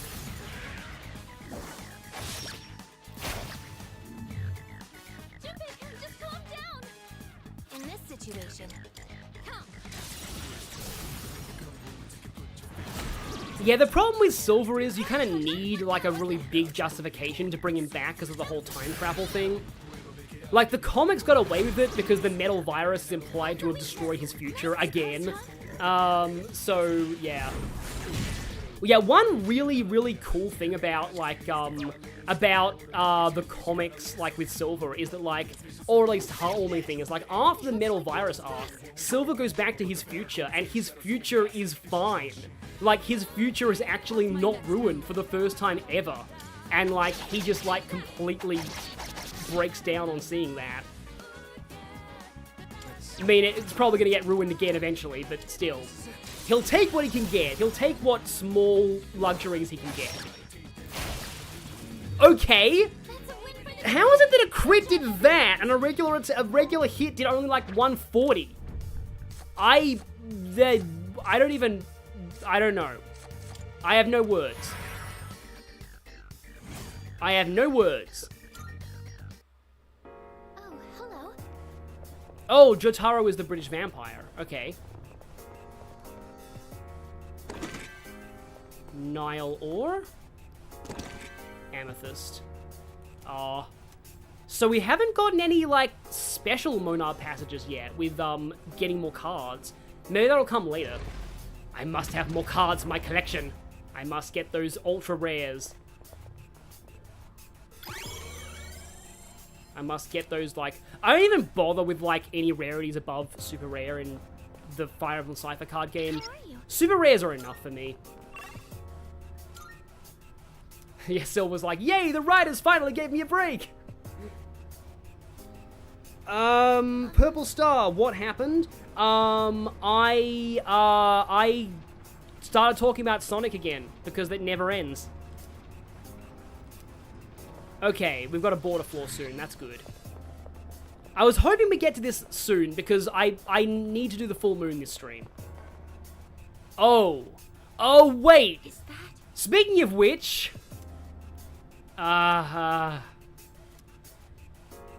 yeah, speaking of which... Right. I only have, like, 1 hour left to stream. Is it okay if I put this off for later? Like, if I do it next Tartarus session? Because I sort of want to get to the full moon. And this full moon has, like, a lot of, you know... of stuff happening. Like, it's a pretty plot-heavy full moon, from what I remember.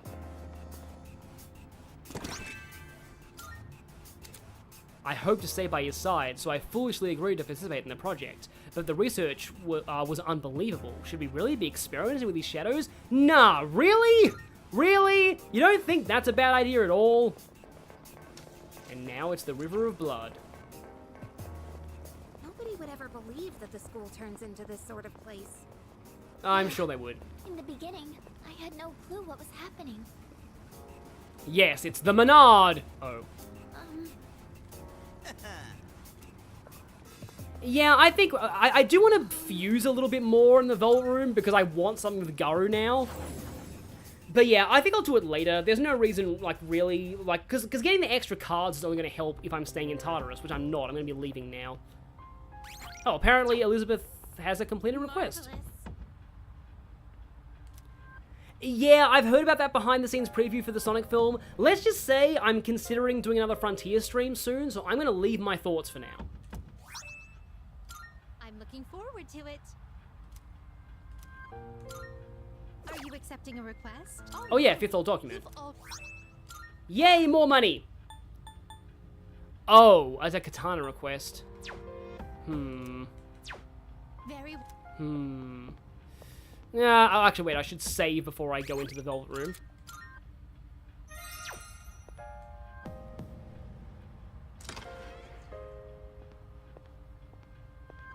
Yeah, I said in my previous Frontier stream that as much as I don't hate Silver, he definitely deserved getting kicked in the head by Shadow that one time.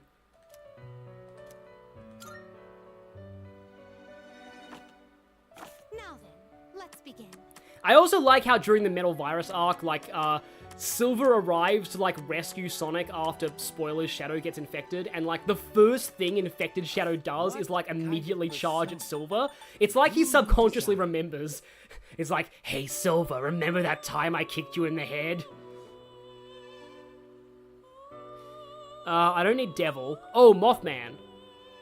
Seeing what personas come to be is a great I joy. technically do need Hermit still.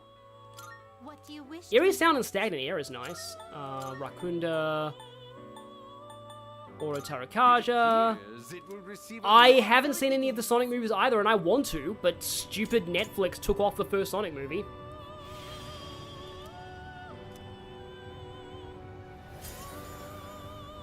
Unfortunately, some Asian went to bed, so he's not able to see his favorite persona.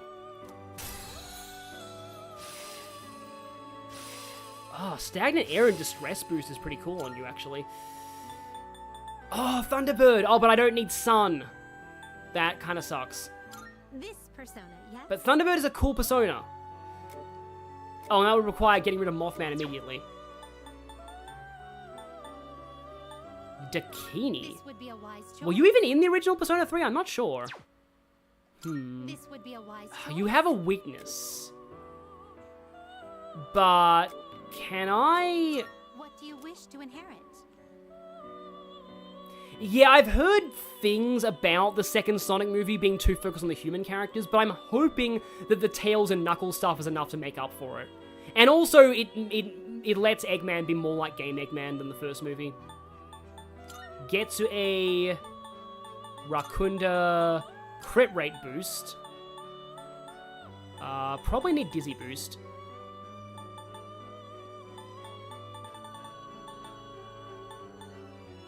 It appears it will receive a... Well, Oh, you're also Hermit, so I probably need to get rid of Mothman as well.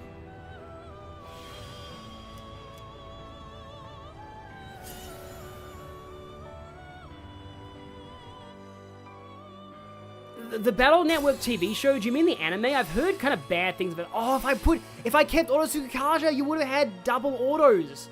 I would have been closer to having Auto Heat Riser. That kind of sucks, but nah, hindsight. Oh, I can down fuse to get you, but let's not do that just yet. Have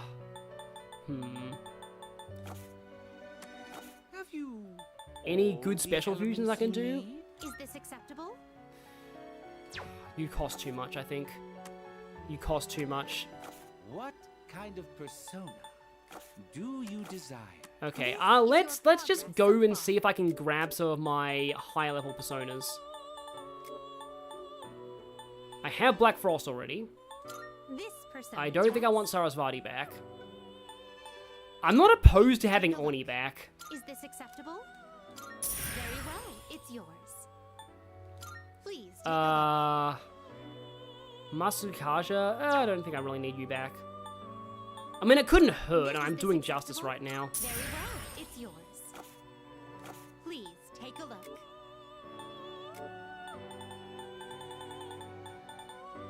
Sorry for a moment, I'm just looking out, and hey, see you, Derek Silver. I don't think anything that low level. Oh, right, I need something with wind. What's my best thing with wind? You, actually. I'll take you. Is this acceptable? May it be your inner strength.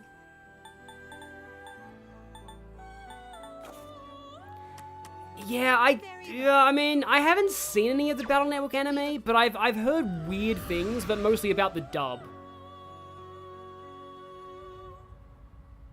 And it kind of changed a lot. Like it suddenly turned into Sentai and them summoning Navis in the real world instead of just being the games, which is kind of a little bit weird to me. Isn't there an episode where like everybody gets cat ears or something? Oh hey, you can actually walk under this. That's cool.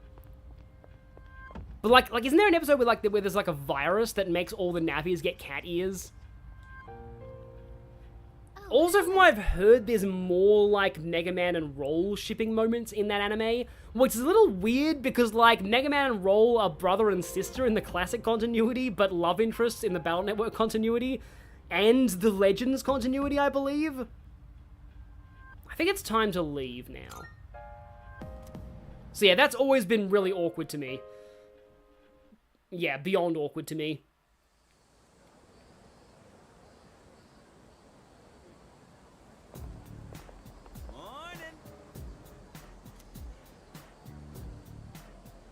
At the same time, though, like the classic Mega Man characters are like, they're coded as younger than in Battle Network. Like, the Battle Network versions are like teenagers.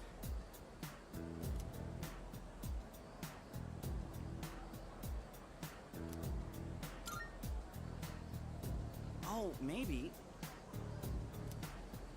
Yeah, maybe they are getting desperate. Oh boy, that's something else I did. Sorry, went back to Critical Role Campaign 3. Oh boy, yeah. Speaking of getting desperate, that, like, I know that a whole lot of, like, you know, not a lot of people here, like, watch Critical Role. Oh, hey, sorry, yeah.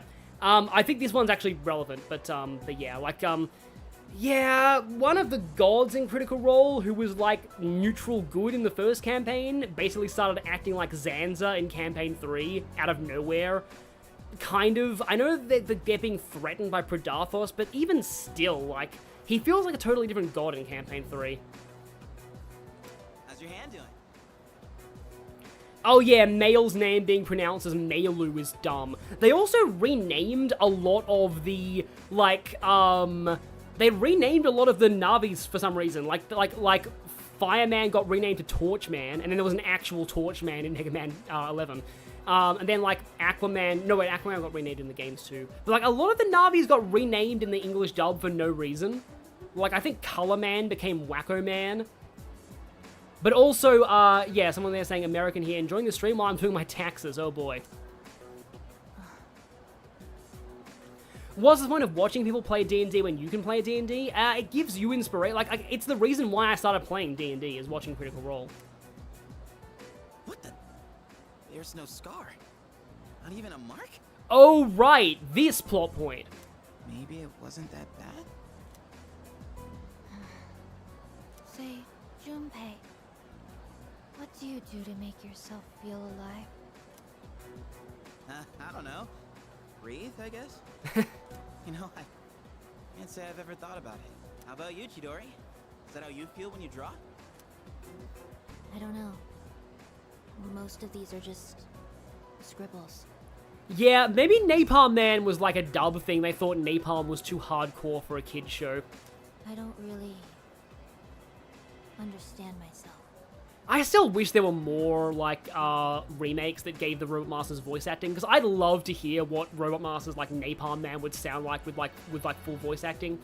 In my head canon, I feel like Napalm Man would be, like, a super, like, hardcore drill sergeant. Oh. Huh. To tell you the truth, there is one thing that makes me feel alive. It's when I sort of,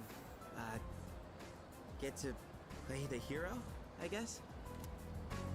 In the darkest hour, unknown to all but a few, the chosen ones stand against the forces of evil.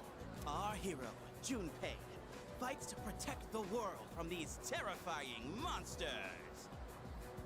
Yeah, I'm sorry about these Critical Role rants. I should be done with them by now. Well, you get the idea. That's when I feel most alive. This is the part where you're supposed to laugh. Yeah, the funny thing about Killer Man becoming Erase Man is his chips are still coded K. So, do you fight all alone? Hey, I was just kidding around. You fight during a time that no one is aware of, right? I wish I got into D&D to a school teacher. That means no one knows what you've been doing. So, you're fighting even though you'll never get any recognition for anything. I'm impressed. I guess I misjudged you. Oh, hey, her eyes are... It feels weird to say that her eyes are smiling, but yeah, you can tell, like a lot of... Something I noticed that a lot of, like, Asian emoticons have a lot more eye expressions than Western ones, because... And psychologically, the smile is easier to see in the eyes than it is in the actual mouth. So I like you can tell that, like, Chidori is a lot happier here. Really?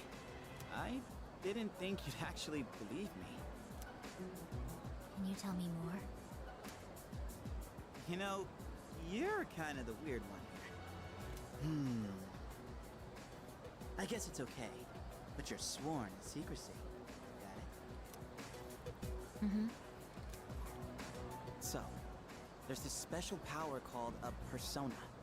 And that's what we use to defeat the monsters. But not everyone can use a persona.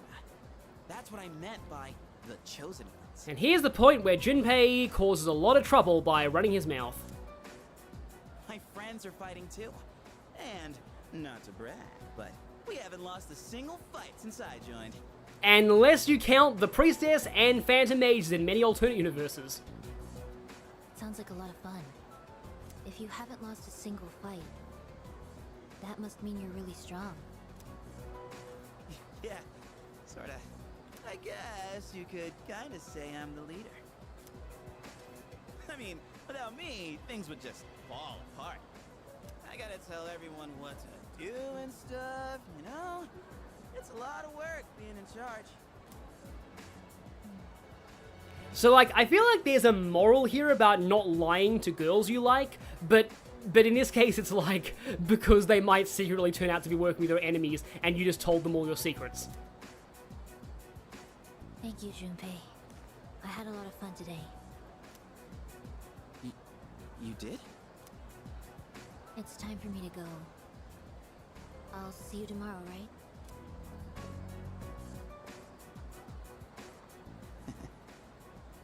See you tomorrow, huh? Yes! Junpei, you do realize what day tomorrow is? That was not a date, it was a threat.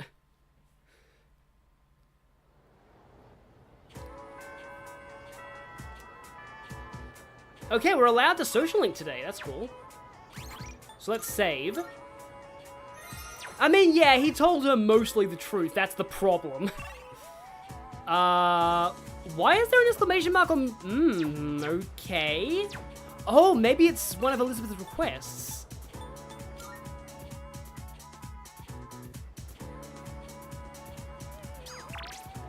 Oh, unless it's a Link episode. I'm sorry.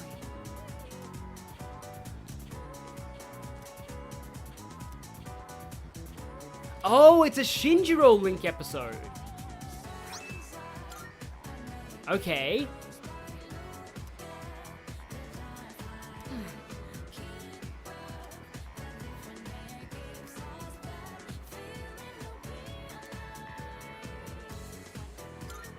Thank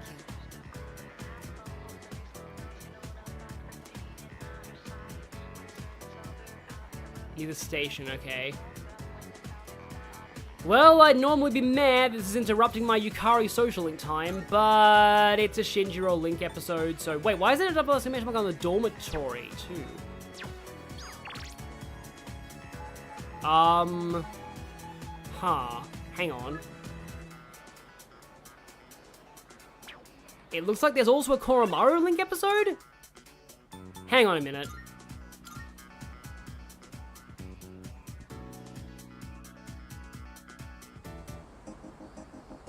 Yeah, it looks like there's a conflicting Link episode here. Apparently, these are very time-sensitive, but I'm guessing that it's better to prioritize Shinjiro's Link episodes for reasons. So I'm just gonna do Shinjiro's one today. I hope that's fine, but like, it's probably what you're meant to do.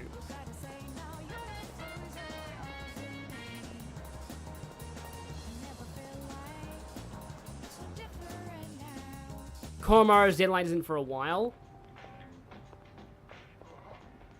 Yeah, let's go with Shinjiro. I found Aragaki. What? So, what do you want? What's this supposed to be? Why do you have this? Oh, now I get it. Kirijo put you up to this. Yeah, see you, Allied Force.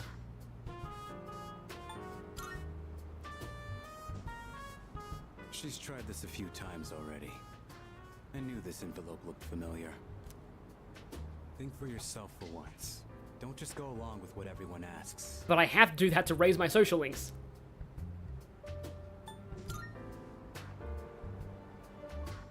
Mind your own damn business. Why are you all like this? But I guess you can't. Explains why you've accepted being leader. We done? Get out of here. Hey.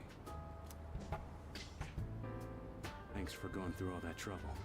Maybe I'll treat you to a meal sometime. What? You got a problem with that?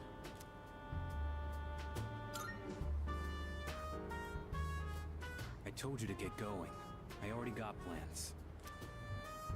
It doesn't matter. I'll be back by tonight. That's why I rejoined in the first place.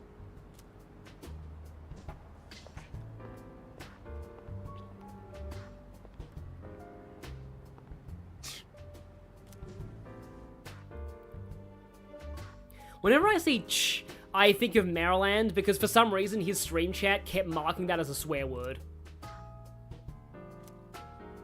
Oh yeah, like we need courage at this point in the game.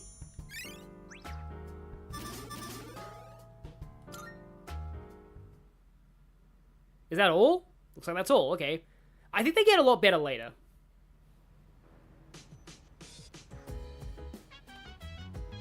I see you're back.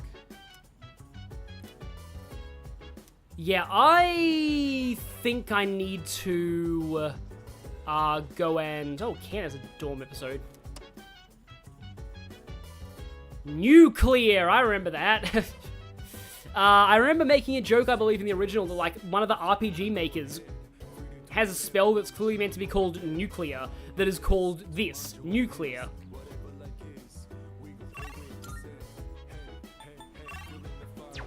Yeah, I'm gonna go to the police station just to try and pick up those rewards for the missing people. Yeah, no, stats are the most important part of the link. I know they give you personas. It's kind of like the character events in Devil Survivor 2, which also unlock persona demons. Oh boy, I did that again. Yeah, I know that most new players aren't going to be maxing all the social links. Wow, 20 Malachites? By the way, much obliged. Mediorama skill card, that's kind of nice. What do you got? Yep, let's get a bunch more money. Now, okay, let's see. Got some new things in stock. Lima Bryan is great. Can I afford the... I'm gonna try and get this for, like, characters.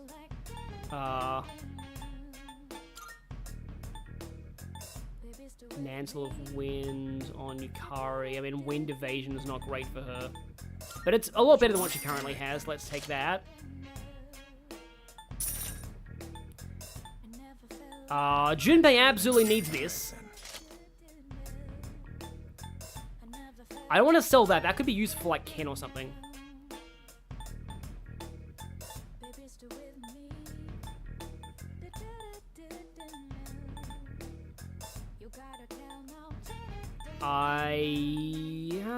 I'll take the higher defense on Aigis. All yours.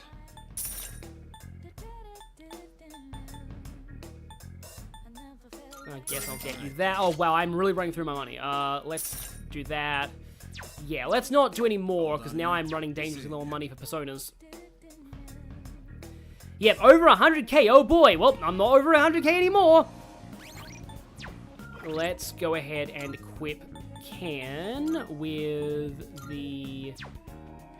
Oh, well, no, his is way better than that. Okay, well, that was a dumb idea then. I guess I have to sell that other thing. Slugger's Vest is Junpei exclusive? Yeah, that would make sense. What'd you bring? Guess I'll sell that. I'm at your aunt. Sure, it's a deal. I'm at your aunt. All right. Just want more money for personas. Oh, that's valuable. I should probably check the antique store too. Sorry about this, but, like, you know, preparations for the full moon. I don't really remember Hermit ever being that bad, but we'll see. I could probably stand to get a few more revival items. That reminds me.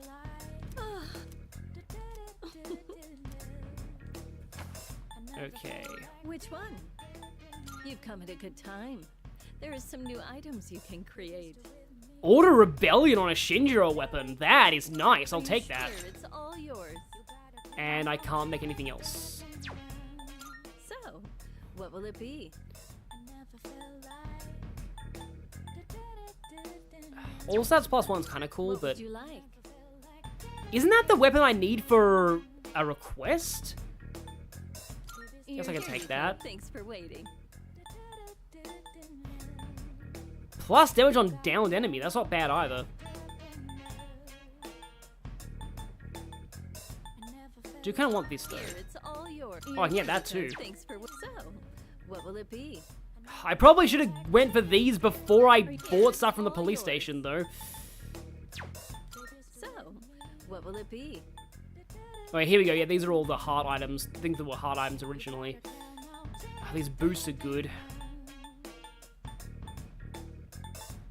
I mean, Null Fear is nice, but like, then eventually there's the Tome of the Void, which is like null almost every ailment.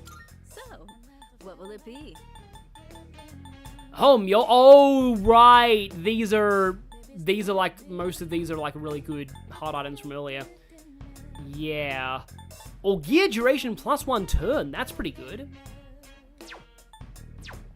Everything good? Wait. I didn't mean to press exit, but oh well. I'll check the items later. I mean, you know, like, it's this spending resources on Shinjiro is the same logic as, like, giving a Jagan a good weapon in Fire Emblem. It still helps you, for part of the game, so I don't see why you shouldn't do it. Okay. Sorcery Robe. Yeah, Mitsuru will take that. Alright, you need the Root Cestus. You need the Source Yumi. You need, that.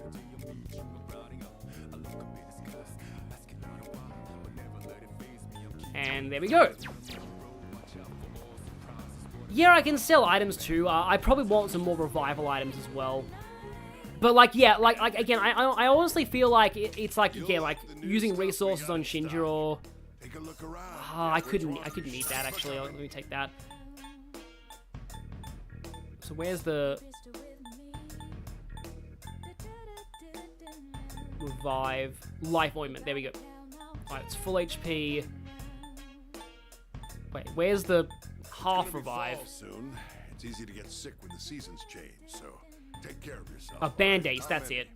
I need more of these. Take 5. You got everything you need? Come again, yeah? I mean, Shinji's more Percival than Jagan. A later joining character with really good base stats who helps you for that segment of the game. So, oh yeah, I believe that was actually a request for Elizabeth, the sword. Good day. Here are my oh my. Multi-target boost, that's not bad. Very good day.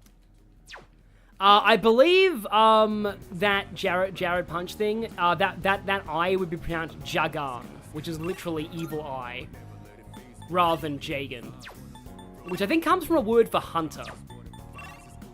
Monk or Ken or Fuka? That's the question. You know what? I'm gonna actually go for Monk. Yeah, I don't care. I'm living on the edge. Yeah, good night, Mia. I feel like a lot of people are heading out earlier than they usually are, so maybe I do need to move my streams back an hour. I'm kind of thinking that I might test the waters with like a different stream, and then maybe apply it to Persona 3 if there's enough interest. Cause like the poll I did was overwhelmingly in favor of me keeping the same streaming time. But at the same time, I can't tell how many of those people in the poll actually watch these streams regularly. Thinking about leaving. You've been coming here a lot too, huh? You alright, kid? You know, financially, paying for the drinks here? We don't pay for the drinks here. High school kids don't have much money, do they? At least I never gave much to my son. Well, we have a little thing called Tartarus and Shuffle Time to give us money. Yeah, I'm considering testing the waters for like for the stream times with a Sonic stream. Like, that's what I'm considering doing.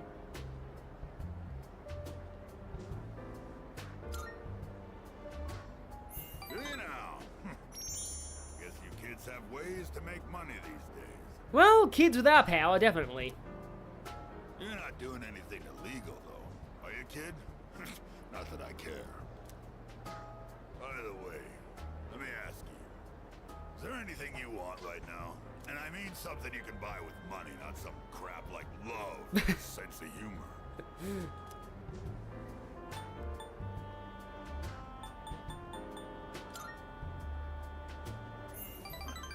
Don't tell me you've attained enlightenment at your age. Back when I was a young man, I never had enough money to buy the things I wanted. When you get to be my age, well, try thinking about it this way.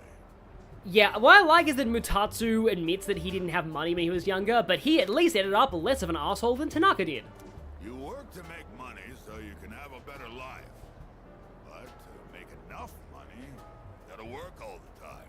As an adult, this speech definitely hits different for me now. So you never get to enjoy that better life you're working so hard to have. Quite a paradox, isn't it? Do you know what the average lifetime income of a white-collar worker is? Brighty 2007. I didn't know that you were Thai. That's cool. Including a retirement fund and an annual pension. It's 250 million yen. That's not even close to a lottery jackpot. I don't know how much that is in equivalent of my currency, so I can't tell you if that's a good or a bad salary. Thanks to me, you learned something new today, huh, kid? Now, don't waste your life working all the time trying to get rich. Just take life as it comes. I'm gonna have to get some water as well before the full moon, just saying.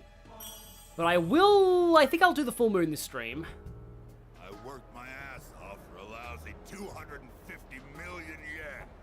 And for what? I wish I could buy back all the time I lost. Well, with those villains in Jupiter Ascending, you can, I guess. They talk about giving people immortality in terms of buying more time, literally. I love Jupiter Ascending, ironically.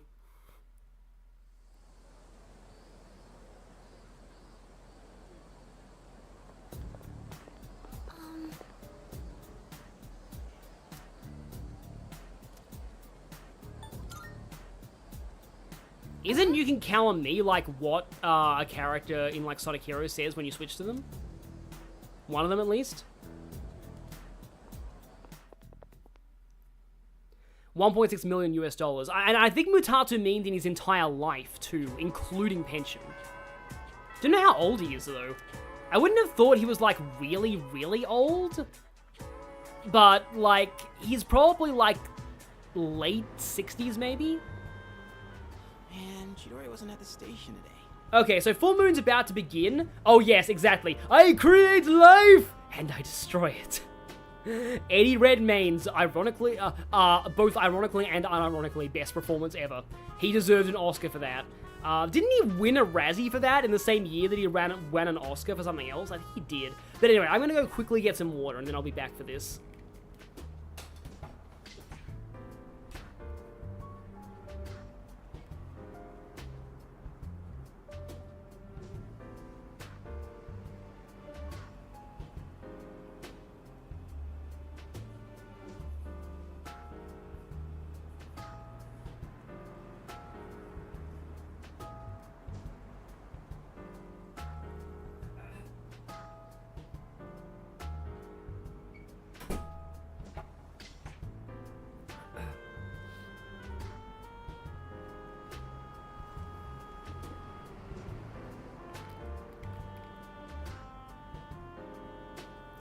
So, Junpei just walking down the street. Nothing bad's gonna happen at all.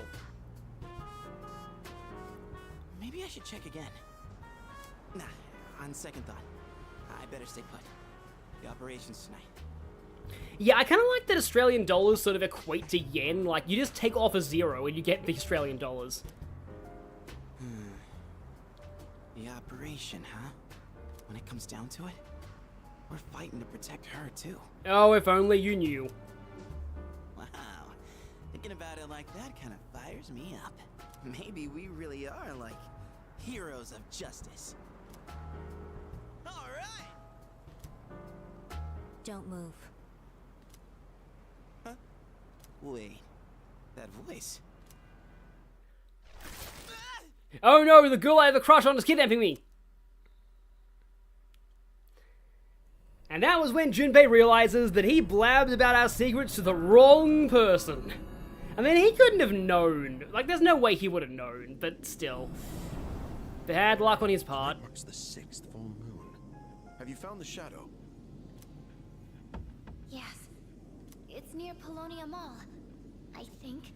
And yet, it says something that's still by far a lot better than the mistakes he made with girls at Yakushima. For some reason, I can't quite pinpoint its location. Like, having a crush on someone who turns out to be one of your enemies and kidnaps you, I'd still put that miles above the rest of Operation Babe Hunt, which says something. I'm trying to narrow it down, though. Is that part of its power? Sorry, I'm not not really sure about that either. Oh, no, but this full moon has a Persona 4 reference too. Wait, no. No. Persona 4 has a reference to this full moon. Other way round. Amada, did you find him? No, I can't find Junpei-san anywhere. Moral of the story, don't tell your crush your biggest secret or she might kidnap you. Perfect. His backpack isn't here, so I don't think he's been home yet. What is he doing? He knows tonight's a full moon. I'm not picking up his signal anywhere near the dorm either. Should I take more time to look for him, just in case? No, it's okay. You're young. Sometimes you just get in one of those moods. Yeah, sometimes you just get in that mood where you just disappear for no reason in a brutally dangerous hour of the day where killer shadows are on the loose. That's a totally normal young person thing to do. For now, though, we need to focus our attention on the shadow.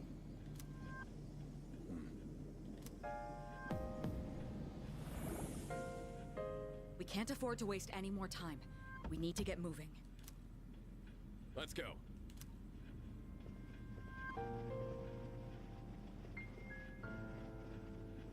Hold up. Did Junpei say anything about this? Yeah, I like that Shinjiro was noticing something here. Kind of feel like if he was a D&D character, he'd have high wisdom.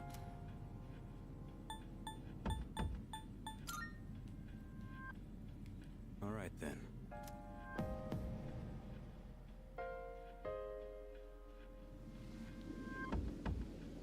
Any luck? I only sense a faint presence. It seems so close, but I can't reach it. All right, we can split up and search for it. There's no time to lose, so let's hurry. Wait! Please, I can do it! This is what I'm here for! Feel the movement of the earth through your fingertips. Hear the answer of the wind flow through your hair. Taste the knowledge of the water on your lips. What is she? Is she quoting from some, like, manga she read? Tell me, Lucia, what shrouds me from the truth? I mean, it's kind of cool, and at least she's not quoting My Sweet Passion, because that would summon an eldritch abomination. Hey, is she okay? Don't break her concentration. This is some kind of web beneath us? A web? Perhaps it's related to the old power cables underground. Back when the island was still being developed, this is where the main power station was located. Underground cables? Yes, a large number of power cables remain underground in a sprawling network, much like a web. So that's what's interfering with her ability? Thank you, Aigis. I figured it out now. It's not that the cables are interfering. The cables themselves have been possessed by the shadow. They what? So, everything under our feet is part of the shadow. No wonder you couldn't pinpoint it. It's covering this entire area. Yeah, I always love this reveal. It's like, the reason why she couldn't pinpoint it wasn't because it was hard to find, it's because it was everywhere. How are we supposed to beat something like that? Hiding underground, huh?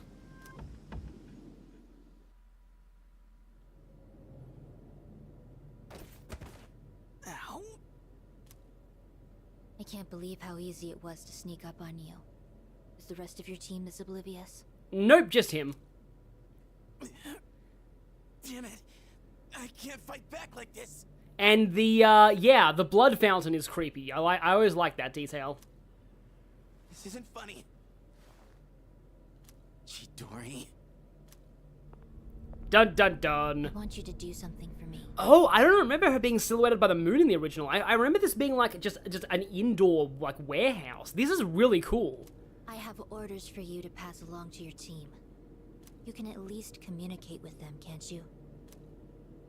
My team? Orders? Does he have a cell phone with a plume of dusk? Because otherwise she's out of luck. Do as I say, and you won't be harmed.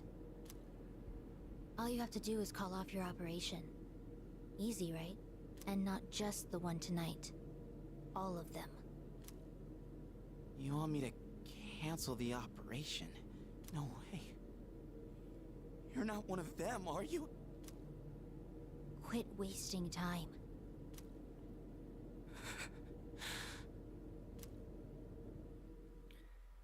More evidence that Zena Robinson is amazing.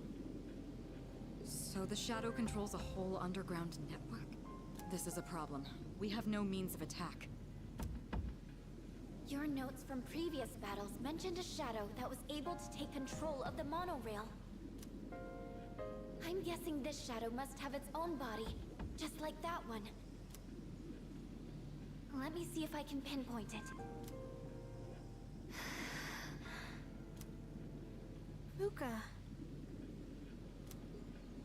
Even if we know where it is, we still have to get to it. If it's abandoned, there may still be a way to enter the facility where the cables converge. We'll see.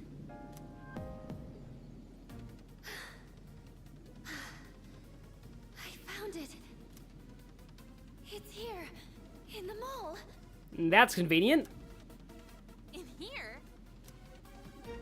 It's inside a small chamber underground. It's rectangular, so I assume it's man-made. Is it some sort of basement? Wait a minute. I overheard the manager of Escapade a while back. He was saying the power supply's been acting up lately. There was a big outage because of it that forced him to cancel some important event. Yeah, this right here. In Persona 4, you find out this was a Rise concert. So, Rise was gonna do a concert in Club Escapade tonight, and it got cancelled because of this boss fight, which is amazing. An outage? Yeah. Mentioned they remodeled the basement into a control room a while ago. Though Rise would have only been like 13 at this point, right? Maybe we should take a look. That's gotta be it. Good job, Yamagishi. All right, as soon as we're ready, we'll make our move.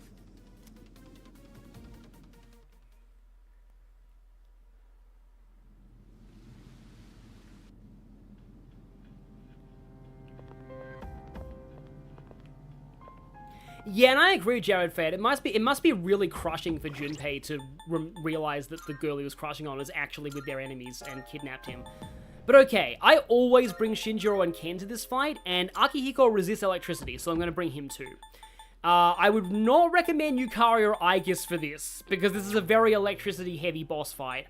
But I think I'm good on equipment. Now, do I have... yeah, I'll start on Takini, so I have that Auto Tarakaja up.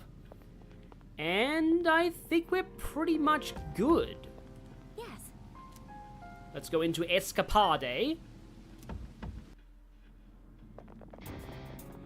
And hello there. The Shadow's core.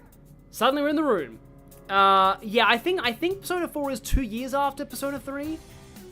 The cables are feeding into its body, so it might use electricity to attack. Yeah, what the heck, Idol Industry is right. Also, this line's a bit of a jerk move if it's like, it might use electricity to attack. So, joke's on you if you brought Yukari or Aigis to this. Please, be careful. I mean, it kind of serves you right because they talk about power cables. But still, here we go. So this is one of those huge shadows. Huh. Well, not like it changes what we usually do. I'll help too. This large shadows arcana is the Hermit. Watch out for attacks that use electricity. No, I don't think this is a hot take. So, like, to me, this was always one of the least memorable of the Arcana boss fights. I don't know why, it's just like, it's a single enemy, and it only really has one really unique thing it can do. I doubt the remake's going to improve this fight much, but we'll see. Also, I really wish Fuka started this battle with, like, 25% SP. Because that would make sense, because she exerted so much energy to fight, to, like, find this. So, she really should start this fight with low SP. But okay, then. I believe, here we go, yeah, Matarakaja time. Ultimate buff, go! And let's start out the bloody charge. Yeah, at least the game is kind enough to give you a healer with Midiorama right before this, agreed. I don't think I'll Makara Khan. think I'll just whack it. I don't even know if crits work on it, but I think they do. And let's debuff.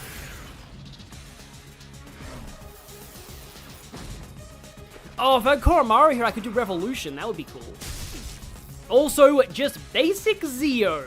Yep, our big terrifying boss, ladies and gentlemen. Basic Zeo. What's Mothman weak to? You'll have to use trial and error. Okay, no dark or wind either. That's good to know. Okay, you boring electricity. That's good. Yeah, I like referring to reflection as boing. It's just fun to do. Oh yeah, everyone's calling it circuitry back in my original Let's Play because Sun and Moon just came out. That makes sense. Let's try this. Okay, that's solid damage. Not really hitting it for that much, but it's solid damage at least. How much does Korgon do? It'd be kind of interesting if it had a soft weakness to light to encourage you to use Chem. Yeah, it's taking a decent damage. Let's see. Alright, that's not bad. The enemy shadow is charging a lot of electricity inside its body. It might be up to something. I'll analyze it on my end as well. Oh, Makarakan plus Elect Break? That sounds really cool. In fact, I might be able to do that. Oh, stupid Dekaja. That's annoying. Looks cool, though. Almost done charging up already, huh? Alright, then. I believe... Did I just get Elect... I think I got Elect Break on Akihiko, didn't I? Did I drop Elect Break? Did I drop that? Huh. Well, in any case, Mothman reflects that, so... I'm gonna go ahead and do this.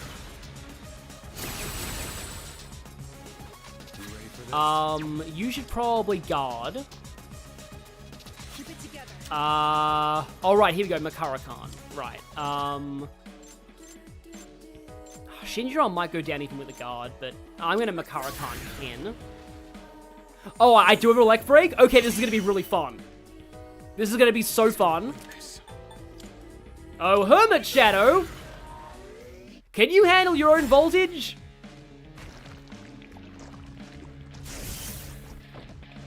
I've got it! The enemy gets stronger by absorbing electrical power. To stop the enemy from powering up, you'll need to attack while it's charging. But what if I wanted to attack? What about that, huh? You ever considered that? Do I have any, like, magic mirrors? Because that would be so funny if I had more magic mirrors. Iron Athlete Meal, Protection Sutra. Oh wow, that's a heat rise. That's cool. Yes, I have magic mirrors. Oh, this is gonna be really fun.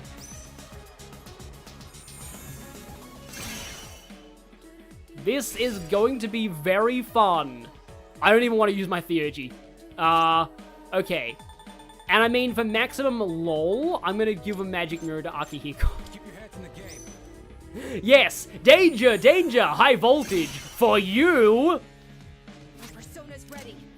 Yes, your persona... Oh, I could have just used another Makarakan. But I'm just gonna go hit his shield. I love how you can just ignore the main give this fight. I mean, it's a reward for figuring out how Elect Break works, at least. I mean, I can put the Tarunda back up. And it's defense debuff, too. Oh, yeah, it could wear off. Yep, there we go. I mean, that did less damage than I expected it to. But, yeah, that is very much a thing. And let's put the Rakuna back on. Yep, short circuit his own circuits. Am I still in Bloody Charge? I forget. Right, I'm gonna put it back on just in case. Yes, this is call an ambulance, but not for me. This is also Big Hurdy Lightning. Wow, you've also got a Theurgy. But I want to put the Makarakan back up on Shinjiro. Yeah, this is, thank you so much for telling me in the chat about this, because this is really funny. Let's put the elect brake back on. And here comes the gigantic fist, and I don't care. Well, I mildly care about that. Attack evasion reverted. I mean, I can do this again, I suppose. Or I could Tarukaja. It's still got a charge up, so I don't know if it's going to do the thing again or not.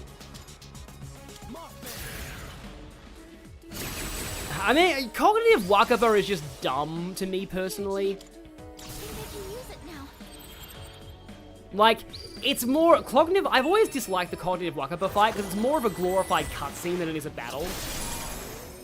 And, like, the developers even stated that that was intentional. Okay, this will probably knock away its charge, but, like, I want to show this. Bleeding Fury! Yeah, well, this is a really hardcore, Morse called it Showtime. Wow, that did more than the reflection. And hey, I got the damage cap! Nice! If we attack it now, we can stop it from powering up. But I don't want to! I want it to power up! Will this work? I want it to power up! So you got the Makarakan. Put it on yourself now.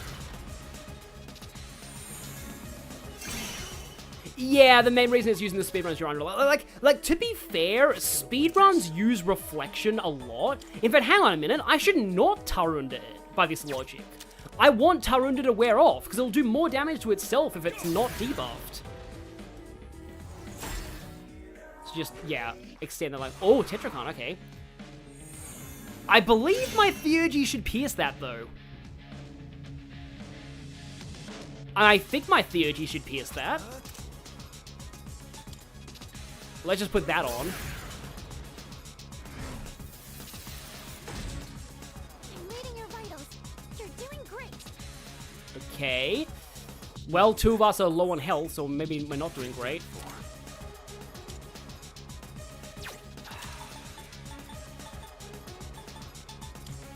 I mean, I guess Shinjiro could... Oh, no, it's Boing. Shinjiro should not attack it. Like, the thing is, I don't want to guard. I want to waste my turn, because if I guard, I might take less damage. But yeah, break skill being useful. I should... Wait a minute. Akihiko is not Boing, so let's put Boing on Akihiko. Yes, Akihiko is Boing. Yeah, it's fine if you head now, but this is fun. I like that this is happening. This is amazing. Okay, I should probably Lifestone somebody, maybe. Guess I owe you. Yes, revert your attack! Revert your attack! I want that! Charging complete. I do not care in the slightest. But I don't really like giving that Tetrakan up. Do need to keep that, although it's not going to revert. So I guess I can... Yeah, that was barely anything, that's fine. Don't want to attack it. This is who I am. This is who I am, that's cool. I mean, though he's now comparing himself to another edgelord, Shadow. Shinjiro is a good edgelord, though. He's the best kind of edgelord. Everyone is reflects. So let's Madeira armor again. I have so many Theurgies right now, but I don't really want to use them because that would mean the boss might end up getting out of its charge state, and I want it to be in its charge state. Here we go! Giga Spark yourself in the face. Yes! Wow, the lack of Tarunda made a huge difference there. Holy crap. And now we unload with Theurgies. So let's go ahead and Theurgy. I still love that smack.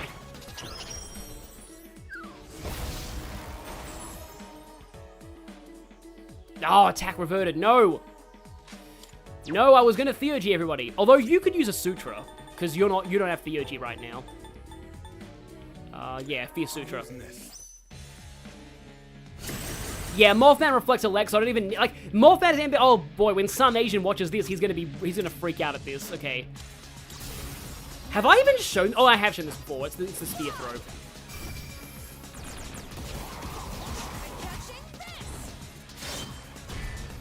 What, like he caught like he just caught our his own lightning? Part of me wants to rename this stream and do a new thumbnail about, like, big hurdy lightning. Accelerated charging. Well, that's fine. This is different from how it's been charging up till now. It's powered up significantly. Unless this is Almighty. If this is Almighty, I'm so screwed. Hermit is about to discharge. Oh, its defense is gonna revert. Oh, that's probably fine. Some Asian is the MVP of this fight, even though he's not here. Amazing. Amazing. How many more magic mirrors do I have? I have 3. I'm fine. Good thing we have this. Okay, put boing on yourself. Keep it together. And then put boing on yourself. Lol, no, it's Elect still.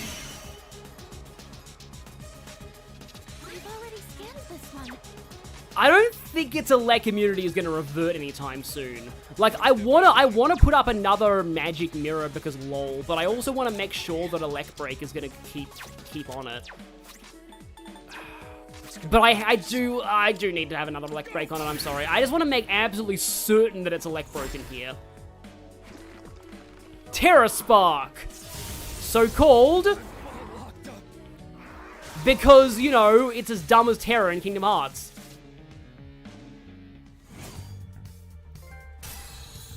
Trophy earned, dodging lightning. Well, I guess we did more than dodge lightning that time. Like lightning rod, it's like the ultimate lightning rod. Not only do you draw the electricity into yourself, you reflect the electricity and destroy the thing that was sending the electricity at you. Yep, well, that was Hermit. That was Hermit. And of course, Mothman learns Almighty. Because Mothman is the MVP. Was Elect Boost actually affecting the damage from the repel? It probably wasn't, but it would be funny if it was. All these skills are too good, though. Like, honestly, I don't even feel like I need Megado on you. Although it's the only Megado that I have so far, so I guess I can get rid of Elect Boost. Yeah, exactly. Get dunked on. So, who was it in the chat who told me about that? Thank you. Thank you. Yeah, that attack is probably a party wipe if you don't... I mean, you can guard it, but if you don't have, like... Yeah, not so forgettable now, huh? Yeah, that's you, Mikey. Thank you for that. Yeah. What was I saying about this being the most forgettable boss? I can't sense it anymore. Nice work, everyone. I can't sense it anymore. Yeah. You think? It's not just a pile of ashes. It probably erased itself from the time-space continuum. It got beaten that badly by its own attack. By the way, like, everyone they're like, huh, what were we just fighting? Like, everyone just forgets that it ever existed. I think I sensed Junpei-kun earlier. He's back at the dorm, but something felt off. The chairman's there too, so he should be okay, but we should hurry back, just in case.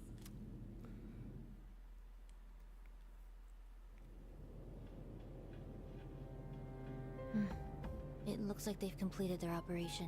Damn it, I did not count on them being able to reflect lightning. What?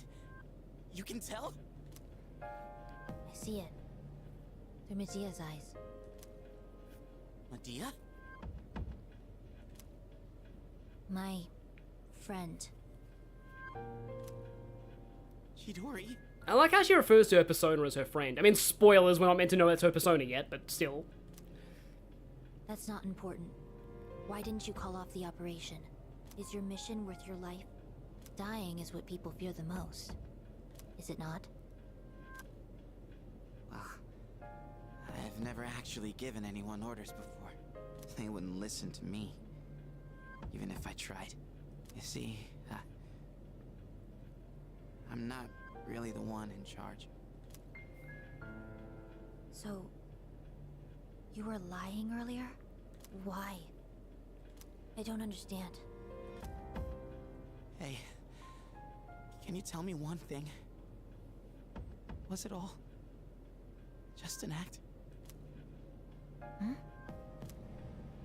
The way we met at the station, that cut on your hand, the drawings. Were you just setting me up? Yeah, again, I love the genuine tearfulness in his voice here. Now that I think about it, a real cut wouldn't have disappeared that fast. I see how it is. That was... Junpei! They're back already? Oh crap, I am now severely outnumbered. An evoker? She's a persona user? Uno reverse electricity, that's a good idea. I was just gonna retitle this to like best Hermit fight ever. Medea, come. Chidori, no! Well, I guess he's useful for something, even with his hands literally tied behind his back. Senpai, her evoker! No! Give it back! Sorry, but we can't let you use this. What's all the fuss what? When did she? Yeah. Aigis, restrain her. What was Ikutsuki doing here? Like, he was in the building when this was happening. Understood. I know he doesn't have a persona, but he could have called us. Medea!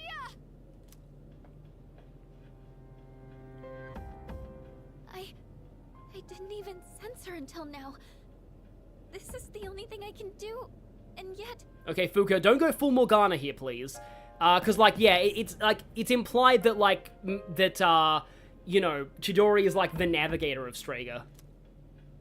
Even we couldn't sense her. She must have the ability to conceal her presence. I mean, yes, Ken versus Hermit still makes sense considering Ken had Makarakan. That's fine. I certainly didn't have the slightest clue she was here. I have a number of questions for you. Are you a member of that group called Strega? Ikutsuki was too busy coming up with new puns. I'm not... Chidori? Medea, I'm... It looks like she's too emotionally unstable for an interrogation. Let's check in on her later, after she's had some time to calm down. I'll go ahead and arrange a hospital room for her. She'll have to be placed under watch, but I'm sure she understands. Chidori. Yeah, Ken learning the Khan skills is super useful in a speedrun context. Because, like, most Persona speedruns I've seen, the theme is reflection. Reflection is really broken if you go all in on it. Like, the Persona 5 traits that boost reflect damage are insane in speedruns. And it's why, even though it's weak to physical, Dekarabia gets used a lot in P5 speedruns because it learns Tetrakan very early. And then the late game bosses in Persona 4, like Kunino Sagiri, gets completely demolished by reflection. As does Shadow Naoto. The funny thing about Shadow Naoto is you can reflect her own status ailments back at her, and it works, which I feel is kind of symbolic. Like, she has a silence ray, and if you have Makarakan up, she will reflect it and silence herself.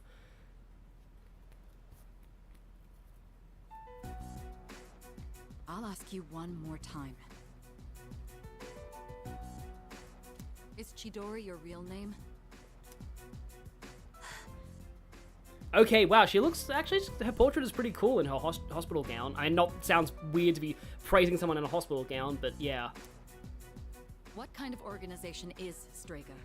Are there others besides you three? Yeah, the Khan skills were full party in Persona 3, which is kind of funny. I don't think I even used them all that much.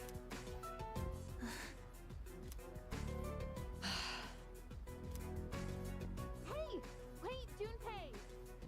Ken is great in a speedrun, that's good to know. You're not supposed to be here, remember? Junpei's like, but I love her.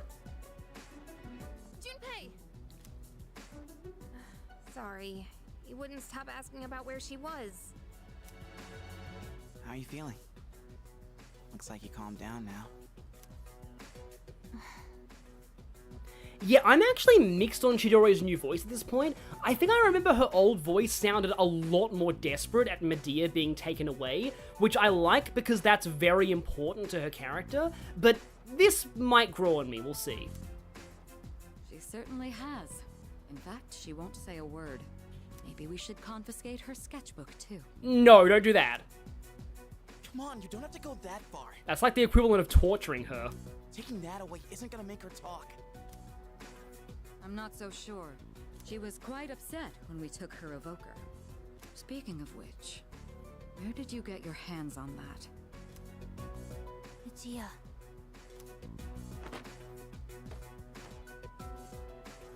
Give it back to me! I want her back! I remember the original, she also had a very distressed portrait for this too. Hey, didn't I tell you not to bring that up? What else am I supposed to do? I'll have someone else try next time. Why?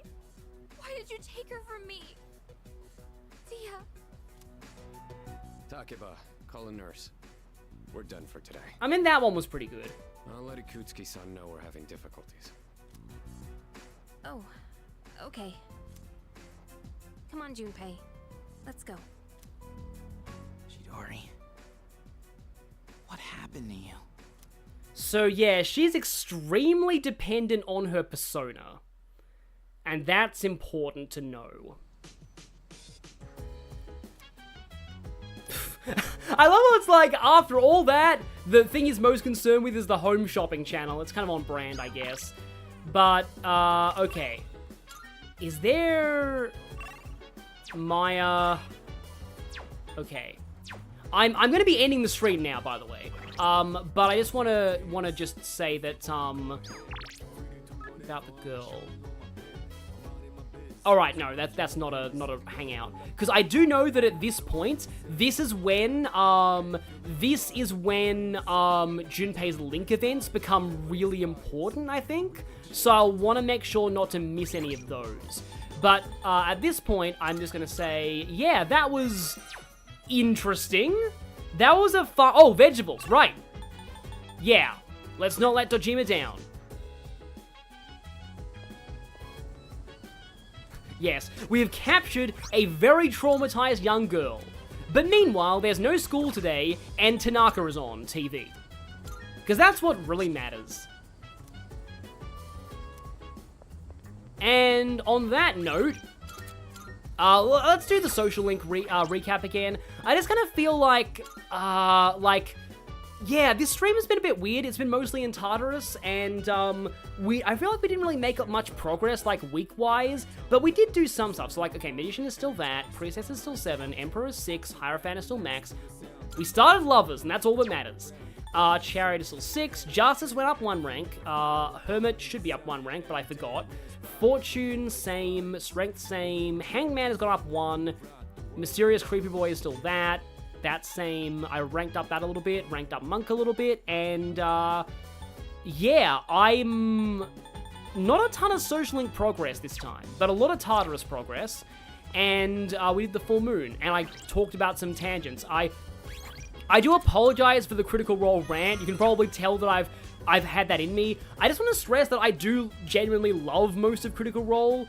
But yeah, and episode 91 is genuinely quite good, so maybe I'll start liking it again. So, yeah, thanks for all that. I love that Hermit fight, and I will see you all next time for hopefully more social link action. I don't think we'll get to the next full moon, but yeah, more social link action, more Shinjiro and Tartarus, and yeah, probably a new theme to Tartarus, so see you all next time.